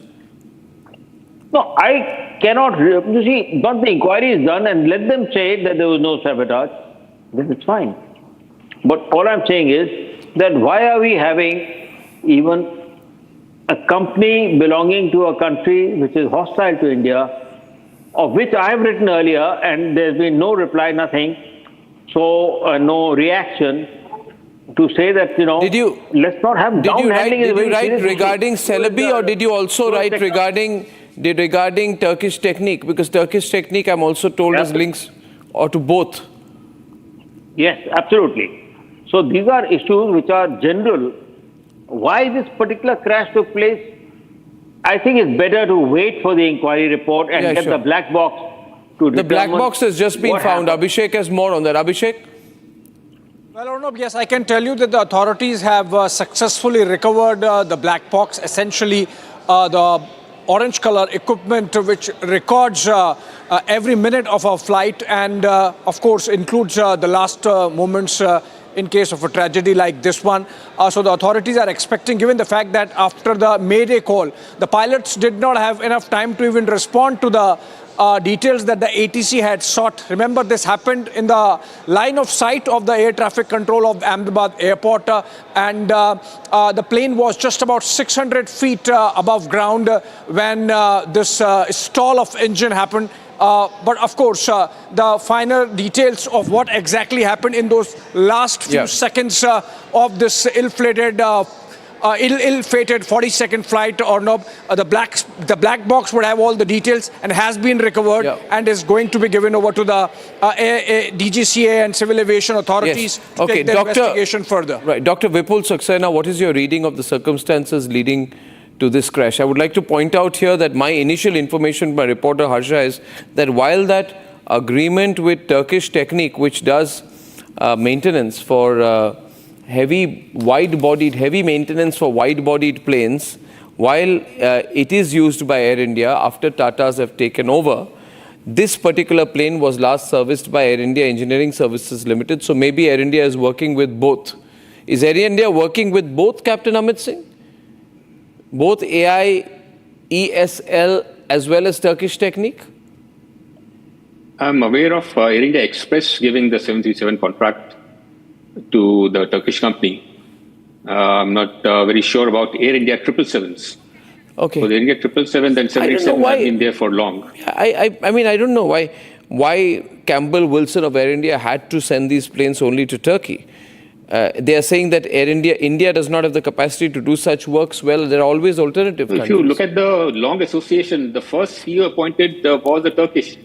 Why did Tatas allow it? Well, they have some affinity towards Turkey. So first CEO. But Tata should be aware of strategic concerns. And even AirAsia had a ground handling agent who had links with the Iranian terrorist organizations. But wouldn't the central government know that? Wouldn't our security establishment, national security establishment know that? All of them have to undergo security clearance before being handed over. So they need to do some in-depth security of the people they are related. So immediate board of directors might not be, but they might be related. Would we send our planes to China for maintenance? We wouldn't. Captain Dr. Vipul Saxena, what do you think has led to the crash, sir, from the visuals that we see? Yeah, Arnab, I have seen one more video on one of the channel. I was there. I will not be able to quote the name of the channel. But in that video, I could clearly see that aircraft has taken off very clean configuration. But till crash, its undercarriages are down, which is very, very unusual. At that height, undercarriage cannot be down. So what I assume, and the attitude, if you see the aircraft attitude, it was not, the nose was not aligned to the center line. It was definitely at about 30 degrees from the center line, which means there was a heavy crosswind, which the pilot was adjusting. And I assume there are 2-3 things which my assumption says that probably there was a wind shear, which probably caused some kind of loss of thrust in the engines. And because undercarriage was already down, which needed extra lift to sustain the aircraft. So I feel somewhere this complicated the issue and aircraft started sinking. I also feel at that point of time, maybe there may be some kind of malfunction in the controls of the aircraft, because the aircraft doesn't fly on the engine. Engine only gives a thrust. It is the controls of the aircraft, ailerons, flaps, elevators, which create which induces the lift to lift the aircraft, fly the aircraft in various attitude. So I feel there was some problem with one of the critical controls, which probably could not sustain the aircraft in the air, coupled with some loss of thrust in the engine because of a wind shear, and also because undercarriage was already down. This makes it look very scary. I mean, like, can it be that one engine gives you trouble, there's a little bit of wind and a plane crashes? Captain Augustine Vinod? It gives a loss of thrust, Arnav. It gives a loss of thrust. But that can be recovered by various means. But there was time hardly available to the pilot. Captain Vinod? Arnab, there's kind of a deja vu for me. Sitting here and talking exactly the same thing which we talked about during General Bipin Rawat's crash, where I said, bring up that video and turn up the volume. Yeah, so I would request, the video which was taken on the The initial video. The first video from the side. Yeah, the Okay. amateur. The amateur Just turn up video. that volume. Okay, you want me to play the video? What I'll do is, I'll keep you in a small window on the bottom left or right. I'll play that video and I will not speak and turn over up the volume. Okay, but it's short as a distance, Captain Vinod, but I'd still play it.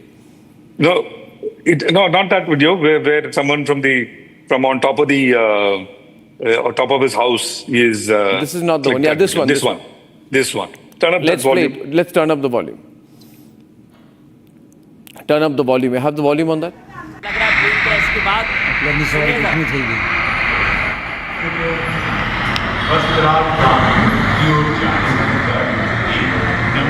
Once again. Louder, once again.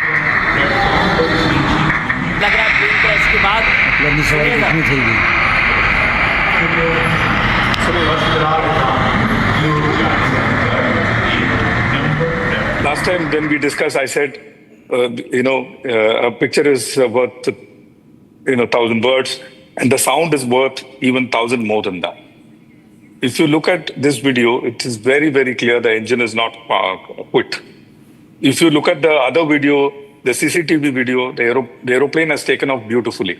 So let us shift chaff from wheat, and let us look at fact as it is. The aspect about... Okay. Yeah, please continue. Thank you, Kotat. Yes. Yeah, the aspect about crosswind takeoff or wind shear, everything goes out of the window, or heavy takeoff, all that goes, and engine failure, everything goes out of the window in this particular video. The moment wheels leave the ground, that means the aeroplane has taken off beyond something called V1. At V1, there is a speed called V1, Arnab, and very important our viewers to know this. At V1, the aeroplane is capable of climbing out in one engine. If required, go all the way to Bombay or Chennai with the kind of fuel that it has, halfway to probably even London with one engine. It has that capability. It can climb out in one engine, come back, do emergency landing in one engine. So this aeroplane has taken off very beautifully till about 400 feet, absolutely perfect. The first thing that goes up, Arnab, is the muscle memory of every pilot, is the undercarriage. The gear goes up first. And it goes up anywhere between 50 to 100 feet. At about 200 feet, you're engaging the autopilot. So the gear is remained down. In this video, I zoomed in fact, I tweeted about it as well, and I've written about it as well. If you look at this video, zoom in very carefully, you will notice the rear end of the wing, which is called the flaps, is up.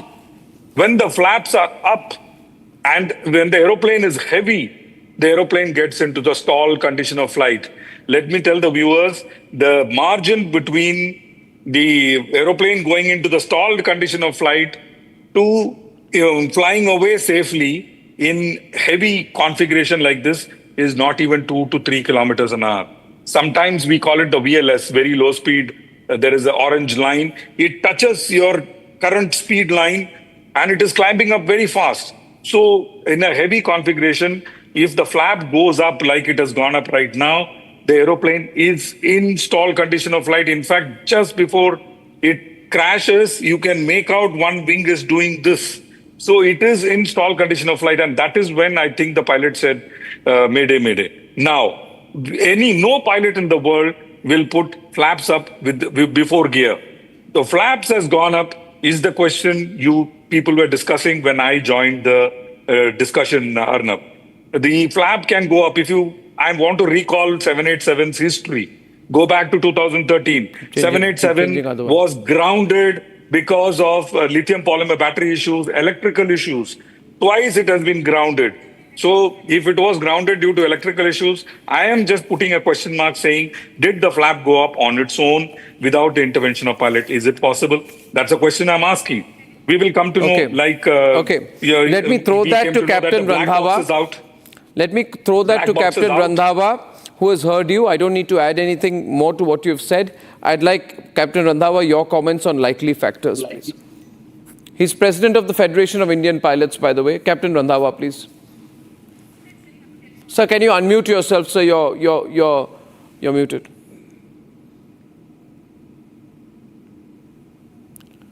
Yeah. Yeah. My view is that a previous captain has said that, okay, now if you zoom in and you see the video, the landing gear is looking down. No, landing gear shouldn't have been down, because initially when we saw the video, the landing gear appeared to be up, and you could not make the position of the flaps.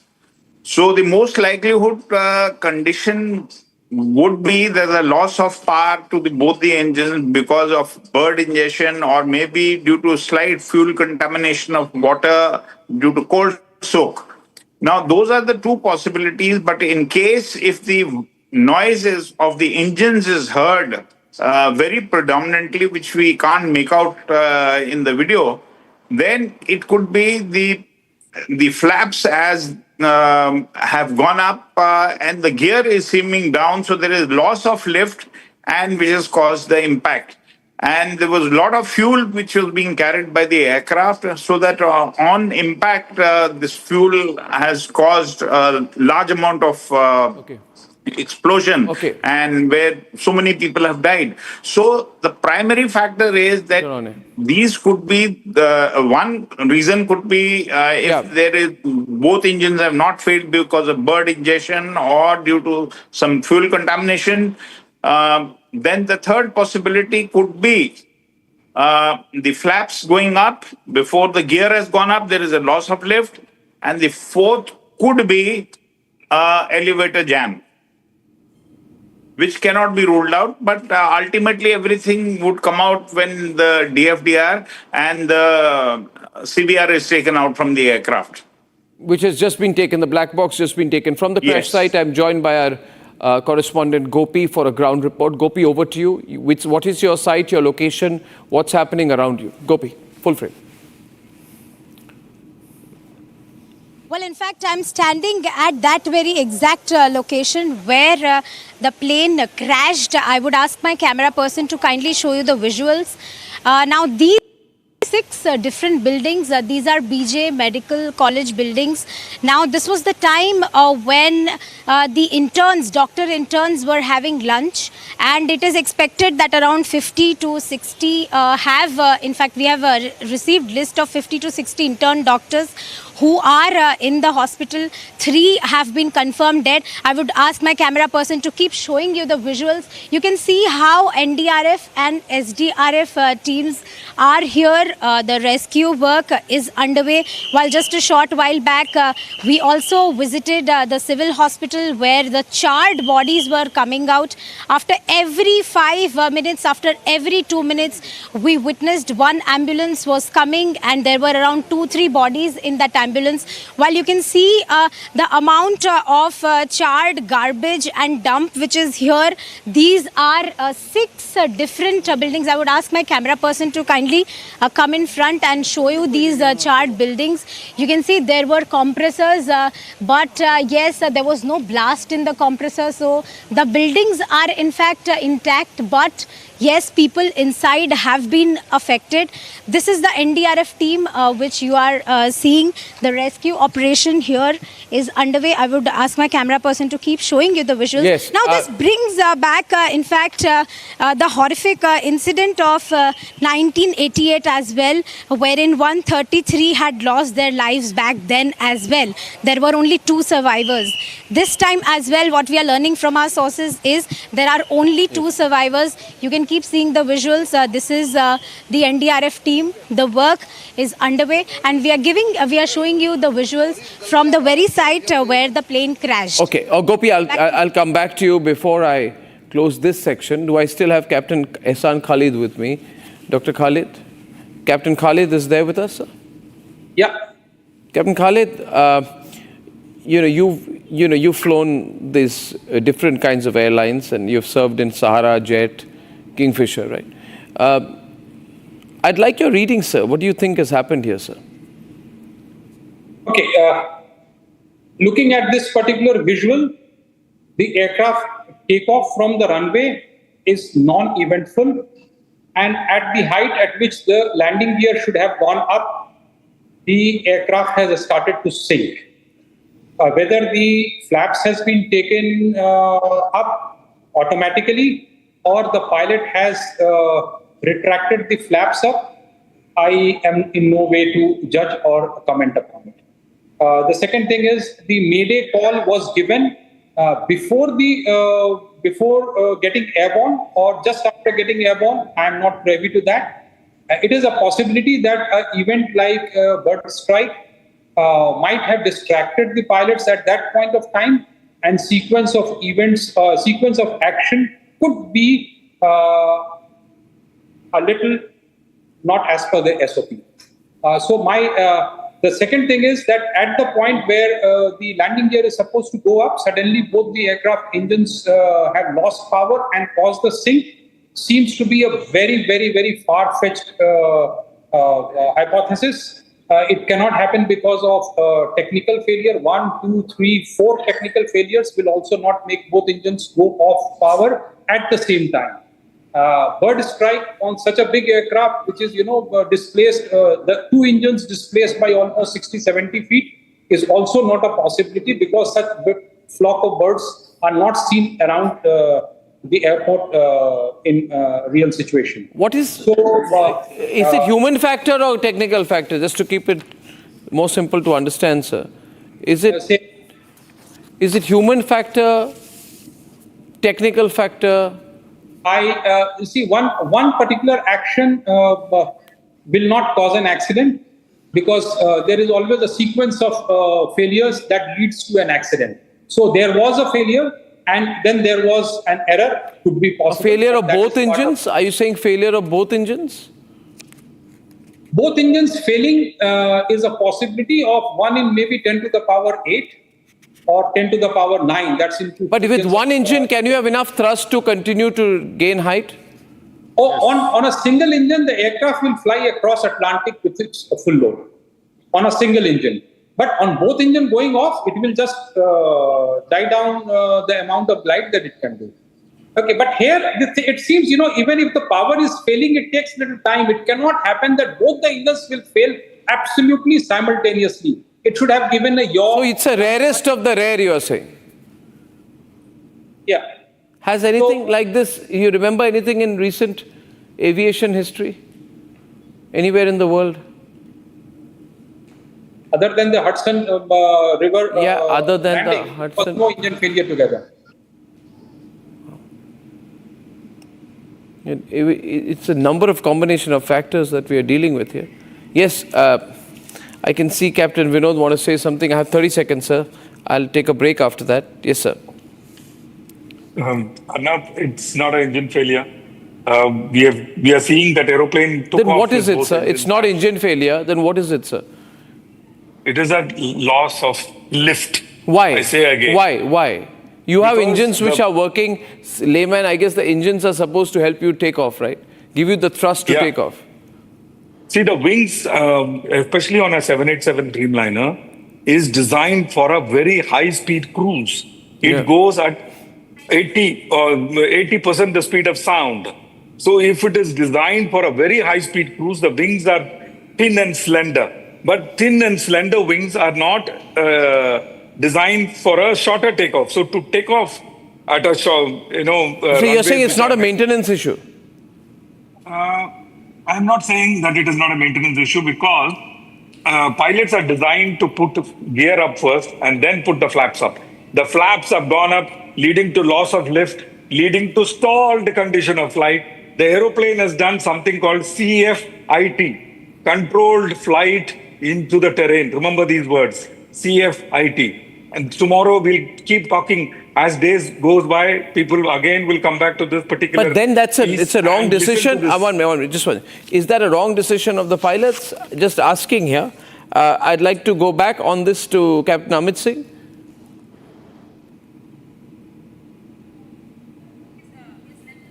Sanatji, is it a wrong decision of the pilots, you think? I'm just going around in circles here. Arnab, I would like to intervene. Yes, sir. There could be a pilot error rather than raising the undercarriage, that is the gear. They have taken the flaps up. How? How can you do something like that? You can make a mistake. You can make a mistake if after all the command is given by the So the captain has 8,200, 18,000 hours of flight experience. Yeah. So he says captain has said gear up.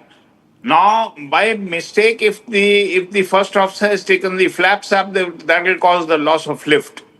So there could be a likelihood of this thing taking place. You think so, sir? Dr. Vipul, what do you think, Dr. Vipul, to that? Unmute yourself, Dr. Vipul. Yeah, can you hear me? Yeah. Yeah. How much time? Captain Randhawa, what he's saying is, rest of the rare where such kind of human error can happen. I cannot rule out it cannot happen, but generally it doesn't happen because there is a call out. When it says wheels up, then there's also there are light indicators which goes off, and the co-pilot is monitoring all those. But yet, human error cannot be ruled out from any of the accidents. All I'm saying is, I would like to conclude, Arnab, mark my words. This situation has created, because of somewhere loss of thrust in both the engines, because of maybe wind shear or maybe some other reason. Yeah. And because undercarriage was down, it demanded more power to sustain the aircraft, and there was some problem, some major malfunction either in the elevators or maybe in the flaps or maybe in the ailerons, which could not sustain the aircraft in the flying condition. Okay, I'll close this section at this point. It's been very useful. When I'm back, however, I will go back to what's been happening in Air India. We are not coming to any conclusions. Let me repeat, we are not trying to conclude what happened here. We are not technical experts out here. But the fact is there are multiple show cause notices, absolutely no response effectively from Air India. There are so many details, so many papers about how the DGCA has been questioning Air India, and Air India under TATA's has been totally exposed. Our investigation is also raising questions on whether it is true that a Turkish firm called Turkish Technique has been working very closely to do heavy maintenance for wide-bodied planes, including of the type, not the specific one, of the type that has crashed today. Did Air India enter into that agreement in 2022, and why is that agreement still on even after Operation Sindoor and Pahalgam in 2025? When I am back, these are very important questions. Time for a quick breather. Arnab will be right back with the debate. Powered by Century Ply Club Prime. Raho befikar.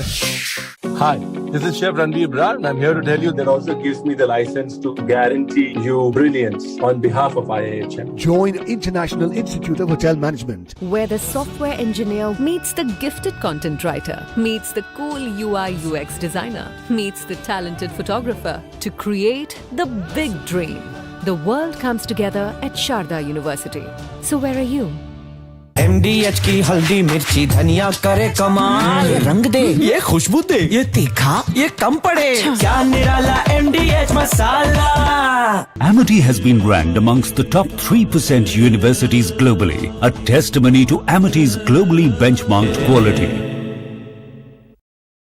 Mahi sir, how much do you love your fans? Honestly, I love my new fans. पुराने वाले बेकार में शोर करते हैं। Sir fans हैं, शोर तो करेंगे ही ना। नए वाले नहीं करते. And they listen to what I say. The new generation Orient BLDC fans, super silent performance with voice control. Silly me, I thought. Cricket fans. Where the software engineer meets the cool UI UX designer, meets the gifted content writer to create the big dream. The world comes together at Sharda University. So where are you?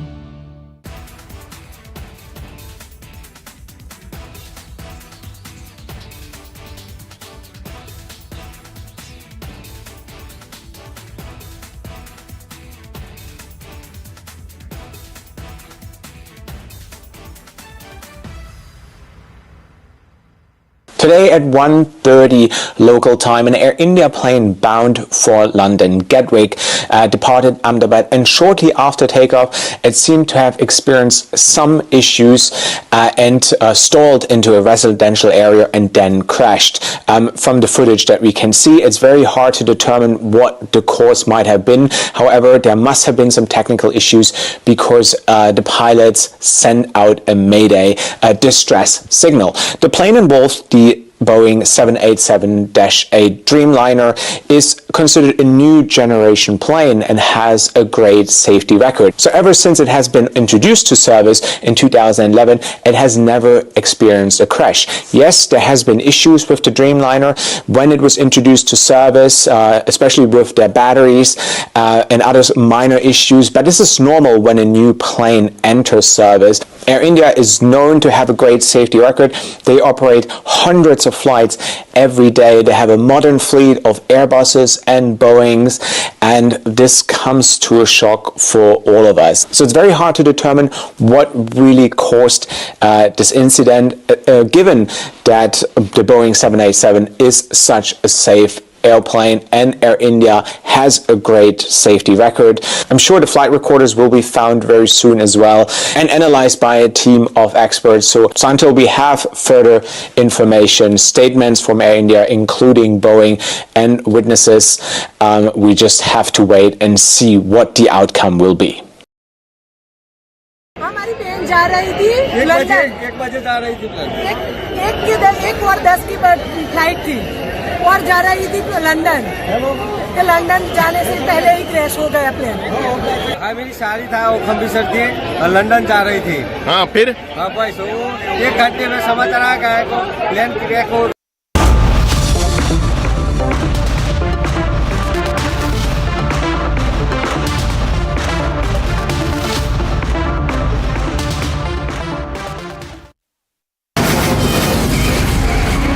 From the Republic Media Network headquarters, it's time for Arnab Goswami on the debate.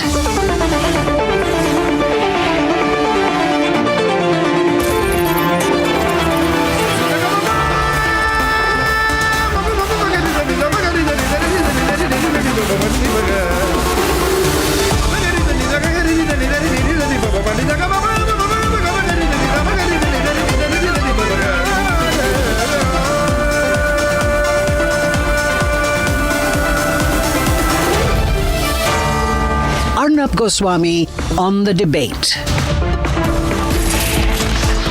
Well, let me begin by saying on the nation's sharpest opinion tonight that when a crash happens, only the family members suffer. Nobody takes responsibility. In technical terms, they'll issue a statement, they'll say we are feeling terrible, then they'll try and do compensation. And in America recently, I want to point out that I'm told the same airline company which built the aircraft which crashed here today, Boeing, had agreed to pay over $1 billion in a deal with the US Department of Justice to avoid prosecution in 2 crashes that killed 346 people. A deal that lawyers for some of the victims' families called morally repugnant. So Boeing pays money when crashes happen, and that has happened in this case, avoids the prosecution. And in this case, Air India, owned by the Tata Group, says that we'll give 1 crore to every person who has lost their life and their near and dear ones. 1 crore rupees. 200 lives lost, 200 crore rupees, nothing. Peanuts for the Tata Group, peanuts for Air India. But where is the accountability, ladies and gentlemen? Why are the other media channels not talking about accountability? Why are they talking about numbers? Why are they reducing this to numbers? How many people died, how much money they will get? How terrible. Is that the way to report such a massive human tragedy? Viewers, I'm sorry to say this, but a lot of the media doesn't go deep into anything. I want to ask some questions. On the 1st of June, it was reported that the disastrous Air India Campbell Wilson, their CEO, who's a complete and absolute disaster, he confirmed that heavy maintenance for some of the airline's wide-body B777 and B787 aircraft has been outsourced to a Turkish-based company called Turkish Technique. And he justified giving this job to Turkish company, calling it part of a global supply chain. I do not know, and Air India needs to tell Republic, is that contract with that Turkish company over after Pahalgam, after Operation Sindoor, or is it still going on? Or will your foreign CEO tell us or issue a statement or not? Is Air India still having some arrangement with the Turkish company? Does that Turkish company have anything to do with the Turkish government in equity, debt, or any corporate structure? We need to know. We will not allow our planes to be maintained in Pakistan, so why would we allow them to be maintained in Turkey? Turkey, as far as we are concerned, is an enemy nation. Did Air India, and I question, did Air India sign the contract with Turkish Technique in 2022 after Air India was taken over by the Tata Group? Did the Tata Group know that Air India has some agreement with the Turkish company? There is an Indian engineering firm that is earlier associated with Air India called Air India Engineering Services Limited or something like that, AIESL. It is still up for sale by the Indian government. It doesn't look like Tata intends to buy it. But I do know this company used to have the earlier contract for maintenance of Air India aircraft.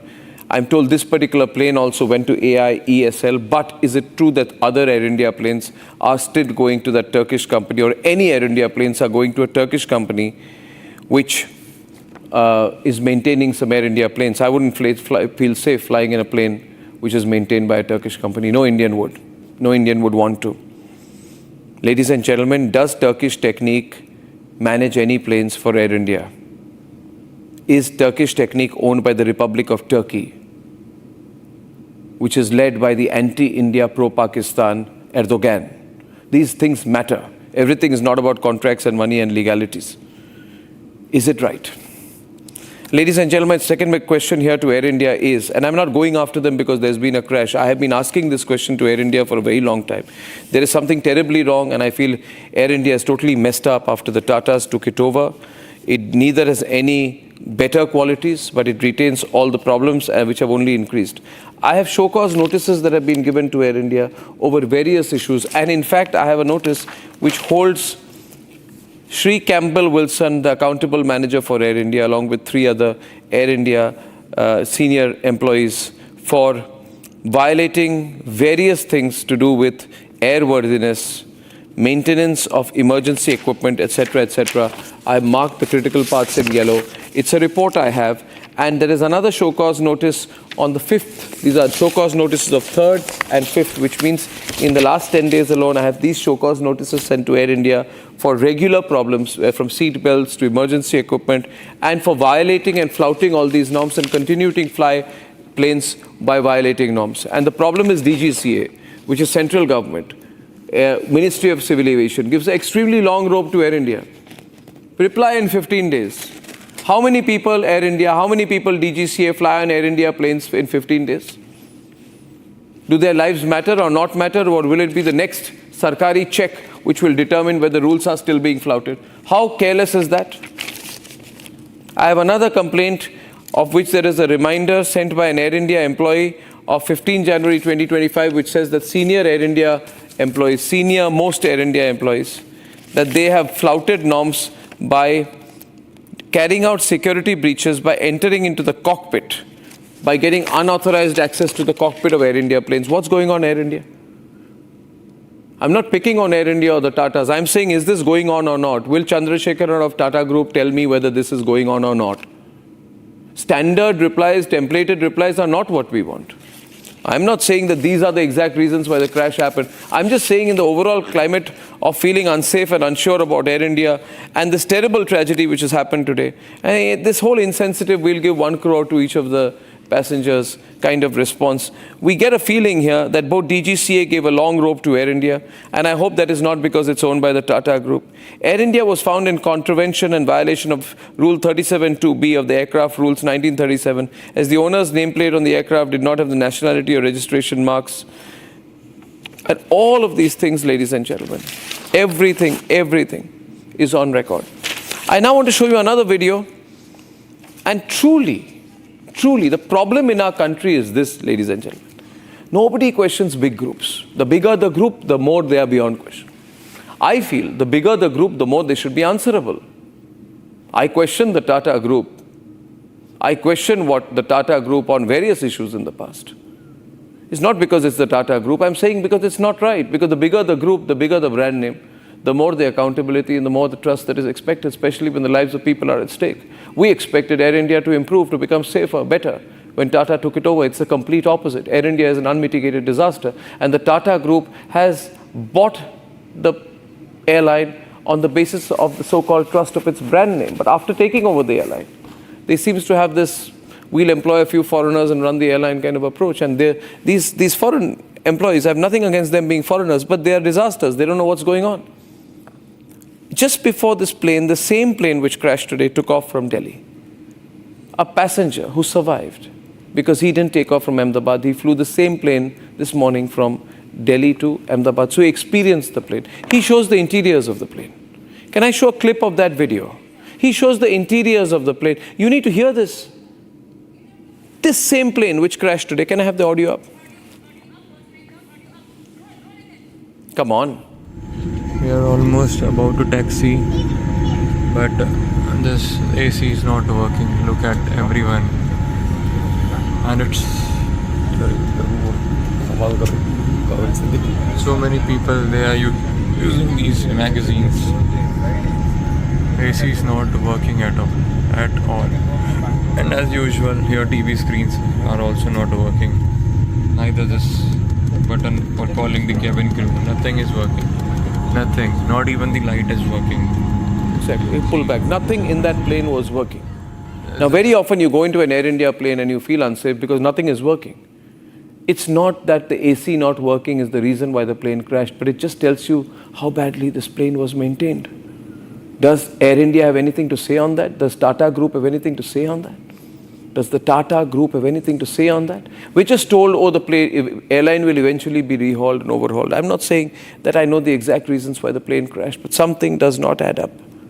Things have not been right. And Air India needs to look at what's going on within this airline. You carry the name of our country. What happened today is so terrible, terrible. Air India has to take responsibility for the crash. It cannot give templated replies. And I do expect Mr. Campbell to come on my program. Do not give recorded statements. That's rubbish. It's insensitive, Mr. Campbell. I expect Mr. Chandrasekharan to come on my program and talk to me. I want to discuss the issues with you. I will not give you a platform, but I will give you an opportunity. What has happened today, if it was avoidable, even in 0.0001%, then we want an answer. The nation will know. The nation wants to know. The nation has to know what happened.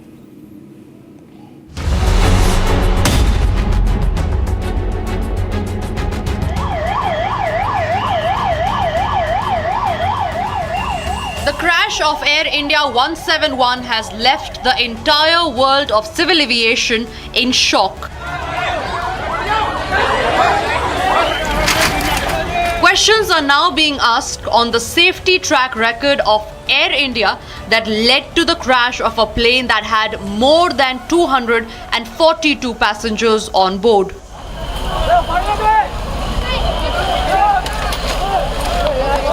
Just last month, Air India was investigated by the DGCA after it conducted spot checks on several of its aircraft. The safety watchdog flagged negligence and ignorance by Air India and said that aircraft operated with expired emergency equipment. In the last 2 months, more than 15 show causes have been issued to Air India, but the airline did not comply on any one and no authorized department was questioned.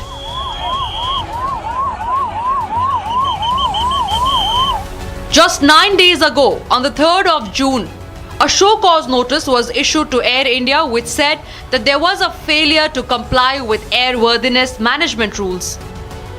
If DGCA's show cause notices Air India would have taken very seriously, if they would have acted upon it, if this faulty aircraft was not allowed to operate and fly today from Ahmedabad to London, if this could have been taking the decision from the side of the CEO of Air India, the lives of 242 passengers could have been saved. Not just that, Republic investigation also found out that the maintenance of Air India's wide-bodied fleet was undertaken by a Turkish firm called Turkish Technic. Republic's investigation into the flight safety concerns of Air India led to the fact that Air India's Boeing 787 Dreamliner was in fact maintained by a Turkish firm called Turkish Technic.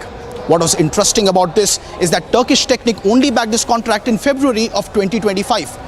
It is owned by Turkish Airlines, which has 49% stake owned by the government of Turkey. During Operation Sindoor, when concerns were raised about Turkish involvement in India's civil aviation, Air India promised that it will take away the contracts from the Turkish contractors eventually. However, no changes have been made so far. But why did Air India give contracts to a foreign company while its own old government subsidiary continues to remain on sale? We bring to you an investigation with details that many might have ignored. The flight Boeing 787 that crashed today with 242 passengers on board was being maintained by Turkish Technic, a repair and overhaul wing of Turkish Airlines, which in turn is owned by Turkish government. Turkish government has 49% stakes in Turkish Airlines. On the other hand, AIESL, the Indian firm that was earlier associated with Air India, is now bagging contracts abroad. These developments have raised serious concerns on Air India's record of flight safety. In the month of December 2024, the same plane that crashed today had reported a technical snag.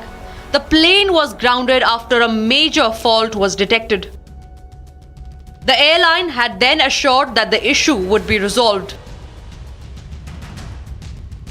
However, in June 2025, that is today, the same plane crashed in Ahmedabad airport. TATA and Air India have issued a templated response. Air India flight AI-171, operated with a Boeing 787-8 aircraft, travelling from Ahmedabad to London Gatwick, has been involved in an accident after takeoff. Flight AI-171 was carrying 230 passengers and 12 crew members on board. Of the passengers, 169 are Indian nationals, 53 are British nationals, there are 7 Portuguese nationals, and 1 Canadian national. The injured passengers have been taken by local authorities to the nearest hospitals. We are actively working with the authorities on all emergency response efforts. With over 250 people on board, the chances of survival are dim. One of the passengers on board AI-171 flight fell off from the aircraft and managed to survive.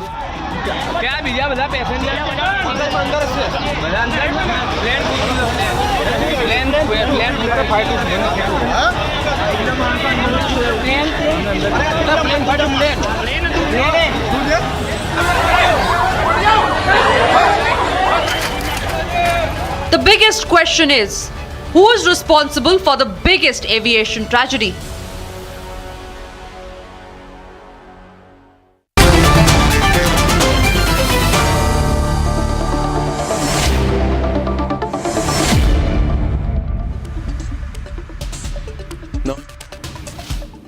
Okay, ladies and gentlemen, I first go across to Akhil, who's at the crash site. Akhil, over to you for a quick minute and a half ground report. Akhil, who's at the crash site in Ahmedabad. Akhil? Well, absolutely. If you see at this point in time, we are at the very spot where you can see nothing in this debris over here are in their actual form. But one thing we have found out, this is a jet engine, here you can see, which basically create thrust. So that we have found in its original form. Apart from that, we try to locate different parts which include the fuselage, the main body part, the horizontal stabilizer, the vertical stabilizer. Nothing we have found in its original form. Here you can see this is the LED screen which we see generally on our seats. So this is one of the things that we have found in its actual form. Apart from that, if you see, the impact was so high on this very building. There are 4 towers over here. This is tower A, B, and C and D. So we can easily see that on these 3 towers, tower A and B and C, the impact and the momentum was so high that its actual iron rods and grills have got deformed. And if you can see on the ground floor and ground plus 6th floor, what we can see there were several ACs which have been placed, and the compressor of those AC have already blasted. Apart from that, what we can see that all those grills, and apart from that, what we have been seeing that the glass of those windows have already been shattered. So nothing has been found in its original form apart from the jet engine, which basically create thrust. We have found in its original form, and except that, if you see all the debris from the seats, apart from that, from the engine parts, if you talk about those wings, nothing nothing has been found in its actual form. Back to you. Okay, Akhil, thanks very much. Now, there are various questions regarding Air India. There are various questions regarding Boeing. And there are various questions regarding Tatas. You see, first of all, I want to start with an overall comment on this. We have Jitendra Bhargav, former Executive Director at Air India, with us. Neha Lal has been with Jet Airways in the past. And Captain Saurabh Bhatnagar is there with us, former Senior Captain at Indigo. Captain Bhatnagar, thank you. And we have with us Sandeep Ghosh, Senior Voice tonight, analyst. We have Ajay Bagga with us. He's a well-known market expert and commentator on overall issues. Jitendra Bhargav, is it true that Air India is still getting, I'm not saying this specific plane, but there are reports we have now found that Air India has been sending its planes to a Turkish company, I presume in Turkey, called Turkish Technic, to carry out heavy maintenance for wide-bodied planes, including of the type that has crashed today. I'm not saying this particular one. Now, Turkey is with Pakistan. Turkey is an enemy country. There are strategic issues. A Turkish company which does the ground handling, Celebi, has lost its security license for national security reasons. If that is the case, how can Air India planes be maintained by a Turkish company which is part owned in turn by the Turkish government? Is that safe? Or is it true, first of all? Is this happening? Mr. Bhargav, can you unmute yourself, please?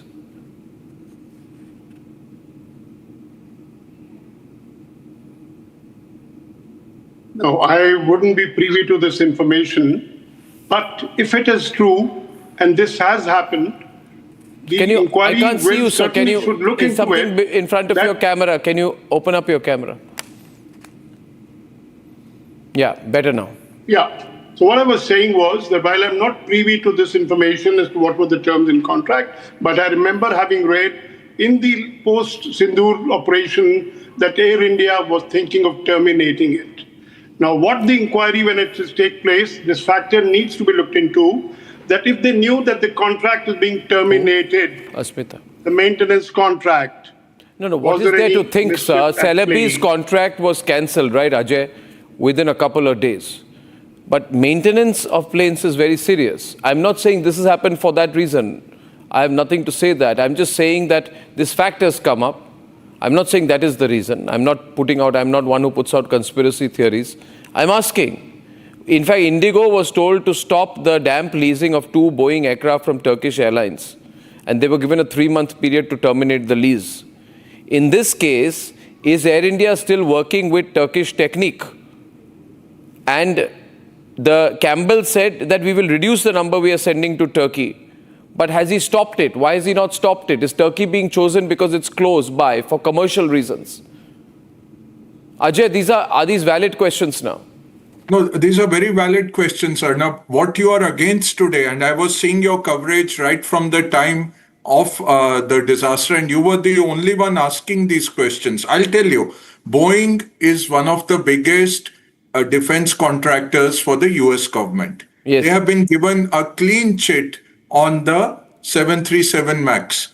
Now, today people are saying Dreamliner has not had a fatal crash like this so far, but it's the same generation as the 737 MAX. What did they settle with the Department of Justice? Yes, we fooled our regulator, the FAA. We fooled them that the software was working. The software put 2 planes into deep dives and killed over 350 people. And they were offered $450 million by the Department of Justice. Entire Boeing senior management was told you are not going to be criminally prosecuted. They kept their bonuses because the Pentagon doesn't want to investigate Boeing too closely. Now come to Air India. Air India has had 2.5 years. Mr. Bhargav was there for decades. We never had an engine issue. We didn't have back-end maintenance issues which were done in-house, and we had one of the best engineering pool in India. What did the Tatas do when they came in? To break the engineering union, you make it as a separate company, then you try that we will not give contracts to this company, which is getting contracts from global airlines. And you go to Turkey, which is an enemy nation, for something which is so dangerous. Why did the Tatas allow it? Why did they allow it? Why did the Tatas allow it? You are asking the right question, Arnab. Nobody else is asking that. Why was this allowed?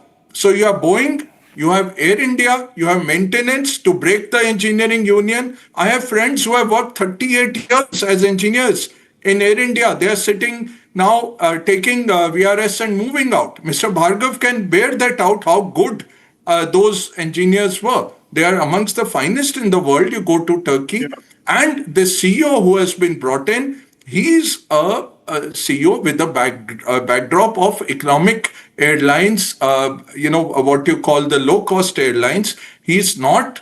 Why aren't you getting someone from SQ? Why don't Singapore Airlines planes fall? Why don't Emirates planes fall? Why don't Cathay Pacific planes fall? Why aren't you getting a CEO from one of those premium airlines? You have brought in somebody with an agenda of cost cutting. Just turned around. Correct. This. You have seen it with the pilots. It's happening. When you're not getting air conditioning, you're not getting working toilets, you're not getting working seats. We have had ministers who have found seats which are not working, torn seats. What do you think is happening behind the curtain, Arnab? That is the dangerous part. And what you showed today, what Shravan was showing, the June warning from the DGCA, why didn't they ground all the Boeings? When the Alaska Airlines, the same 737 MAX, they forgot to put on Bolt in the emergency plane. Can you imagine, Arnab? No, but I want to know, what is our government doing? The question also is that our government must know. Why didn't you ban? The Indigo has also signed a deal, I'm told, with Turkish Technique to conduct redelivery checks for over 10 of its Airbus aircraft. Now, if this happens in Istanbul, the passenger taking off in India does not know whether the airline he is taking off on has been checked in Istanbul, Ataturk, or where. He thinks he is getting into an Indian airline. Right? Does he know? Then we must be told that this plane you are about to board, I don't know whether it's Indigo or Air India, has been checked in Istanbul. Now, I don't hate the Turkish people, but Istanbul is not a friendly nation. Sandeep?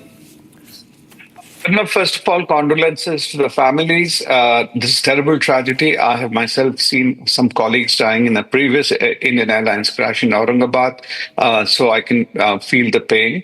Secondly, as you said, we are not here to spread conspiracy theories, but this Turkish hand in Indian civil aviation is very clear. I don't know if you all recall, Ajay would remember, the first CEO chosen by Air India, I can't pronounce his name, Aichi or somebody. Also he Turkish. Was from Turkey. Yeah, they were a Turkish obsession. And he was closely related to Erdogan. And he was there, and after the controversy was raised, he was eased out, and then they brought this, as Ajay very rightly put on, some budget airline guy whose main brief would have been to cut costs and, probably do the VRSs and all that and restructuring. So that person was brought in over there. But as you pointed out in Indigo as well, so I think this is an angle the Indian government must also probe. We are not linking the two. As I said, we are not putting in conspiracy theories, but whether Turkey has been trying to infiltrate the Indian civil aviation system, I think that is definitely worth looking into. I would like to bring in Sanjay Lazard. He's Captain Sanjay Lazard, and to introduce him properly, he's an Air India veteran with 38 years in aviation. He's flown global leaders, prime ministers, presidents. He's also a survivor of the Kanishka bombing. He lost his family on board Air India Flight 132. He's also been a lawyer, union leader, involved in lengthy aviation battles and policy issues, so he knows things. Captain Sanjay, with your introduction, the only simple question I'm asking you tonight out here, sir. May I? Did I get something wrong? So you can unmute yourself, sir, in case I got something wrong in the introduction. Yeah, you can. Yes. I'm not a captain, so let me make that very so specific. Sanjay Lazard, okay, fine. You're not a captain, but fine. I mean, the rest of the introduction is valid. So, and you have suffered personal tragedy. on air crashes, so you know things very well. Is Air India cutting corners? Are Indian airlines or airlines cutting corners? Is that one of the reasons why something like this can happen? First of all, Arnab, my deepest condolences to all the people at Air India, the passengers, families, the crew families, the families of the kids in that hostel, and all of India. And this is a sad day for aviation in India and around the world. Before we go into all of those things, 2 points I'd like to make. People, we are talking about a whole lot of other things. Let's understand that Air India has had a great safety record in terms of wide body accidents over the last 50 years. My family has been in this company for 90 years now, collectively, me included, and I flew for 38 years before I was retired. Great record.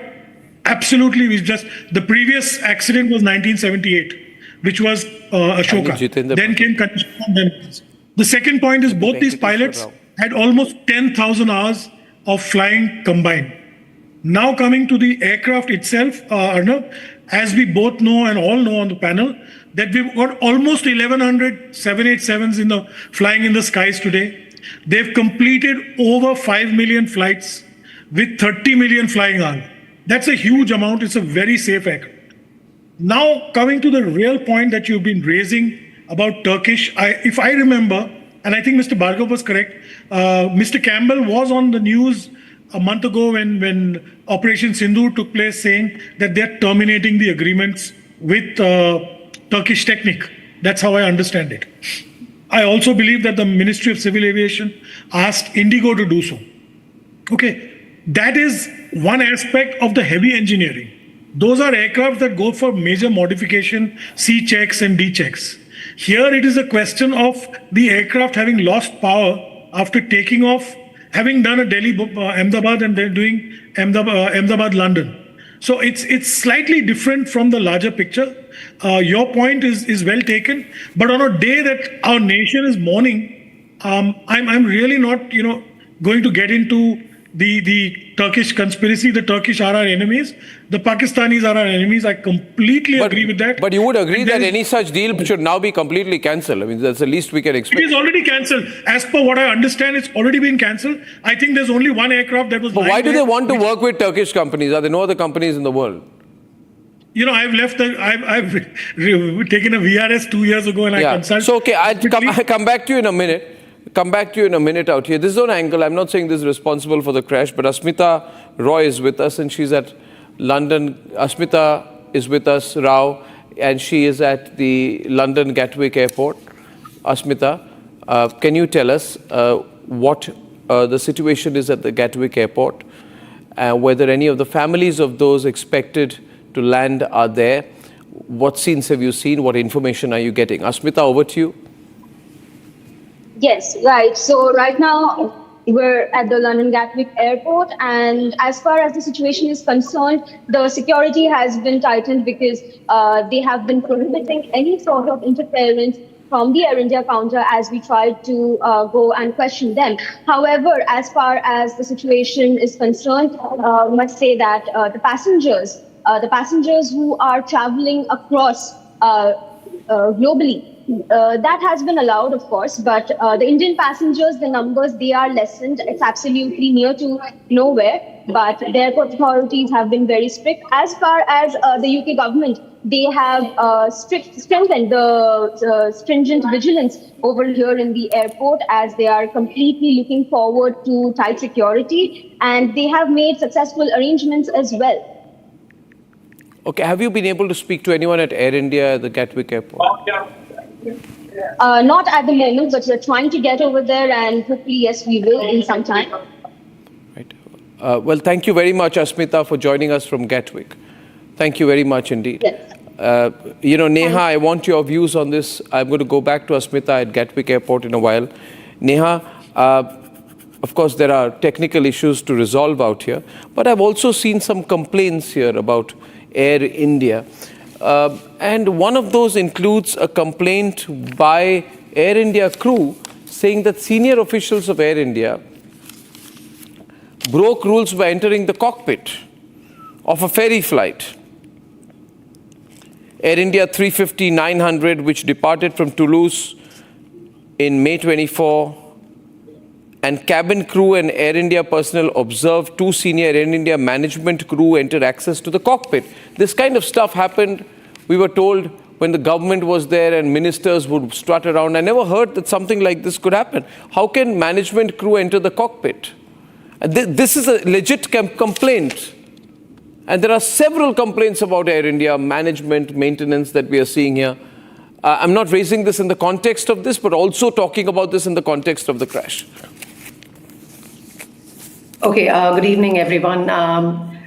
Well, let's start by saying it's a tragic situation that has unfolded today. Having said that, what happened, the breach of cockpit, at that time, I won't be able to throw a light on this because I don't know much about that situation. But having said that, what happened today, I think let's focus on that. And from your channel only, we came to know that they've recovered the black box. So I'm sure by tomorrow we will be unfolding the truth, and we will be able to throw new light. Okay, what happened on the flight. Yeah, so Jitendra, let me bring in the bigger issue here regarding Air India. There is a problem with Air India. You'll acknowledge. What is the problem? Why has it gone so bad since the Tatas took it over? No, today, if this is a double engine failure. Give me time. Yeah. Air India under government ownership was lacking in finances. They were not spending money. They were not getting spare parts. They were not paying people. The morale was down. What transformation has come about in the last 3.5 years is that they placed an order for 570 aircraft. The aircraft are being inducted in a phased manner, the new ones. They've taken aircraft on lease from Western Airlines to ensure that there is a product quality. The moot point, as Mr. Ajay Bagga very rightly said, is to look at the maintenance contract with the Turkish airline. Okay, you terminated the contract. What was the alternative? Has a notice been given? Yes. So who was maintaining the aircraft in the interim period? Then a point was made regarding by him, Mr. Bagga himself, about the AIESL. AI is for Air India, but we can't use it after the disinvestment. This engineering company in Nagpur has a fabulous hangars, etc. for aircraft. They are maintaining 777 aircraft of Kuwait Airlines. There is no reason why Indian carriers should be going outside for repairs, for maintenance, major maintenance. Now, what the government has failed to do is, we've got to fault the government as well, that when the Air India was disinvested, it was taken away from the Air India Engineering Services, that it will also be disinvested separately to get higher realization. Now, it's been 4 years. What has the government done? Because if you are not going to disinvest, you build it as a major MRO company of India to take on jobs. As Mr. Bagga very rightly said, professional engineers.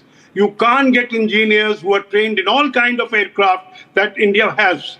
So one thing is very clear, that if the maintenance is at fault, as the inquiry comes to this conclusion, that the maintenance of the aircraft was at fault for today's tragedy, then it will only compound matters.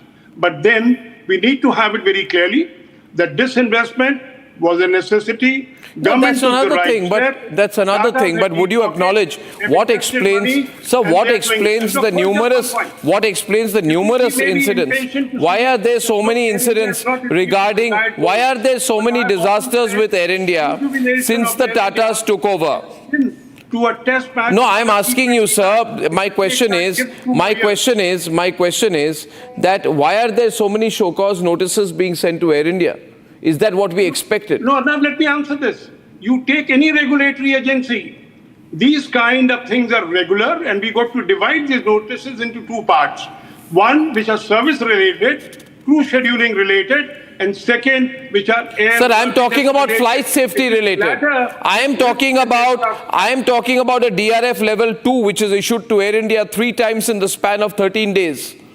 Sir, DRF level 2 means it's a deviation, recommendation or finding indicating non-compliance with regulations or requirement that may lower the safety standards or potentially endanger flight safety. No, let me just put it here. There are 3 aspects to it. One, sir, emergency equipment is not working and you're flying a plane. No, hold it. Now I'm holding it. Somebody complains about a violation by Air India to DGCA. Second, DGCA naturally issues a notice to Air India. Third and most significant part is, what did Air India say in its response to the notice?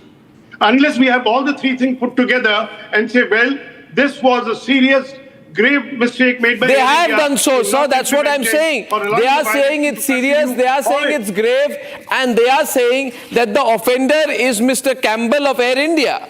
I have the investigation report of a recent case with me. I'm not making this up. I have an investigation report. I'm saying who... Amit Shah is holding a press conference. I'm going live. Full frame. 171 दुर्घटनाग्रस्त हुई और कई passenger इसके अंदर हताहत होने की संभावनाएं हैं।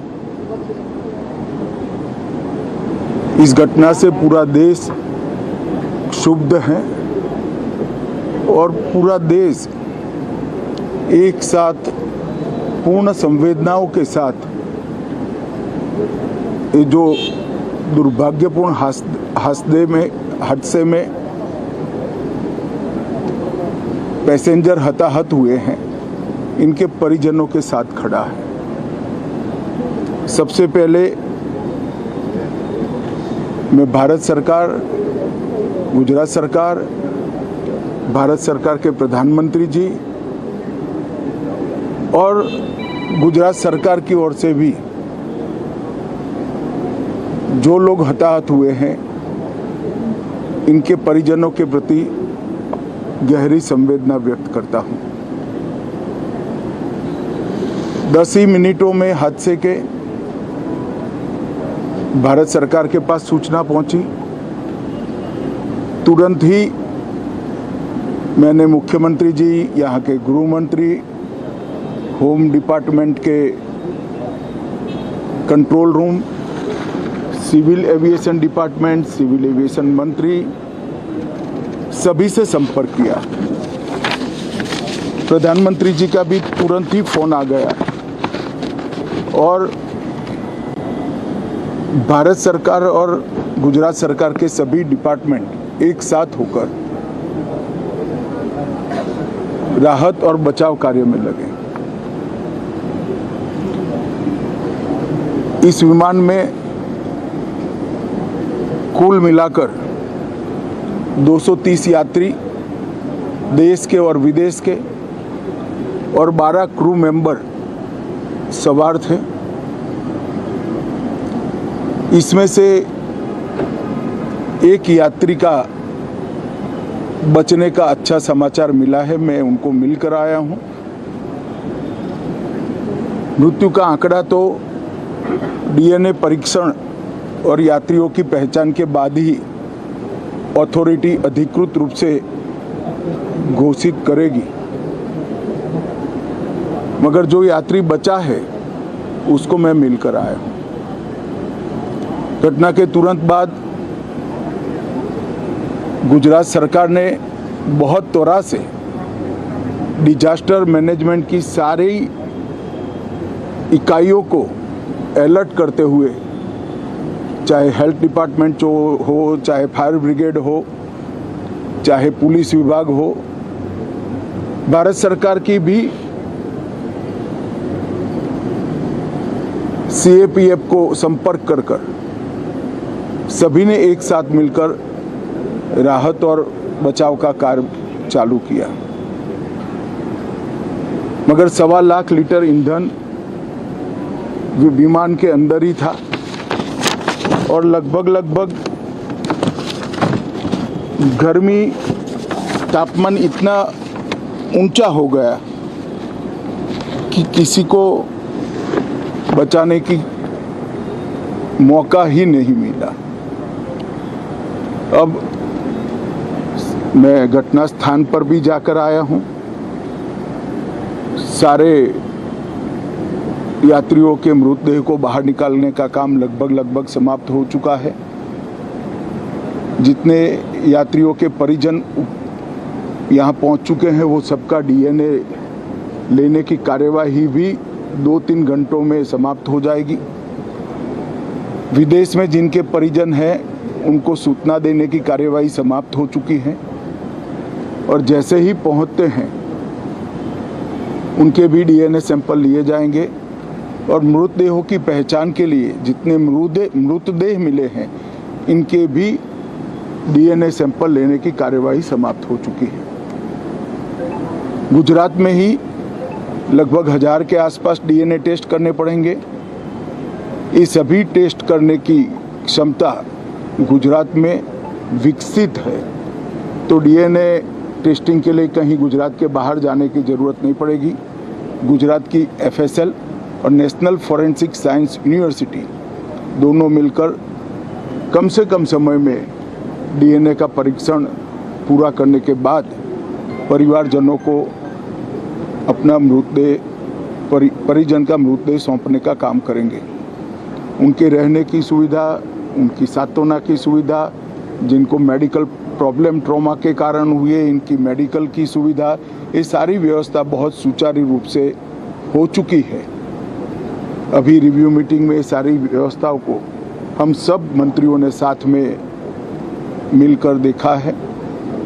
एविएशन डिपार्टमेंट ने अपनी जांच शुरू कर दी है और जांच तेजी से आगे बढ़े इसके लिए भी एविएशन मंत्री जी ने सूचनाएं दी है। मैं फिर से एक बार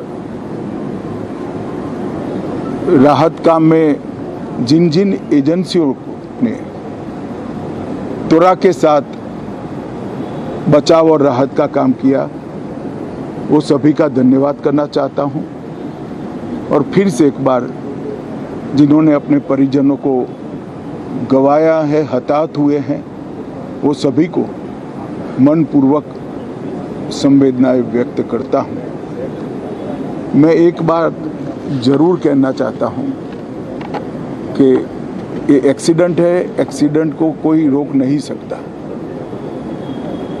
परंतु 365 दिन 24 घंटा इस तरह की घटना के लिए प्रशासन का जो अलर्टनेस है उसकी कसौटी उसी वक्त होती है जब ऐसी घटनाएं होती है। और आज गुजरात के डिजास्टर मैनेजमेंट की तैयारियों का एक प्रकार से दुर्भाग्यपूर्ण तरीके से मगर कसौटी हुआ और बहुत त्वरा के साथ यहाँ पर काम किया गया, वो पूरे देश के मीडिया के सामने और परिजनों के सामने भी आया है। अंत में मैं फिर से एक बार सम्माननीय प्रधानमंत्री नरेंद्र मोदी जी की ओर से, भारत सरकार और गुजरात सरकार की ओर से सभी हताहत लोगों के परिजनों के प्रति गहरी संवेदना व्यक्त करता हूं। धन्यवाद। Sohail Seth is with us right now also as we are continuing our coverage. Sohail has been on the board of, he's the first Indian to be on the board, Global Advisory Board of British Airways, so he knows about airlines. Sohail, I'll cut the chase here. You know, it's a wake-up call for Air India and, you know, for a disaster like this to happen. I'm not saying this because of this catastrophe, but because there have been so many incidents involving Air India in recent weeks and months. So you've mentioned this. I don't know about what the DGCA has done or not done. B, and no one is, holding a candle or being defensive. Because if, as you say, the DGCA has sent warnings or, notices or whatever. Several. Then the blame, fine. Then the blame should lie at the doorstep of the DGCA. It is their business to regulate. But, Arnab, I'm telling you one thing today, which you must take to heart and to heed. It is an accident of a horrific nature. You have experts on your panel. To jump to a conclusion, to link this back to some show cause notice is the most erroneous, illogical thing you can do, and I'll tell you why. Any airline accident, post the accident, has three stakeholders to it. Number one, the aircraft manufacturer. Number two, the regulator. And number three, the airline. Today and right now, Arnab, it is a moment for India to heal. India is grieving. The country is asunder. To now jump to a conclusion. No, I'm not jumping to a conclusion. 1 minute. Sohail, 1 minute. I'm saying something tonight. Just wait a minute. I'm not jumping to a conclusion saying because they have got show cause notices, because there have been investigations, because they've been found guilty. 1 minute. I'm not saying, but what it is reflecting to me, it's quite clear that when there are so many show cause notices on so many issues, including those which compromise safety, and when the offenders' names are mentioned as Campbell Wilson, Shubhro Bose, blah, blah, blah, investigation report details with me, when there are complaints about unauthorized access in cockpits, when there are Canadians, Transport Canada, which is complaining about airworthy seatbelt assemblies, serviceable, not equipped, etc. And this is also another show cause notice. This is not, the fact is these may be smaller issues than the one which caused the crash today, much smaller. But there are numerous such incidents which show that the attitude of Air India has been wanting. We can't cover up for that. There are numerous incidents which have come to light. Yes, and that's one point. Second point, Sohail. You said, you came on my program after Operation Sindoor and said, see, this Turkish companies should not do ground handling. Now, I don't know whether, and I'm asking whether Air India still has any deal with a company called... Turkish companies shouldn't do ground handling. I said the drones were Turkish. Yeah, the drones were Turkish, and therefore I'm saying here... I didn't mention ground handling. Now, I'm saying Turkish Technic, which is a Turkish-based company, which Campbell says is part of a global supply chain, has had a deal with Air India since 2022 after, and it's, I don't know whether it's called off, whether it's still there, but should a Turkish company do any maintenance for an Air India plane? This question becomes more relevant in recent times. I'm raising all issues tonight because they're relevant. I'm so glad you asked me this. Suddenly Turkey became, and there was a lot of brouhaha about Turkey post-Operation Sindoor when Turkish drones were employed by Pakistan. Till then, no one created an issue about Turkey, neither did you. So let's not mix the metaphors. So, okay, so let me say, after that has it been called off? How do I know? Should it be called? Should Air India call it off if it hasn't already? Okay, so here's the thing. I am not you. I cannot speak for Air India. I cannot speak for British Airways. I can't speak for anyone. I can only speak for myself as an Indian citizen. And my logic tells me the following. A massively horrific tragedy has occurred today.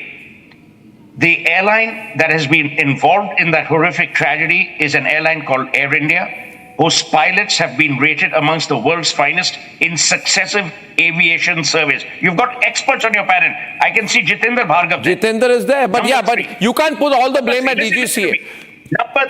Number three, before an investigation is done, we cannot create a kangaroo court where we... Nobody's creating a kangaroo court. No, 1 minute, Sohail. There's not this whole kangaroo court. Nobody's creating a kangaroo court. I have documents with me about cockpit entry violations. I have documents with me about show cause notices. I have documents with me about alleged contraventions. And while these may not be directly linked to today's incident, I have been saying it not for the first time, but airlines care? Do airlines care? Today Boeing has... do airlines care? You're normally very logical. Let me destroy that logic also. I'll tell you why. I'm sorry, Sohail, you are coming to conclusions without seeing any of the documents which I'm putting on air. You want me to send you the show cause notices? No, if a cockroach is found in airline food, will you blame... I'm sorry, this is not a cockroach. 242 human beings have died. There's only one. You can't diminish this. Come on, Ajay. You're diminishing it. You're saying a cockpit entry happened, therefore this accident I am not saying therefore. I am saying that there are things which are going terribly wrong in Air India. That's what I'm saying. Ajay, would you like to step in on that? No, I'm saying there are, what did I say? I said it's a wake-up call for Air India. Arnab, my friend, when I last checked, you were not an aviation expert. I'm not an aviation expert. You don't have to be an aviation expert. You don't have to be an aviation expert to see what has been going on. I'm equally blaming DGCA. I have asked, haven't I, Ajay, that has DGCA given Air India a long rope? Why, tell me, if there is a problem, why can't Air India respond in 24 hours and not 15 days? Where is the rule that you have to respond to a show cause notice after 15 days? Ye kahan se hai 15-day notice? Arnab, Arnab, this is like every time there is flooding in Mumbai, we say spirit of Mumbai, let's move on. I'm saying that is not acceptable. Tomorrow, if another plane falls, suppose there was some issue, we don't know today. You can't take that chance. After Alaska Air, the plane door came off. The US FAA grounded all Boeings. They made all airlines check all Boeings. That is the bolt in the door there now or not. This man Why is aren't talking. you today now issuing? This man is talking. You should issue the notice today. I want a full check of all engines. Why did two engines fail together? Two engines can fail together if there is a flock of birds. I don't know if they have found birds in the engine. The cockpit voice recorder today you can play. The DFRDA will take weeks. You will have to put it in a simulator. Boeing will come with the simulator. It will take 6 weeks. Jitendra Bhargav, got a minute left. Will we risk lives for 6 weeks? How will we find out? You will let the planes fly for 6 weeks. Why? No, okay, I'll ask you one more question. Will these make planes be flown by Air India over the next few days? Should these make planes fly with Air India over the next few days? Should Air India tell me whether all these make Dreamliner series will be pulled back? Would we feel safe going into a Dreamliner tomorrow? No. Yeah, Arnab, you don't hear Ajay, who's actually on your side today, but Ajay has made a very important point. Ajay has said when the incident occurred in the United States, they grounded all Dreamliners by Boeing. So do that here? Aircraft, Boeing. No, 1 minute. They went through a process. Here, the accident has occurred in the afternoon, and we're already saying. Okay, so you say, okay, so your argument is, and Jitendra Bhargav, this is a brilliant argument by Suhail, let the process continue. It may continue after weeks and days, let the planes fly. I've not said that. Don't put words in my mouth. I'm reasonably articulate. I've said let the investigation happen. Jitendra Bhargav has worked in an airline. He knows he cannot jump the gun. Arnab, let the industry practice, which is proof, which has withstood test of time for many, many decades. What does the aircraft manufacturer do when such a thing takes place? They look at it, prima facie, what is at fault. If they think it's an aircraft which is at fault, like the example given to Mr. Bagga of the doors, then an advisory gets issued to ground the aircraft. Now, there is no point in grounding only Air India Dreamliners while the Dreamliners all over the world are flying. If there is going to be an order, advisory issued by Boeing, it will be applicable to all Were there not airlines. Problems with this plane, Jitendra Bhargav, in America? And 1 minute, were there not problems with this very series in America? Did the FAA not give it a clean sheet? After the FAA gave it a clean sheet, did it start flying in India? Did we do a separate investigation? Or did we then go by what the Americans did? Come on, I know the facts of the case. No, Arnab. Suhail is trying to confound the case. Substantial evidence, but it will not lead to the story that the Air India shortcoming, the notices issued by DGCA is at fault. Let it progress. I am not saying notices are at fault. I'm saying this. I'm saying the DGCA communication is too slow and tardy. Arnab, let me say a thing about you today. No, you can say anything about me. It won't change things. The problem in our country is Diageo did not take responsibility. RCB did not take responsibility. Air India or Tatas will not take responsibility. Investigations will continue and continue and continue and continue. The moment the accident happened, there was a statement from the House of Tata. It is a templated statement. It's a templated statement. I want to know what action is happening. I want to know why Campbell has not been sacked. Why? Who's not been sacked? Has Campbell been sacked? Has he answered one serious question? Why is he not taking questions? Why is he not coming before the people of this country? You issue a 40-second statement, that won't be enough. No, so here's the thing. None of us on this panel are speaking for Campbell Wilson or Wilson Campbell. Here's the point. as Jitendra Bhargav, who has worked in Air India and was one of the whistleblowers on another issue with Air India when it was undercover, will tell you and will bear in mind, including Ajay will and the lady and obviously Shuldeep. Today it's an explosion, Sohail, because we know the condition of Air India. And there are a lot of people saying these are disasters waiting to happen. No, that way they say about everything. Yeah, so of course, obviously people won't care. No, 1 minute. Let me tell you, Arnab, don't do this. I'll tell you why. I'm telling you as a friend, I'll tell you why don't do this. What am I doing? I'm asking questions about accountability between Air India and DGCA on the day of one of the biggest crashes. I think DGCA and Air India, which you see... responsible for removing the faith of every Indian. Oh, come on, don't do this. This is like people saying, when I expose corruption, people used to say, you will be singularly responsible for ruining the image of the country by exposing corruption. No, Sohail, come on, be on the right side. We have fought on the same issues of corruption. Yeah, but Sohail, on this issue... Let it be... Okay, let's see. Let there be a detailed statement. Not one Air India official is coming with is answering any questions. Everybody is coming with a 200-word statement. Okay, I am not... Nobody is happy with this. We have no right to ask. If this had been, you talk about America, in the United States of America, Ajay, you answer them. The airline officials would be on every channel. The owner companies would be on every channel. They would be grilled. In India, you can issue a 40-second statement, a 200-word statement, send it to a PR company, and that's it. It doesn't work like that. You want global standards, we want global level accountability in India. I want global level accountability. So what is your issue? That my issue is not about an interview, Sohail. My issue is over the fact that, and let me say this, that I have a lot of correspondence which shows to me that things are not okay with Air India. Okay, and I am not saying this today not only about Air India, I'm talking about several airlines. My issue is that somewhere there is a feeling here, there are now two big companies, there's Indigo, there's Air India, they rule the skies, they do everything, it's a duopoly, then there's small little Akasa Airlines, theek hai? You know, the accountability factor, 1 minute, the accountability factor in this correspondence, you put this correspondence out, let people see, and then ask me as a media group, I'm doing the right thing. I want people to know this, Sohail. I want people to know that this is not a private matter between DGCA and Air India, because human beings fly these planes, right, Ajay? I will just say... Human beings fly these planes. I will say one thing and then keep quiet.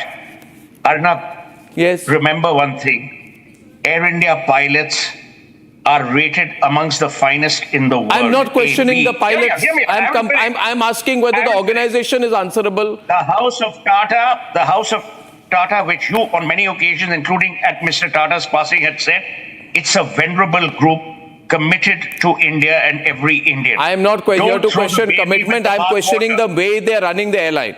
I'm not questioning overall House of Tatas. They're running it perfectly. Oh, okay. After the crash, you're going to say they're running it perfectly. 1 minute, yeah. The crash has happened in the afternoon. For God's sake, what's wrong with people here? What's wrong with people? Country? I mean, there is no accountability.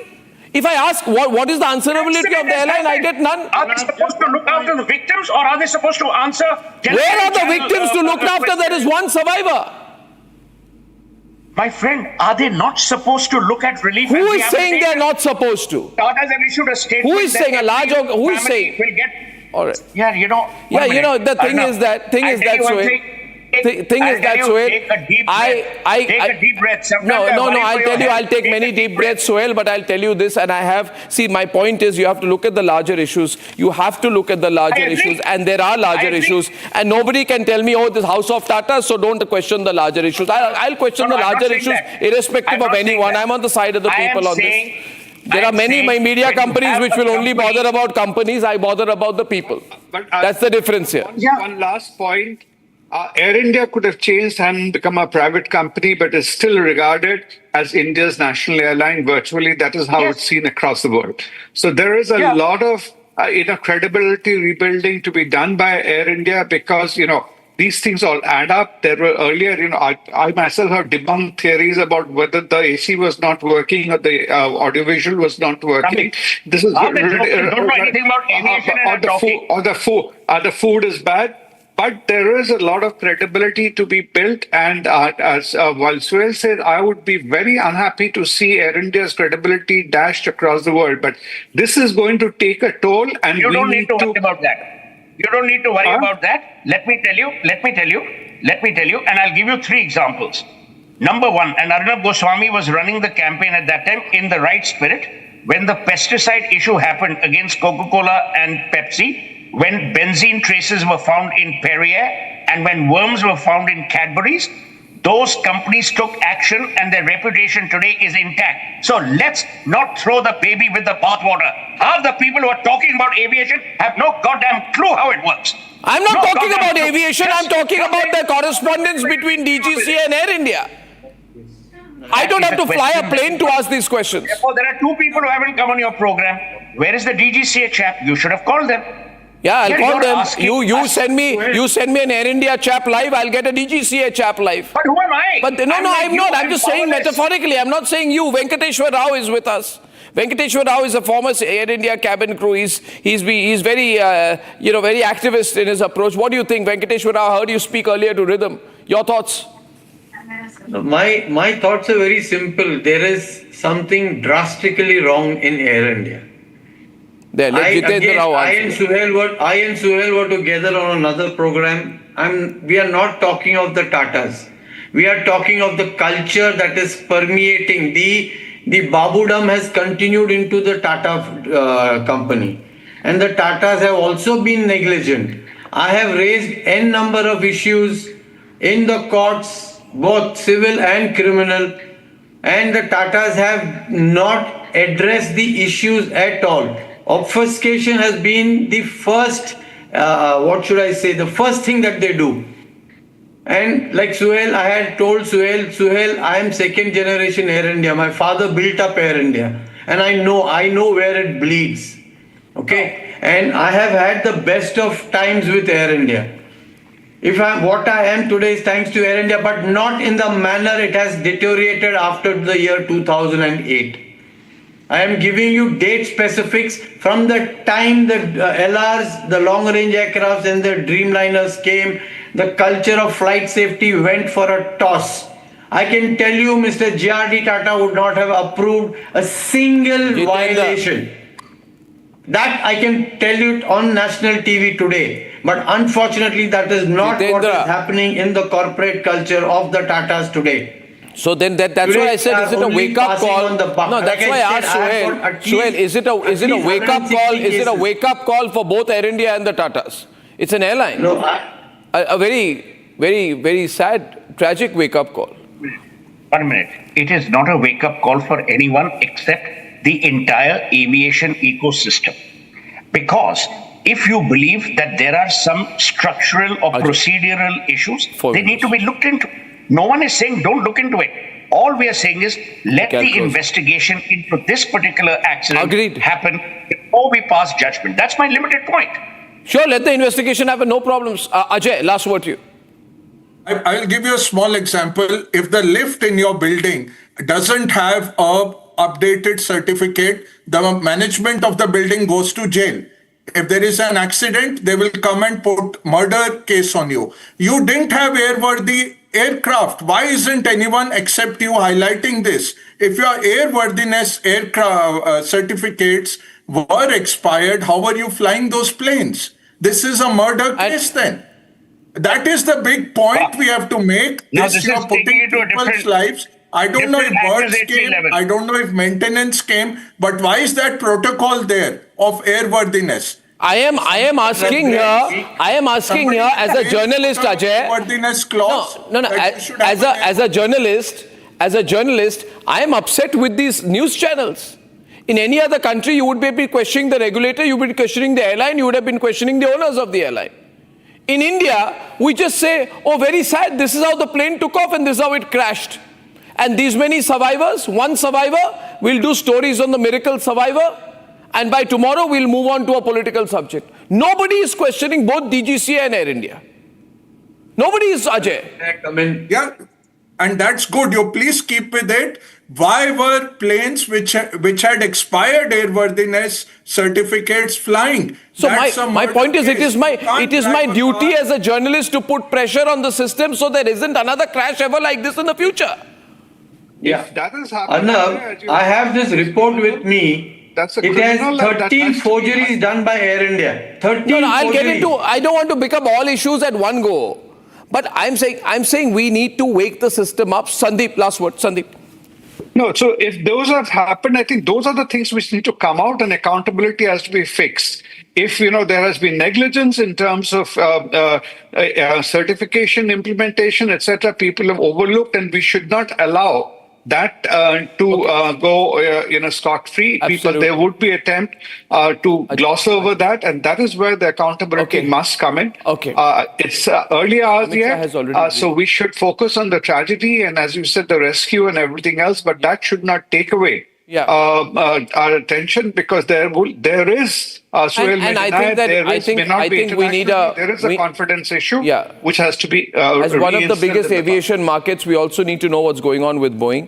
I thank you all for this, ladies and gentlemen, and I hope Air India comes out with its own explanations. I hope it does not do aircraft maintenance in Turkey. There was security clearance revocation for Celebi. They need to tell us what the position is. If Air India chooses to speak to us, we will be happy to take them for as long as they want, as long as that conversation is live and unedited, and similarly to DGCA. I hope we'll see beyond templated statements, and our heart goes out on this biggest civil aviation disaster, this tragedy that has happened today. Ladies and gentlemen, I'll see you tomorrow. For a quick breather. Arnab will be right back with the debate. Powered by Century Ply Club Prime. Raho befikar. Amity has been ranked amongst the top 3% universities globally, a testimony to Amity's globally benchmarked quality. पैसा लगाना है तो century ply club prime पे लगाओ, डूबेगा नहीं, जलेगा भी नहीं, कोई खा नहीं जाएगा, धोखा नहीं देगा, ऊपर नीचे भी नहीं होगा, सेफ रहेगा, सिक्योर्ड मिनिमम 30 साल का रिटर्न देगा। अब इससे बेटर इन्वेस्टमेंट है तो बताओ। सेंचुरी प्लाई क्लब प्राइम, रहो बेफिक्र।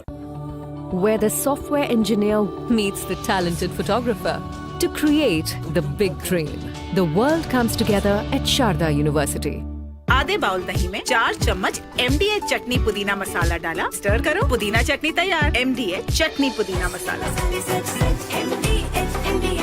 मेरी नई हुंडई एक्स्टर तुमने भी तो कल नई कार ली है ना, उसमें भी तो होगा ना ये वॉइस इनेबल सनरूफ है अंकल, सिंगर इनेबल सनरूफ। और बेनिफिट्स ये तो मिले होंगे ना।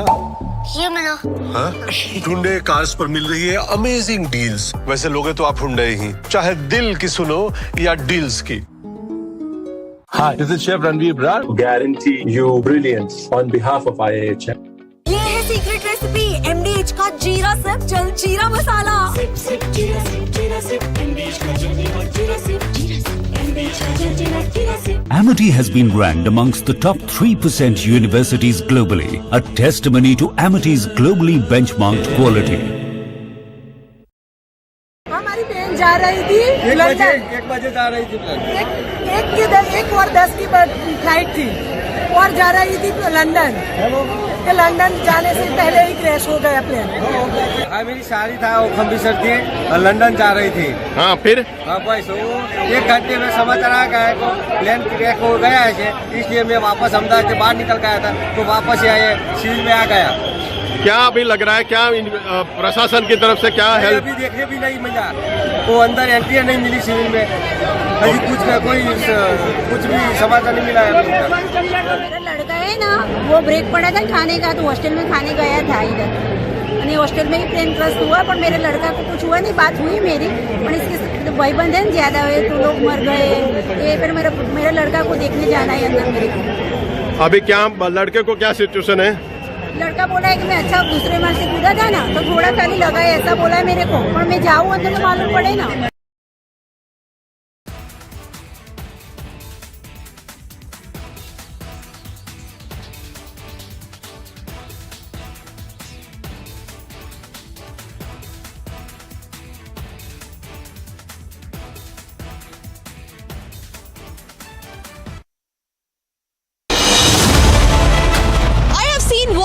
to report from the front lines. Accuracy, urgency, courage and responsibility. At Republic School of Journalism, you will be trained for that reality. It's not a theory, it's a live learning inside a working newsroom from day one. If you want to report the truth when it matters the most, RSJ is where you begin. Courses begin from June 30th. Apply now.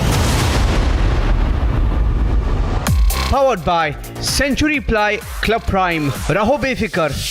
Amity has been ranked amongst the top 3% universities globally, a testimony to Amity's globally benchmarked quality. पैसा लगाना है तो century ply club prime पे लगाओ. डूबेगा नहीं, जलेगा भी नहीं, कोई खा नहीं जाएगा, धोखा नहीं देगा, ऊपर नीचे भी नहीं होगा, सेफ रहेगा, सिक्योर्ड, मिनिमम 30 साल का रिटर्न देगा. अब इससे बेटर इन्वेस्टमेंट है तो बताओ. सेंचुरी प्लाई क्लब प्राइम, रहो बेफिक्र. अब छोलिया हो या लोबिया, सफेद चने या काले चने, सब कुछ मजेदार बने. दादी के हाथों का जादू और खुशबू से महकता घर, माँ की मुस्कुराहट और खाने की सुगंध. MDH गरम मसाला, क्योंकि हर रिश्ता है स्वाद से जुड़ा. Where the software engineer meets the cool UI UX designer, meets the gifted content writer. To create the big dream, the world comes together at Sharda University. So where are you?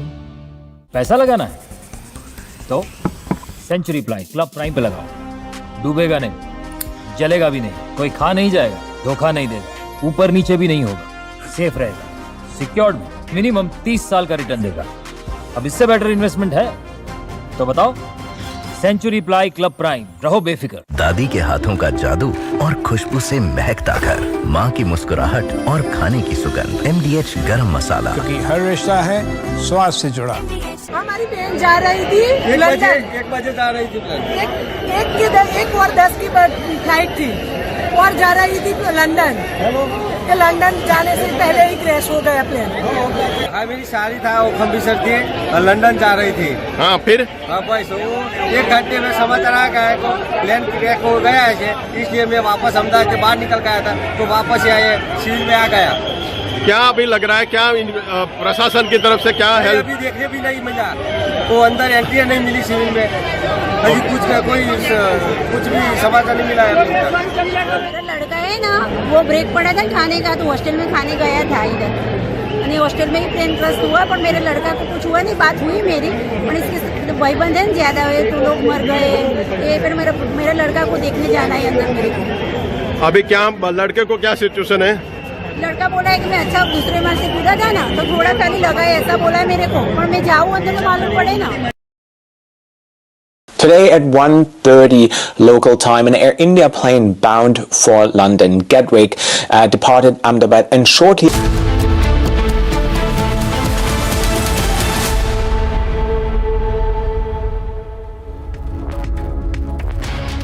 Welcome viewers, you're watching Live and Breaking and my colleague Kanksha is with us here in the studio. I'm Rakshita Mishra. We continue to track each and every update that is coming in on the biggest ever aviation tragedy in the history of the country. We have our multiple reporters who are live from ground zero right now. As we speak, we have Gopi joining us from Ahmedabad airport and Campbell, who is the MD of Air India. He is about to reach Ahmedabad. Akil Jamil joins us from the accident site. We have Ashmita Roy, Gatwick Airport, London. Chandrakala joining us from Air India headquarters. First to you, Akil. You are at the accident site.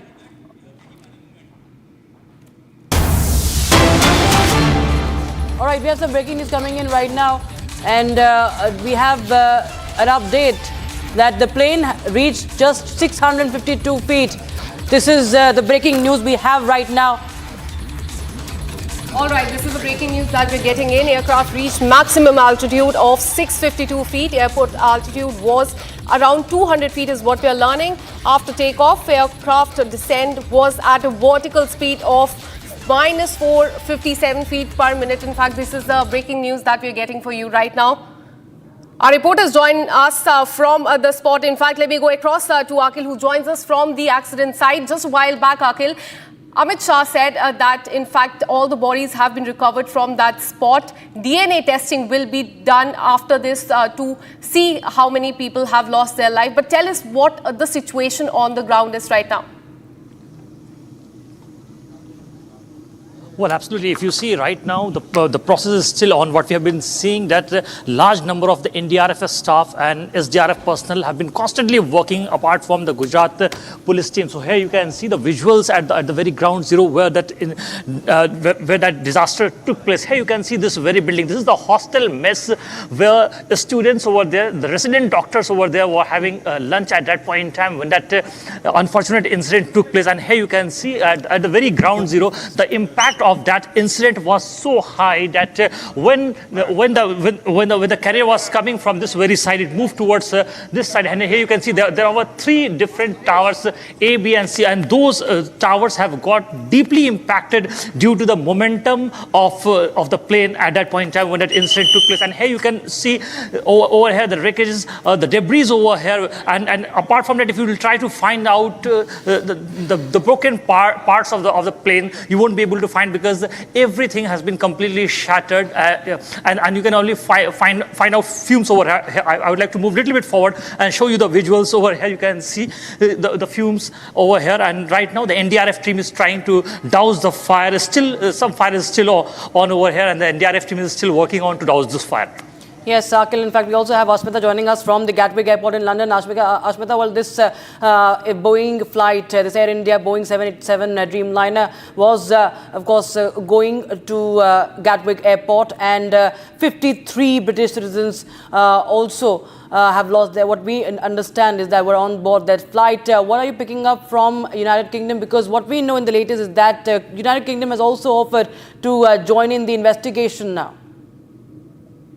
Right. So this is indeed a catastrophic event. And what are the latest updates we have from the London Gatwick Airport is that we try to reach to the airport authorities and the Air India authorities and the airport authorities of London Gatwick, of course, but they have prohibited from everyone from speaking to them, or they have said that they are only issuing statements and they're not ready to speak about this incident or this matter. But there are some updates that I would like to recall. That is, the UK's Air Incidents Investigation Branch has officially offered some assistance and formally deployed a multidisciplinary team to support India's Aircraft Accident Investigation Bureau. And of course, as we know, that Prime Minister Keir Starmer has issued his condolence statement along with King Charles III. And Foreign Secretary David Lammy said that he is deeply saddened by such an incident and have confirmed that the teams are active in New Delhi.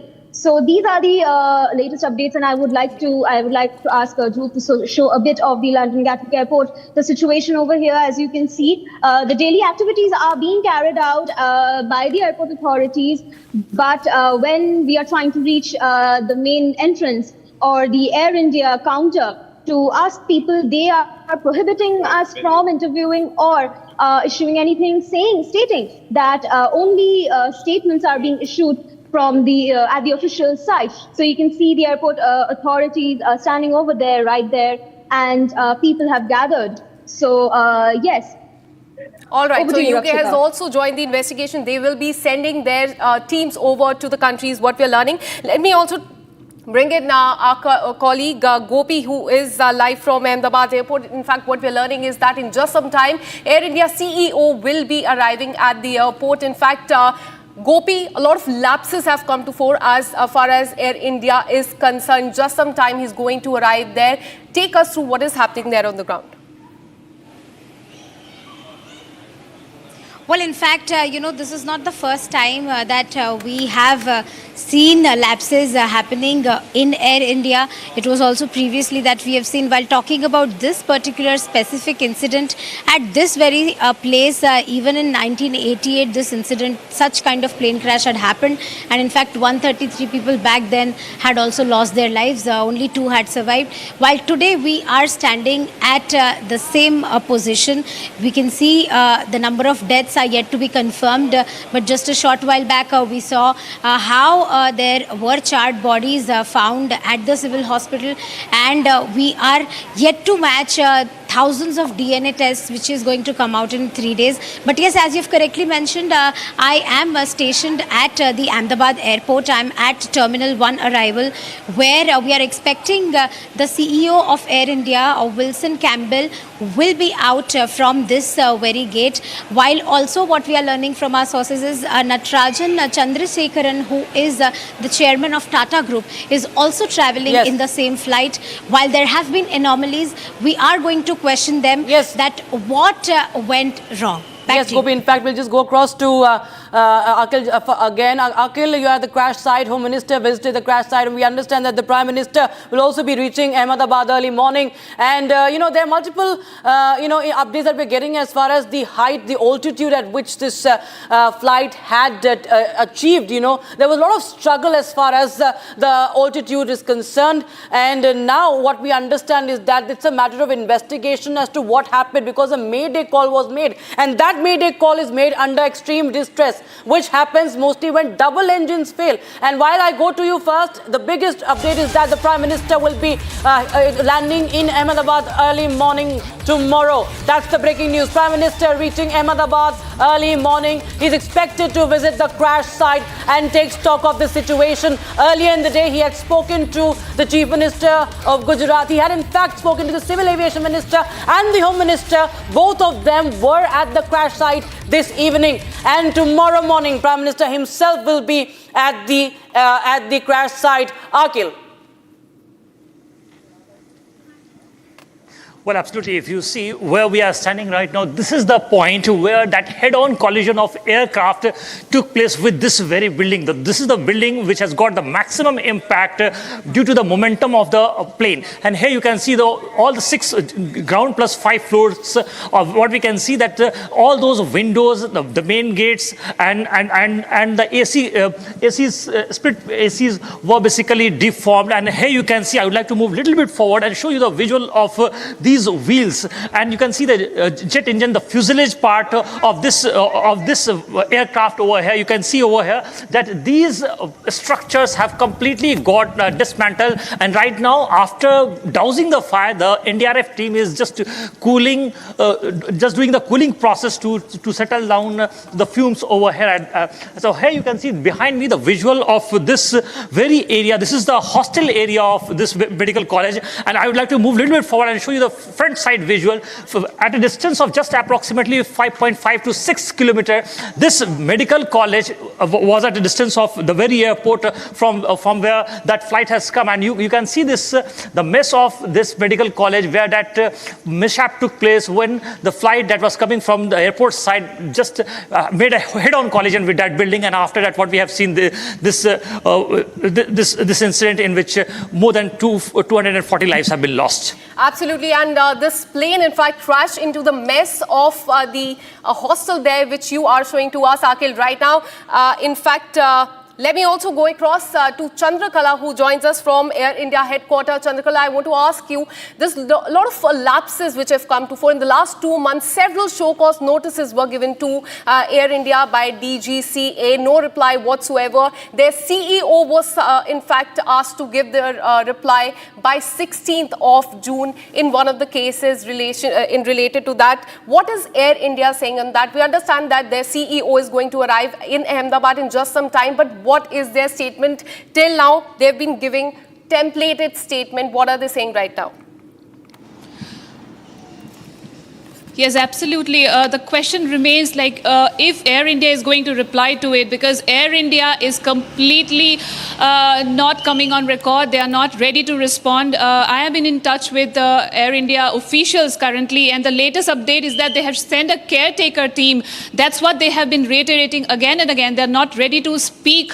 They're not ready to give us detail about what exactly has happened and how they are going further with the investigation. And also the fact that this particular incident is not the first time that's happening, and it has sent shock waves not only across India but also across different world, across world, and also world leaders has condemned this incident. Latest news is UN Secretary General on Indian plane crash has extremely extend his heartfelt condolences to the families of the victims. We could see Russian Ambassador Denis Alipov has begun his address at Russia. Yes, of course, Chandrakala, well, the condolences are pouring in, but the questions need to be answered by the concerned. We have to ask those questions, but right now we have breaking news coming in that that Boeing will be joining in the investigation.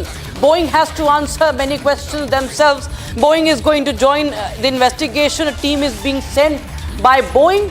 Meanwhile, UK is offering assistance to join in the investigation because we have seen that we know that 53 British citizens were on board that ill-fated flight. And Ashmita, we continue to track more updates from the Gatwick airport. United Kingdom, Boeing, both are going to join in the investigation. UK has offered to join.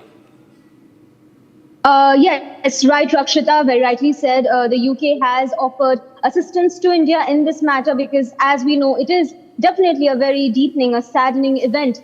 So, as we know, as I just said, that the UK Prime Minister and the Foreign Secretary both have issued statements. But, however, on the contrary, as we know that the Airport Authority of London Gatwick or Air India are refusing to speak. But they have made proper arrangements for the families, for the victims who have been on this flight or who have been at least related remotely as far as the relatives are concerned of this flight, because we know that relatives or friends of these people who were about to arrive to London Gatwick to enjoy the beautiful summers were here. But the sad part is that the Airport Authority or Air India over here in London Gatwick are not allowing, they are prohibiting us from speaking to them to get their voices on record.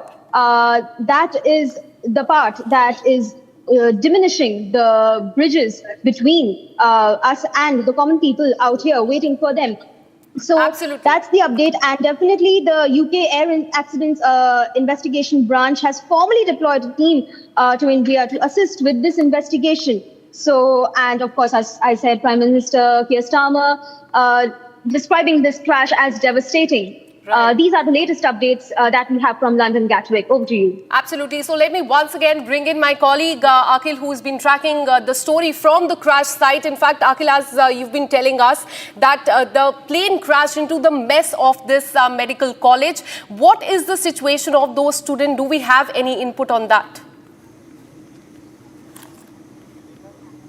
Well, absolutely. If you see those students who have got injured at that point in time was taken to a nearby hospital and their treatment is still going on. Behind me, you can see the visual of this mess. So here you can see this is the mess where the head-on collision of that airplane took place with that building, and after that you can see these two wings. Here you can see, with our camera visuals, you can see this is one of the wings of the airplane, and second one is at a distance of approximately 30 to 40 meter over there. So you can find out with the Air India logo as well. So there you can see these are the two wings of that plane which basically got completely shattered and broken. I would like to move a little bit forward and show you the visuals from the ground zero. There you can see the NDRF team is still deployed over there and they are trying to douse the fire, and still there you can see on those trees you can see the fire can be easily seen, and in those visuals you can see they are using water cannons to douse the fire at this point in time. And apart from that, I would like to move a little bit forward towards my right. There I will show you the visuals of these buildings which have got deeply impacted, because this one was the first building which is the mess of this medical college, and towards my right is the building of in which the resident doctors used to live. So this is the very building where you can see after making a head-on collision with that mess building, the plane basically, the momentum was so high that it got struck in this very building. And here you can see the dent mark, the big dent mark, in which you can see all the bricks have been moved out from that, and there's a big carved portion like a den from there at the 4th and 5th floor. and there you can see the impact of that plane was so high, the momentum was so high that everything, which include the windows, the gates, the ACs over there, have completely got dismantled. And I would like to move a little bit more forward and show you the visuals from there actually, where you can see those broken parts of those fuselage, vertical stabilizer, the horizontal stabilizer, those wings as well.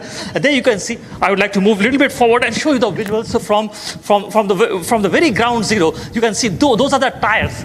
I would like to request my Vijay Surendra Rawat to come over here and show you the visuals of these tires. These are the large, massive tires of those planes, which has got completely shattered, and still you can see the fumes coming out from these tires as well. So these are the live visuals coming out from. Akhil, has there been any recovery? These tires, and apart from that, you can see those window panes of the aircraft, which has got completely dismantled and completely tossed due to this incident, which took 240 lives. Akhil, the black box becomes very important. Has it been found? Has it been recovered yet? What is the situation as far as the latest update in the investigation is concerned? Any crucial evidence that has been collected? Because that black box will be sent for forensic investigation, and that will reveal many details as to what really happened, because it remains a mystery.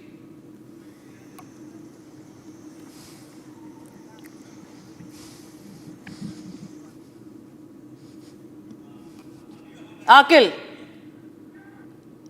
can you hear me? All right, we'll just connect with Akhil once again. We have some more breaking news. In fact, we'll continue to get you minute-by-minute updates on that. But there you have the visuals coming in from the aftermath. There you have the hostel premises that have these parts of the fin of the aircraft strewn away. We also have my colleague Gopi, who is live from Ahmedabad. All right, Chandrakala is outside the Air India headquarters. Chandrakala, there are many questions that Air India has to answer. There are many questions that Air India has to answer. It cannot get away because there have been persistent issues with Air India. Now, what we are learning is that this aircraft had reached the maximum altitude of 652 feet, and the airport altitude was around 200 feet. And what we understand, the takeoff was smooth, but later on, what we saw even in those visuals, there's no rocket science to understand. It does struggle to, somewhere gain height further. So what we understood is that the problem was with the engine thrust. It could not gather enough power to, take further height, and it eventually crashed. What is Air India, if you have spoken to sources in Air India, what have they indicated? They're not putting out anything officially, but what have they indicated could have happened that time? Chandrakala.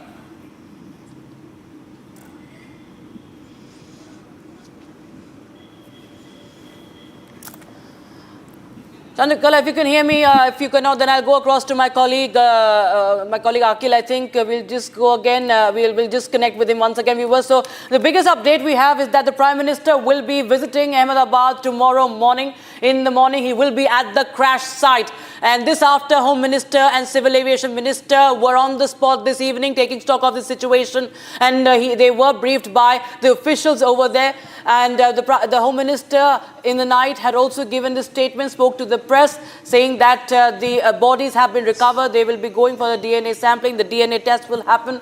And they also they have spoken about the rescue operations that continue and all possible help that will be offered. And I think Akhil is back with us. Akhil, if you can hear me. Akhil, can you hear me? Akhil, if you can hear me, then tell us more about what is the investigation. Where has the investigation reached? Has the black box been recovered? Well, absolutely. If you see, the black box had already been recovered by the authorities, and after that, we tried to speak to the senior officials. They are saying that the investigation is on, and we will have to wait for the investigation to complete. But the first thing I would like to show it to our Republic viewers on camera, that you can see over here. These are the ground visuals of this very incident that Misha, which took place. Here you can see these are the windows of the aircraft, and apart from that, you can see those tires, those big tires, and the fuselage part of the big aircraft. And after that, I would like to move a little bit forward and show you the visual of the impact area of this very building. This was the spot where that incident took place, when a head-on collision with this very building took place. Because if you see, when the plane was carrying at a very high speed, the momentum was so high and the impact was so high of that plane that it has got completely destructured the entire portion of this medical college area. This is the left side building, which is known as a residential part of this medical college building. Here you can see these were the bikes which were parked at this very medical college complex. And here you can see these are the visuals over here. This has got completely deformed and destructured. Everything has over here. You can't find anything over here in its actual form. So you can see not only from this very side, the complex of this medical college and hospital is pretty big. And I would like to move a little bit forward and show you the visuals over here of these apartments over here. You can see the broken window panes over here. The glasses of these window panes have completely been shattered. Apart from that, you can't find those even gates properly opened at this point in time, because the glass panes of those windows have completely been shattered. And here you can see it's written over there, Atulyam. This is the complex which is known as Atulyam, and you can see the clothes over here, which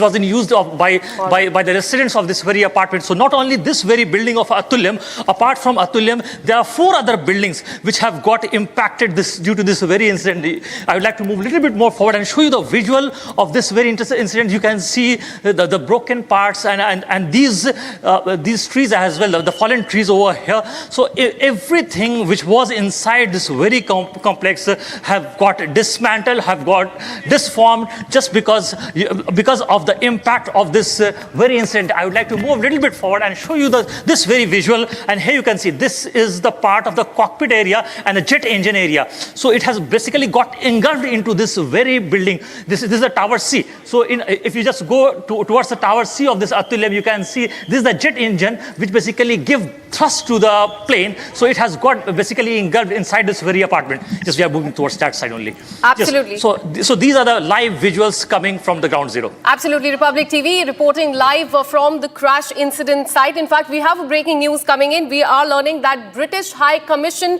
officials have also reached Ahmedabad. In just some time, they will be in fact visiting the crash site as well. Remember, UK has offered to in fact join the investigation, as the 53 British citizens were also on that airplane. And also on the other hand, Boeing has also offered to join the investigation. Remember, earlier in the day, Keir Starmer had tweeted out that in fact he has said the scenes emerging from London about train carrying many British citizens crashing in the Indian city are devastating. But in fact, what the breaking news we are getting right now is that British High Commission officials are in Ahmedabad. Yes. They are going to be arriving at the crash incident site in just some time. Akhil continues to be with us. Akhil, just tell us more about the investigation and what you have discovered over there, because you have been actually tracking each and every update from the crash site, and tomorrow the Prime Minister will also be there. If you can help us understand more, because it was a devastating sight to see, because there were charred bodies. The aircraft was completely in, it was broken down. You just showed us the windows. The bodies are all charred. Now, some of the body can't be identified. Henceforth, there's this DNA testing that is happening. But tell us more what you're picking up from the ground. Well, absolutely, Rakshita. If you see, the ground visuals are basically very tragic, because if you see the entire apartment, which was bright and shiny, right now you can't even find a single person in those apartments. There are 5 to 6 apartments over here in this entire complex where you can find hostel as well, the resident doctor's apartment as well, the mess as well. So those visuals are very glim. You can see, I would like to move a little bit forward and show you the visuals of this very airplane. The airport is just at a distance of 5 to 6 kilometers. You can see that the plane is moving at a very high speed, and this is the very location where that plane, which was going at a very high speed, basically lost the control, and basically it got stuck into this very apartment of the resident doctors, in which what we have seen that 240 lives have been lost. Absolutely. Let's not.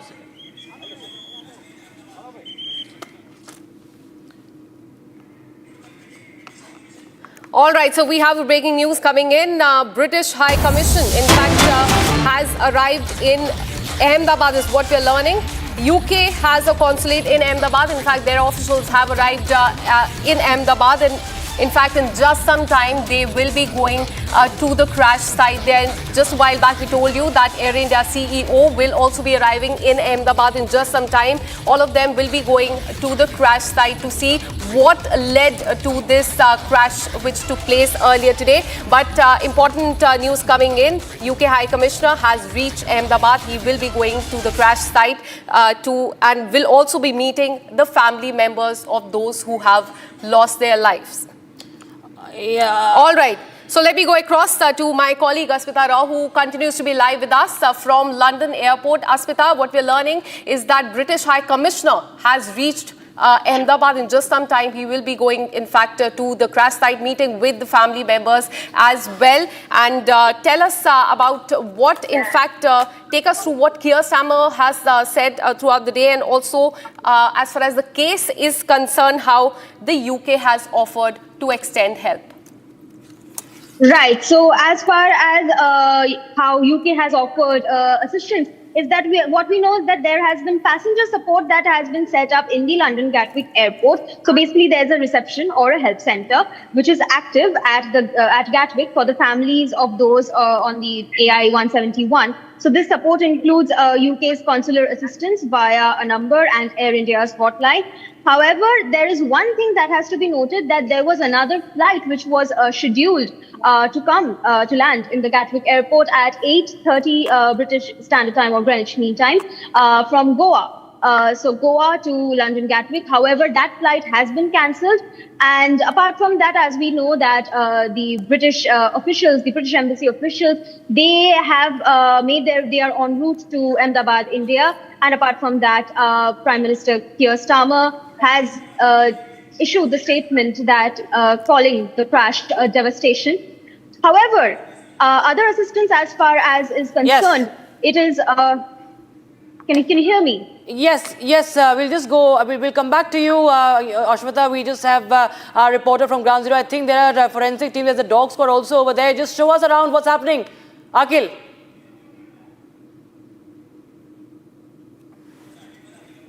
Akhil, okay, Akhil's getting us those visuals coming in from the crash site. You can see that there are the NDRF and SDRF officials there, and you also have also the sniffer dogs at the site. Of course, they are making sure that there is no, there's no sense of life. Of course, there's only one survivor, what we know of. But they are still trying to find out. The investigation is underway. The forensic investigation will also happen. And as we speak, okay, Akhil is back with us. Akhil, tell us more. The investigation continues on ground. And we see that there are more teams right now in the night.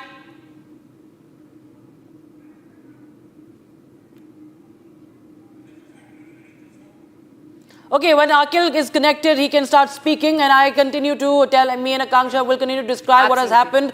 Right now, these are the visuals, of course, of the aftermath that, just trying to recollect viewers what happened in the day. 1:39 was the takeoff time, and right after takeoff, within few seconds, it could not gain height, and it came down crashing.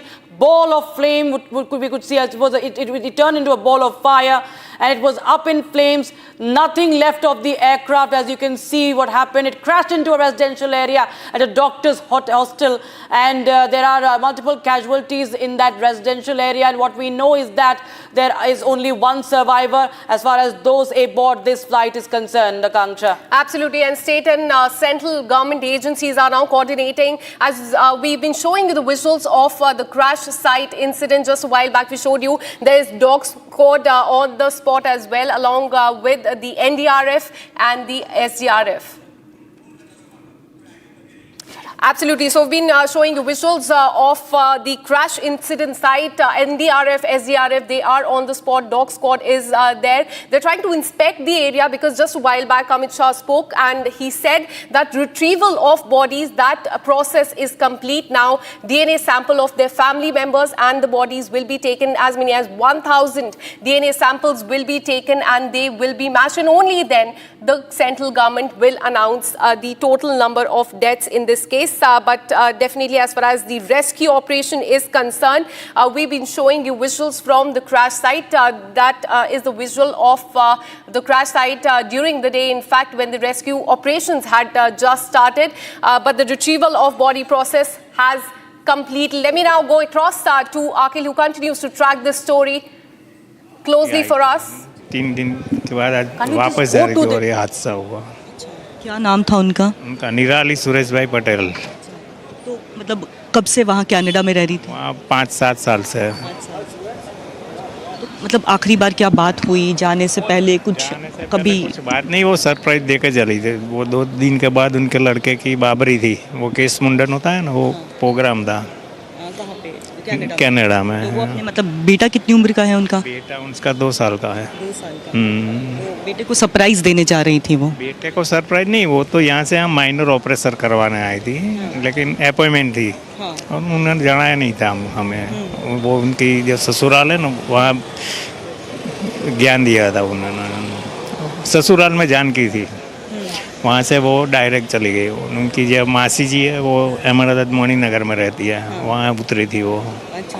हाँ, हम गांव में रहते हैं। अच्छा अच्छा। हाँ, तो अपने मौसी के पास थी, उसके बाद फिर वहाँ से वो कनाडा के लिए रवाना? कनाडा के लिए रिटर्न हुई। अच्छा, तो वो मैरिड थी? मैरिड थी। यहाँ ही पढ़ी थी, विजय मेडिकल में ही डेंटिस्ट विभाग में पढ़ी थी। यहाँ से डीएनए टेस्ट हो गया? हाँ, डीएनए टेस्ट हो गया। दादा आए थे, हमारा पप्पा आए थे। अच्छा, तो ये आप सभी रिश्तेदार हैं? दादा है। अच्छा, देखा तो नहीं सुनेगा, नहीं, वो मासी जी बोल रहे। आप मासी हैं? अच्छा, आखिरी बार आपसे ही मिल के गई हैं वो? आपकी आंखें पूरी तरह से नम है, समझ सकते हैं ये जो हादसा हुआ है उसने सिर्फ अहमदाबाद ही नहीं बल्कि पूरे दुनिया देश को ही झकझोर के रख दिया है। आखिरी बार क्या बात हुई? माफ़ कर दो, ये सब ले गए हमारा इंटरव्यू, अब हमें माफ़ कर दो। काफ़ी परेशान है परिवार, पूरी तरह से स्तब्ध है और कुछ बोलने के हालात में नहीं है। वाकई में ये जो दुर्घटना हुई है, जो तस्वीरें आई है वो काफ़ी विचलित करने वाली है। लेकिन अगर यहाँ पे बात करें तो चूँकि यहाँ पे डीएनए हो रहा है और चूँकि ये प्लेन क्रैश हुआ है और कई ऐसे उसमें शव है जिनको पहचान पाना बहुत ही मुश्किल है, तो डीएनए के ज़रिए जो है उनकी पहचान होगी। ऐसे में यहाँ पर डीएनए जो काउंटर है वो यहाँ पर डीएनए टेस्ट हो रहा है और रिश्तेदार बाहर खड़े हुए हैं जिनका भी डीएनए टेस्ट हो रहा है। उसके बाद वो शवों को लेकर के अपने घर रवाना हो रहे हैं। विजय मुकेश के साथ Komal Bahl, Republic Bharat.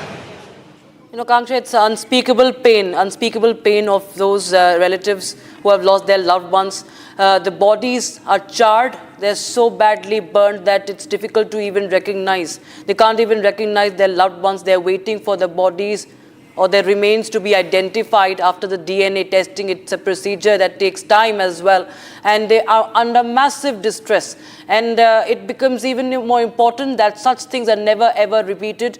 And, you know, the aircraft, the airlines and the DGCA should be answering. The Boeing should answer and not just, you know, offer compensation, because those people are not going to come back ever. Absolutely. Now, there's a need for accountability here. Questions are being asked of Air India, of DGCA and also of Boeing.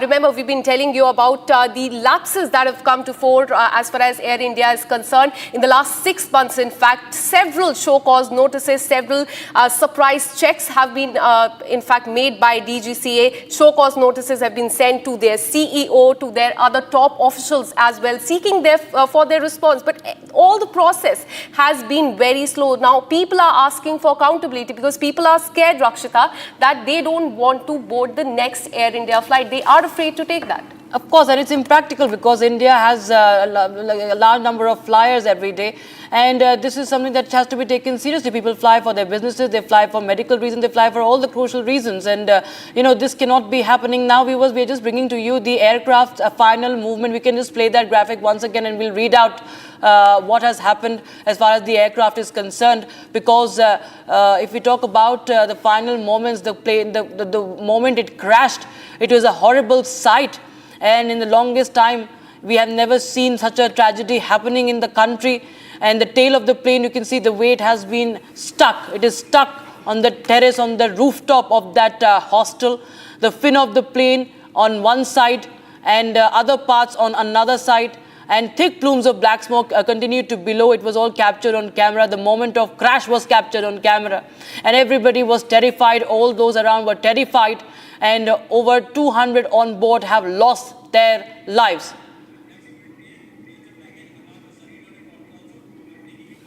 All right, viewers, we continue to get you more updates. In fact, there are many people who have raised alarm, Akanksha. There's one flyer, Akash, who had in fact flown from Delhi to Ahmedabad, and he claimed that he was on the same Air India flight, Boeing 787, the same aircraft that just hours later crashed while it took off for London. In fact, he had spoken to us as well, and he shared videos from inside the aircraft saying that the air conditioning and the in-flight entertainment system were not working inside the plane. Absolutely. Yes. Listen in.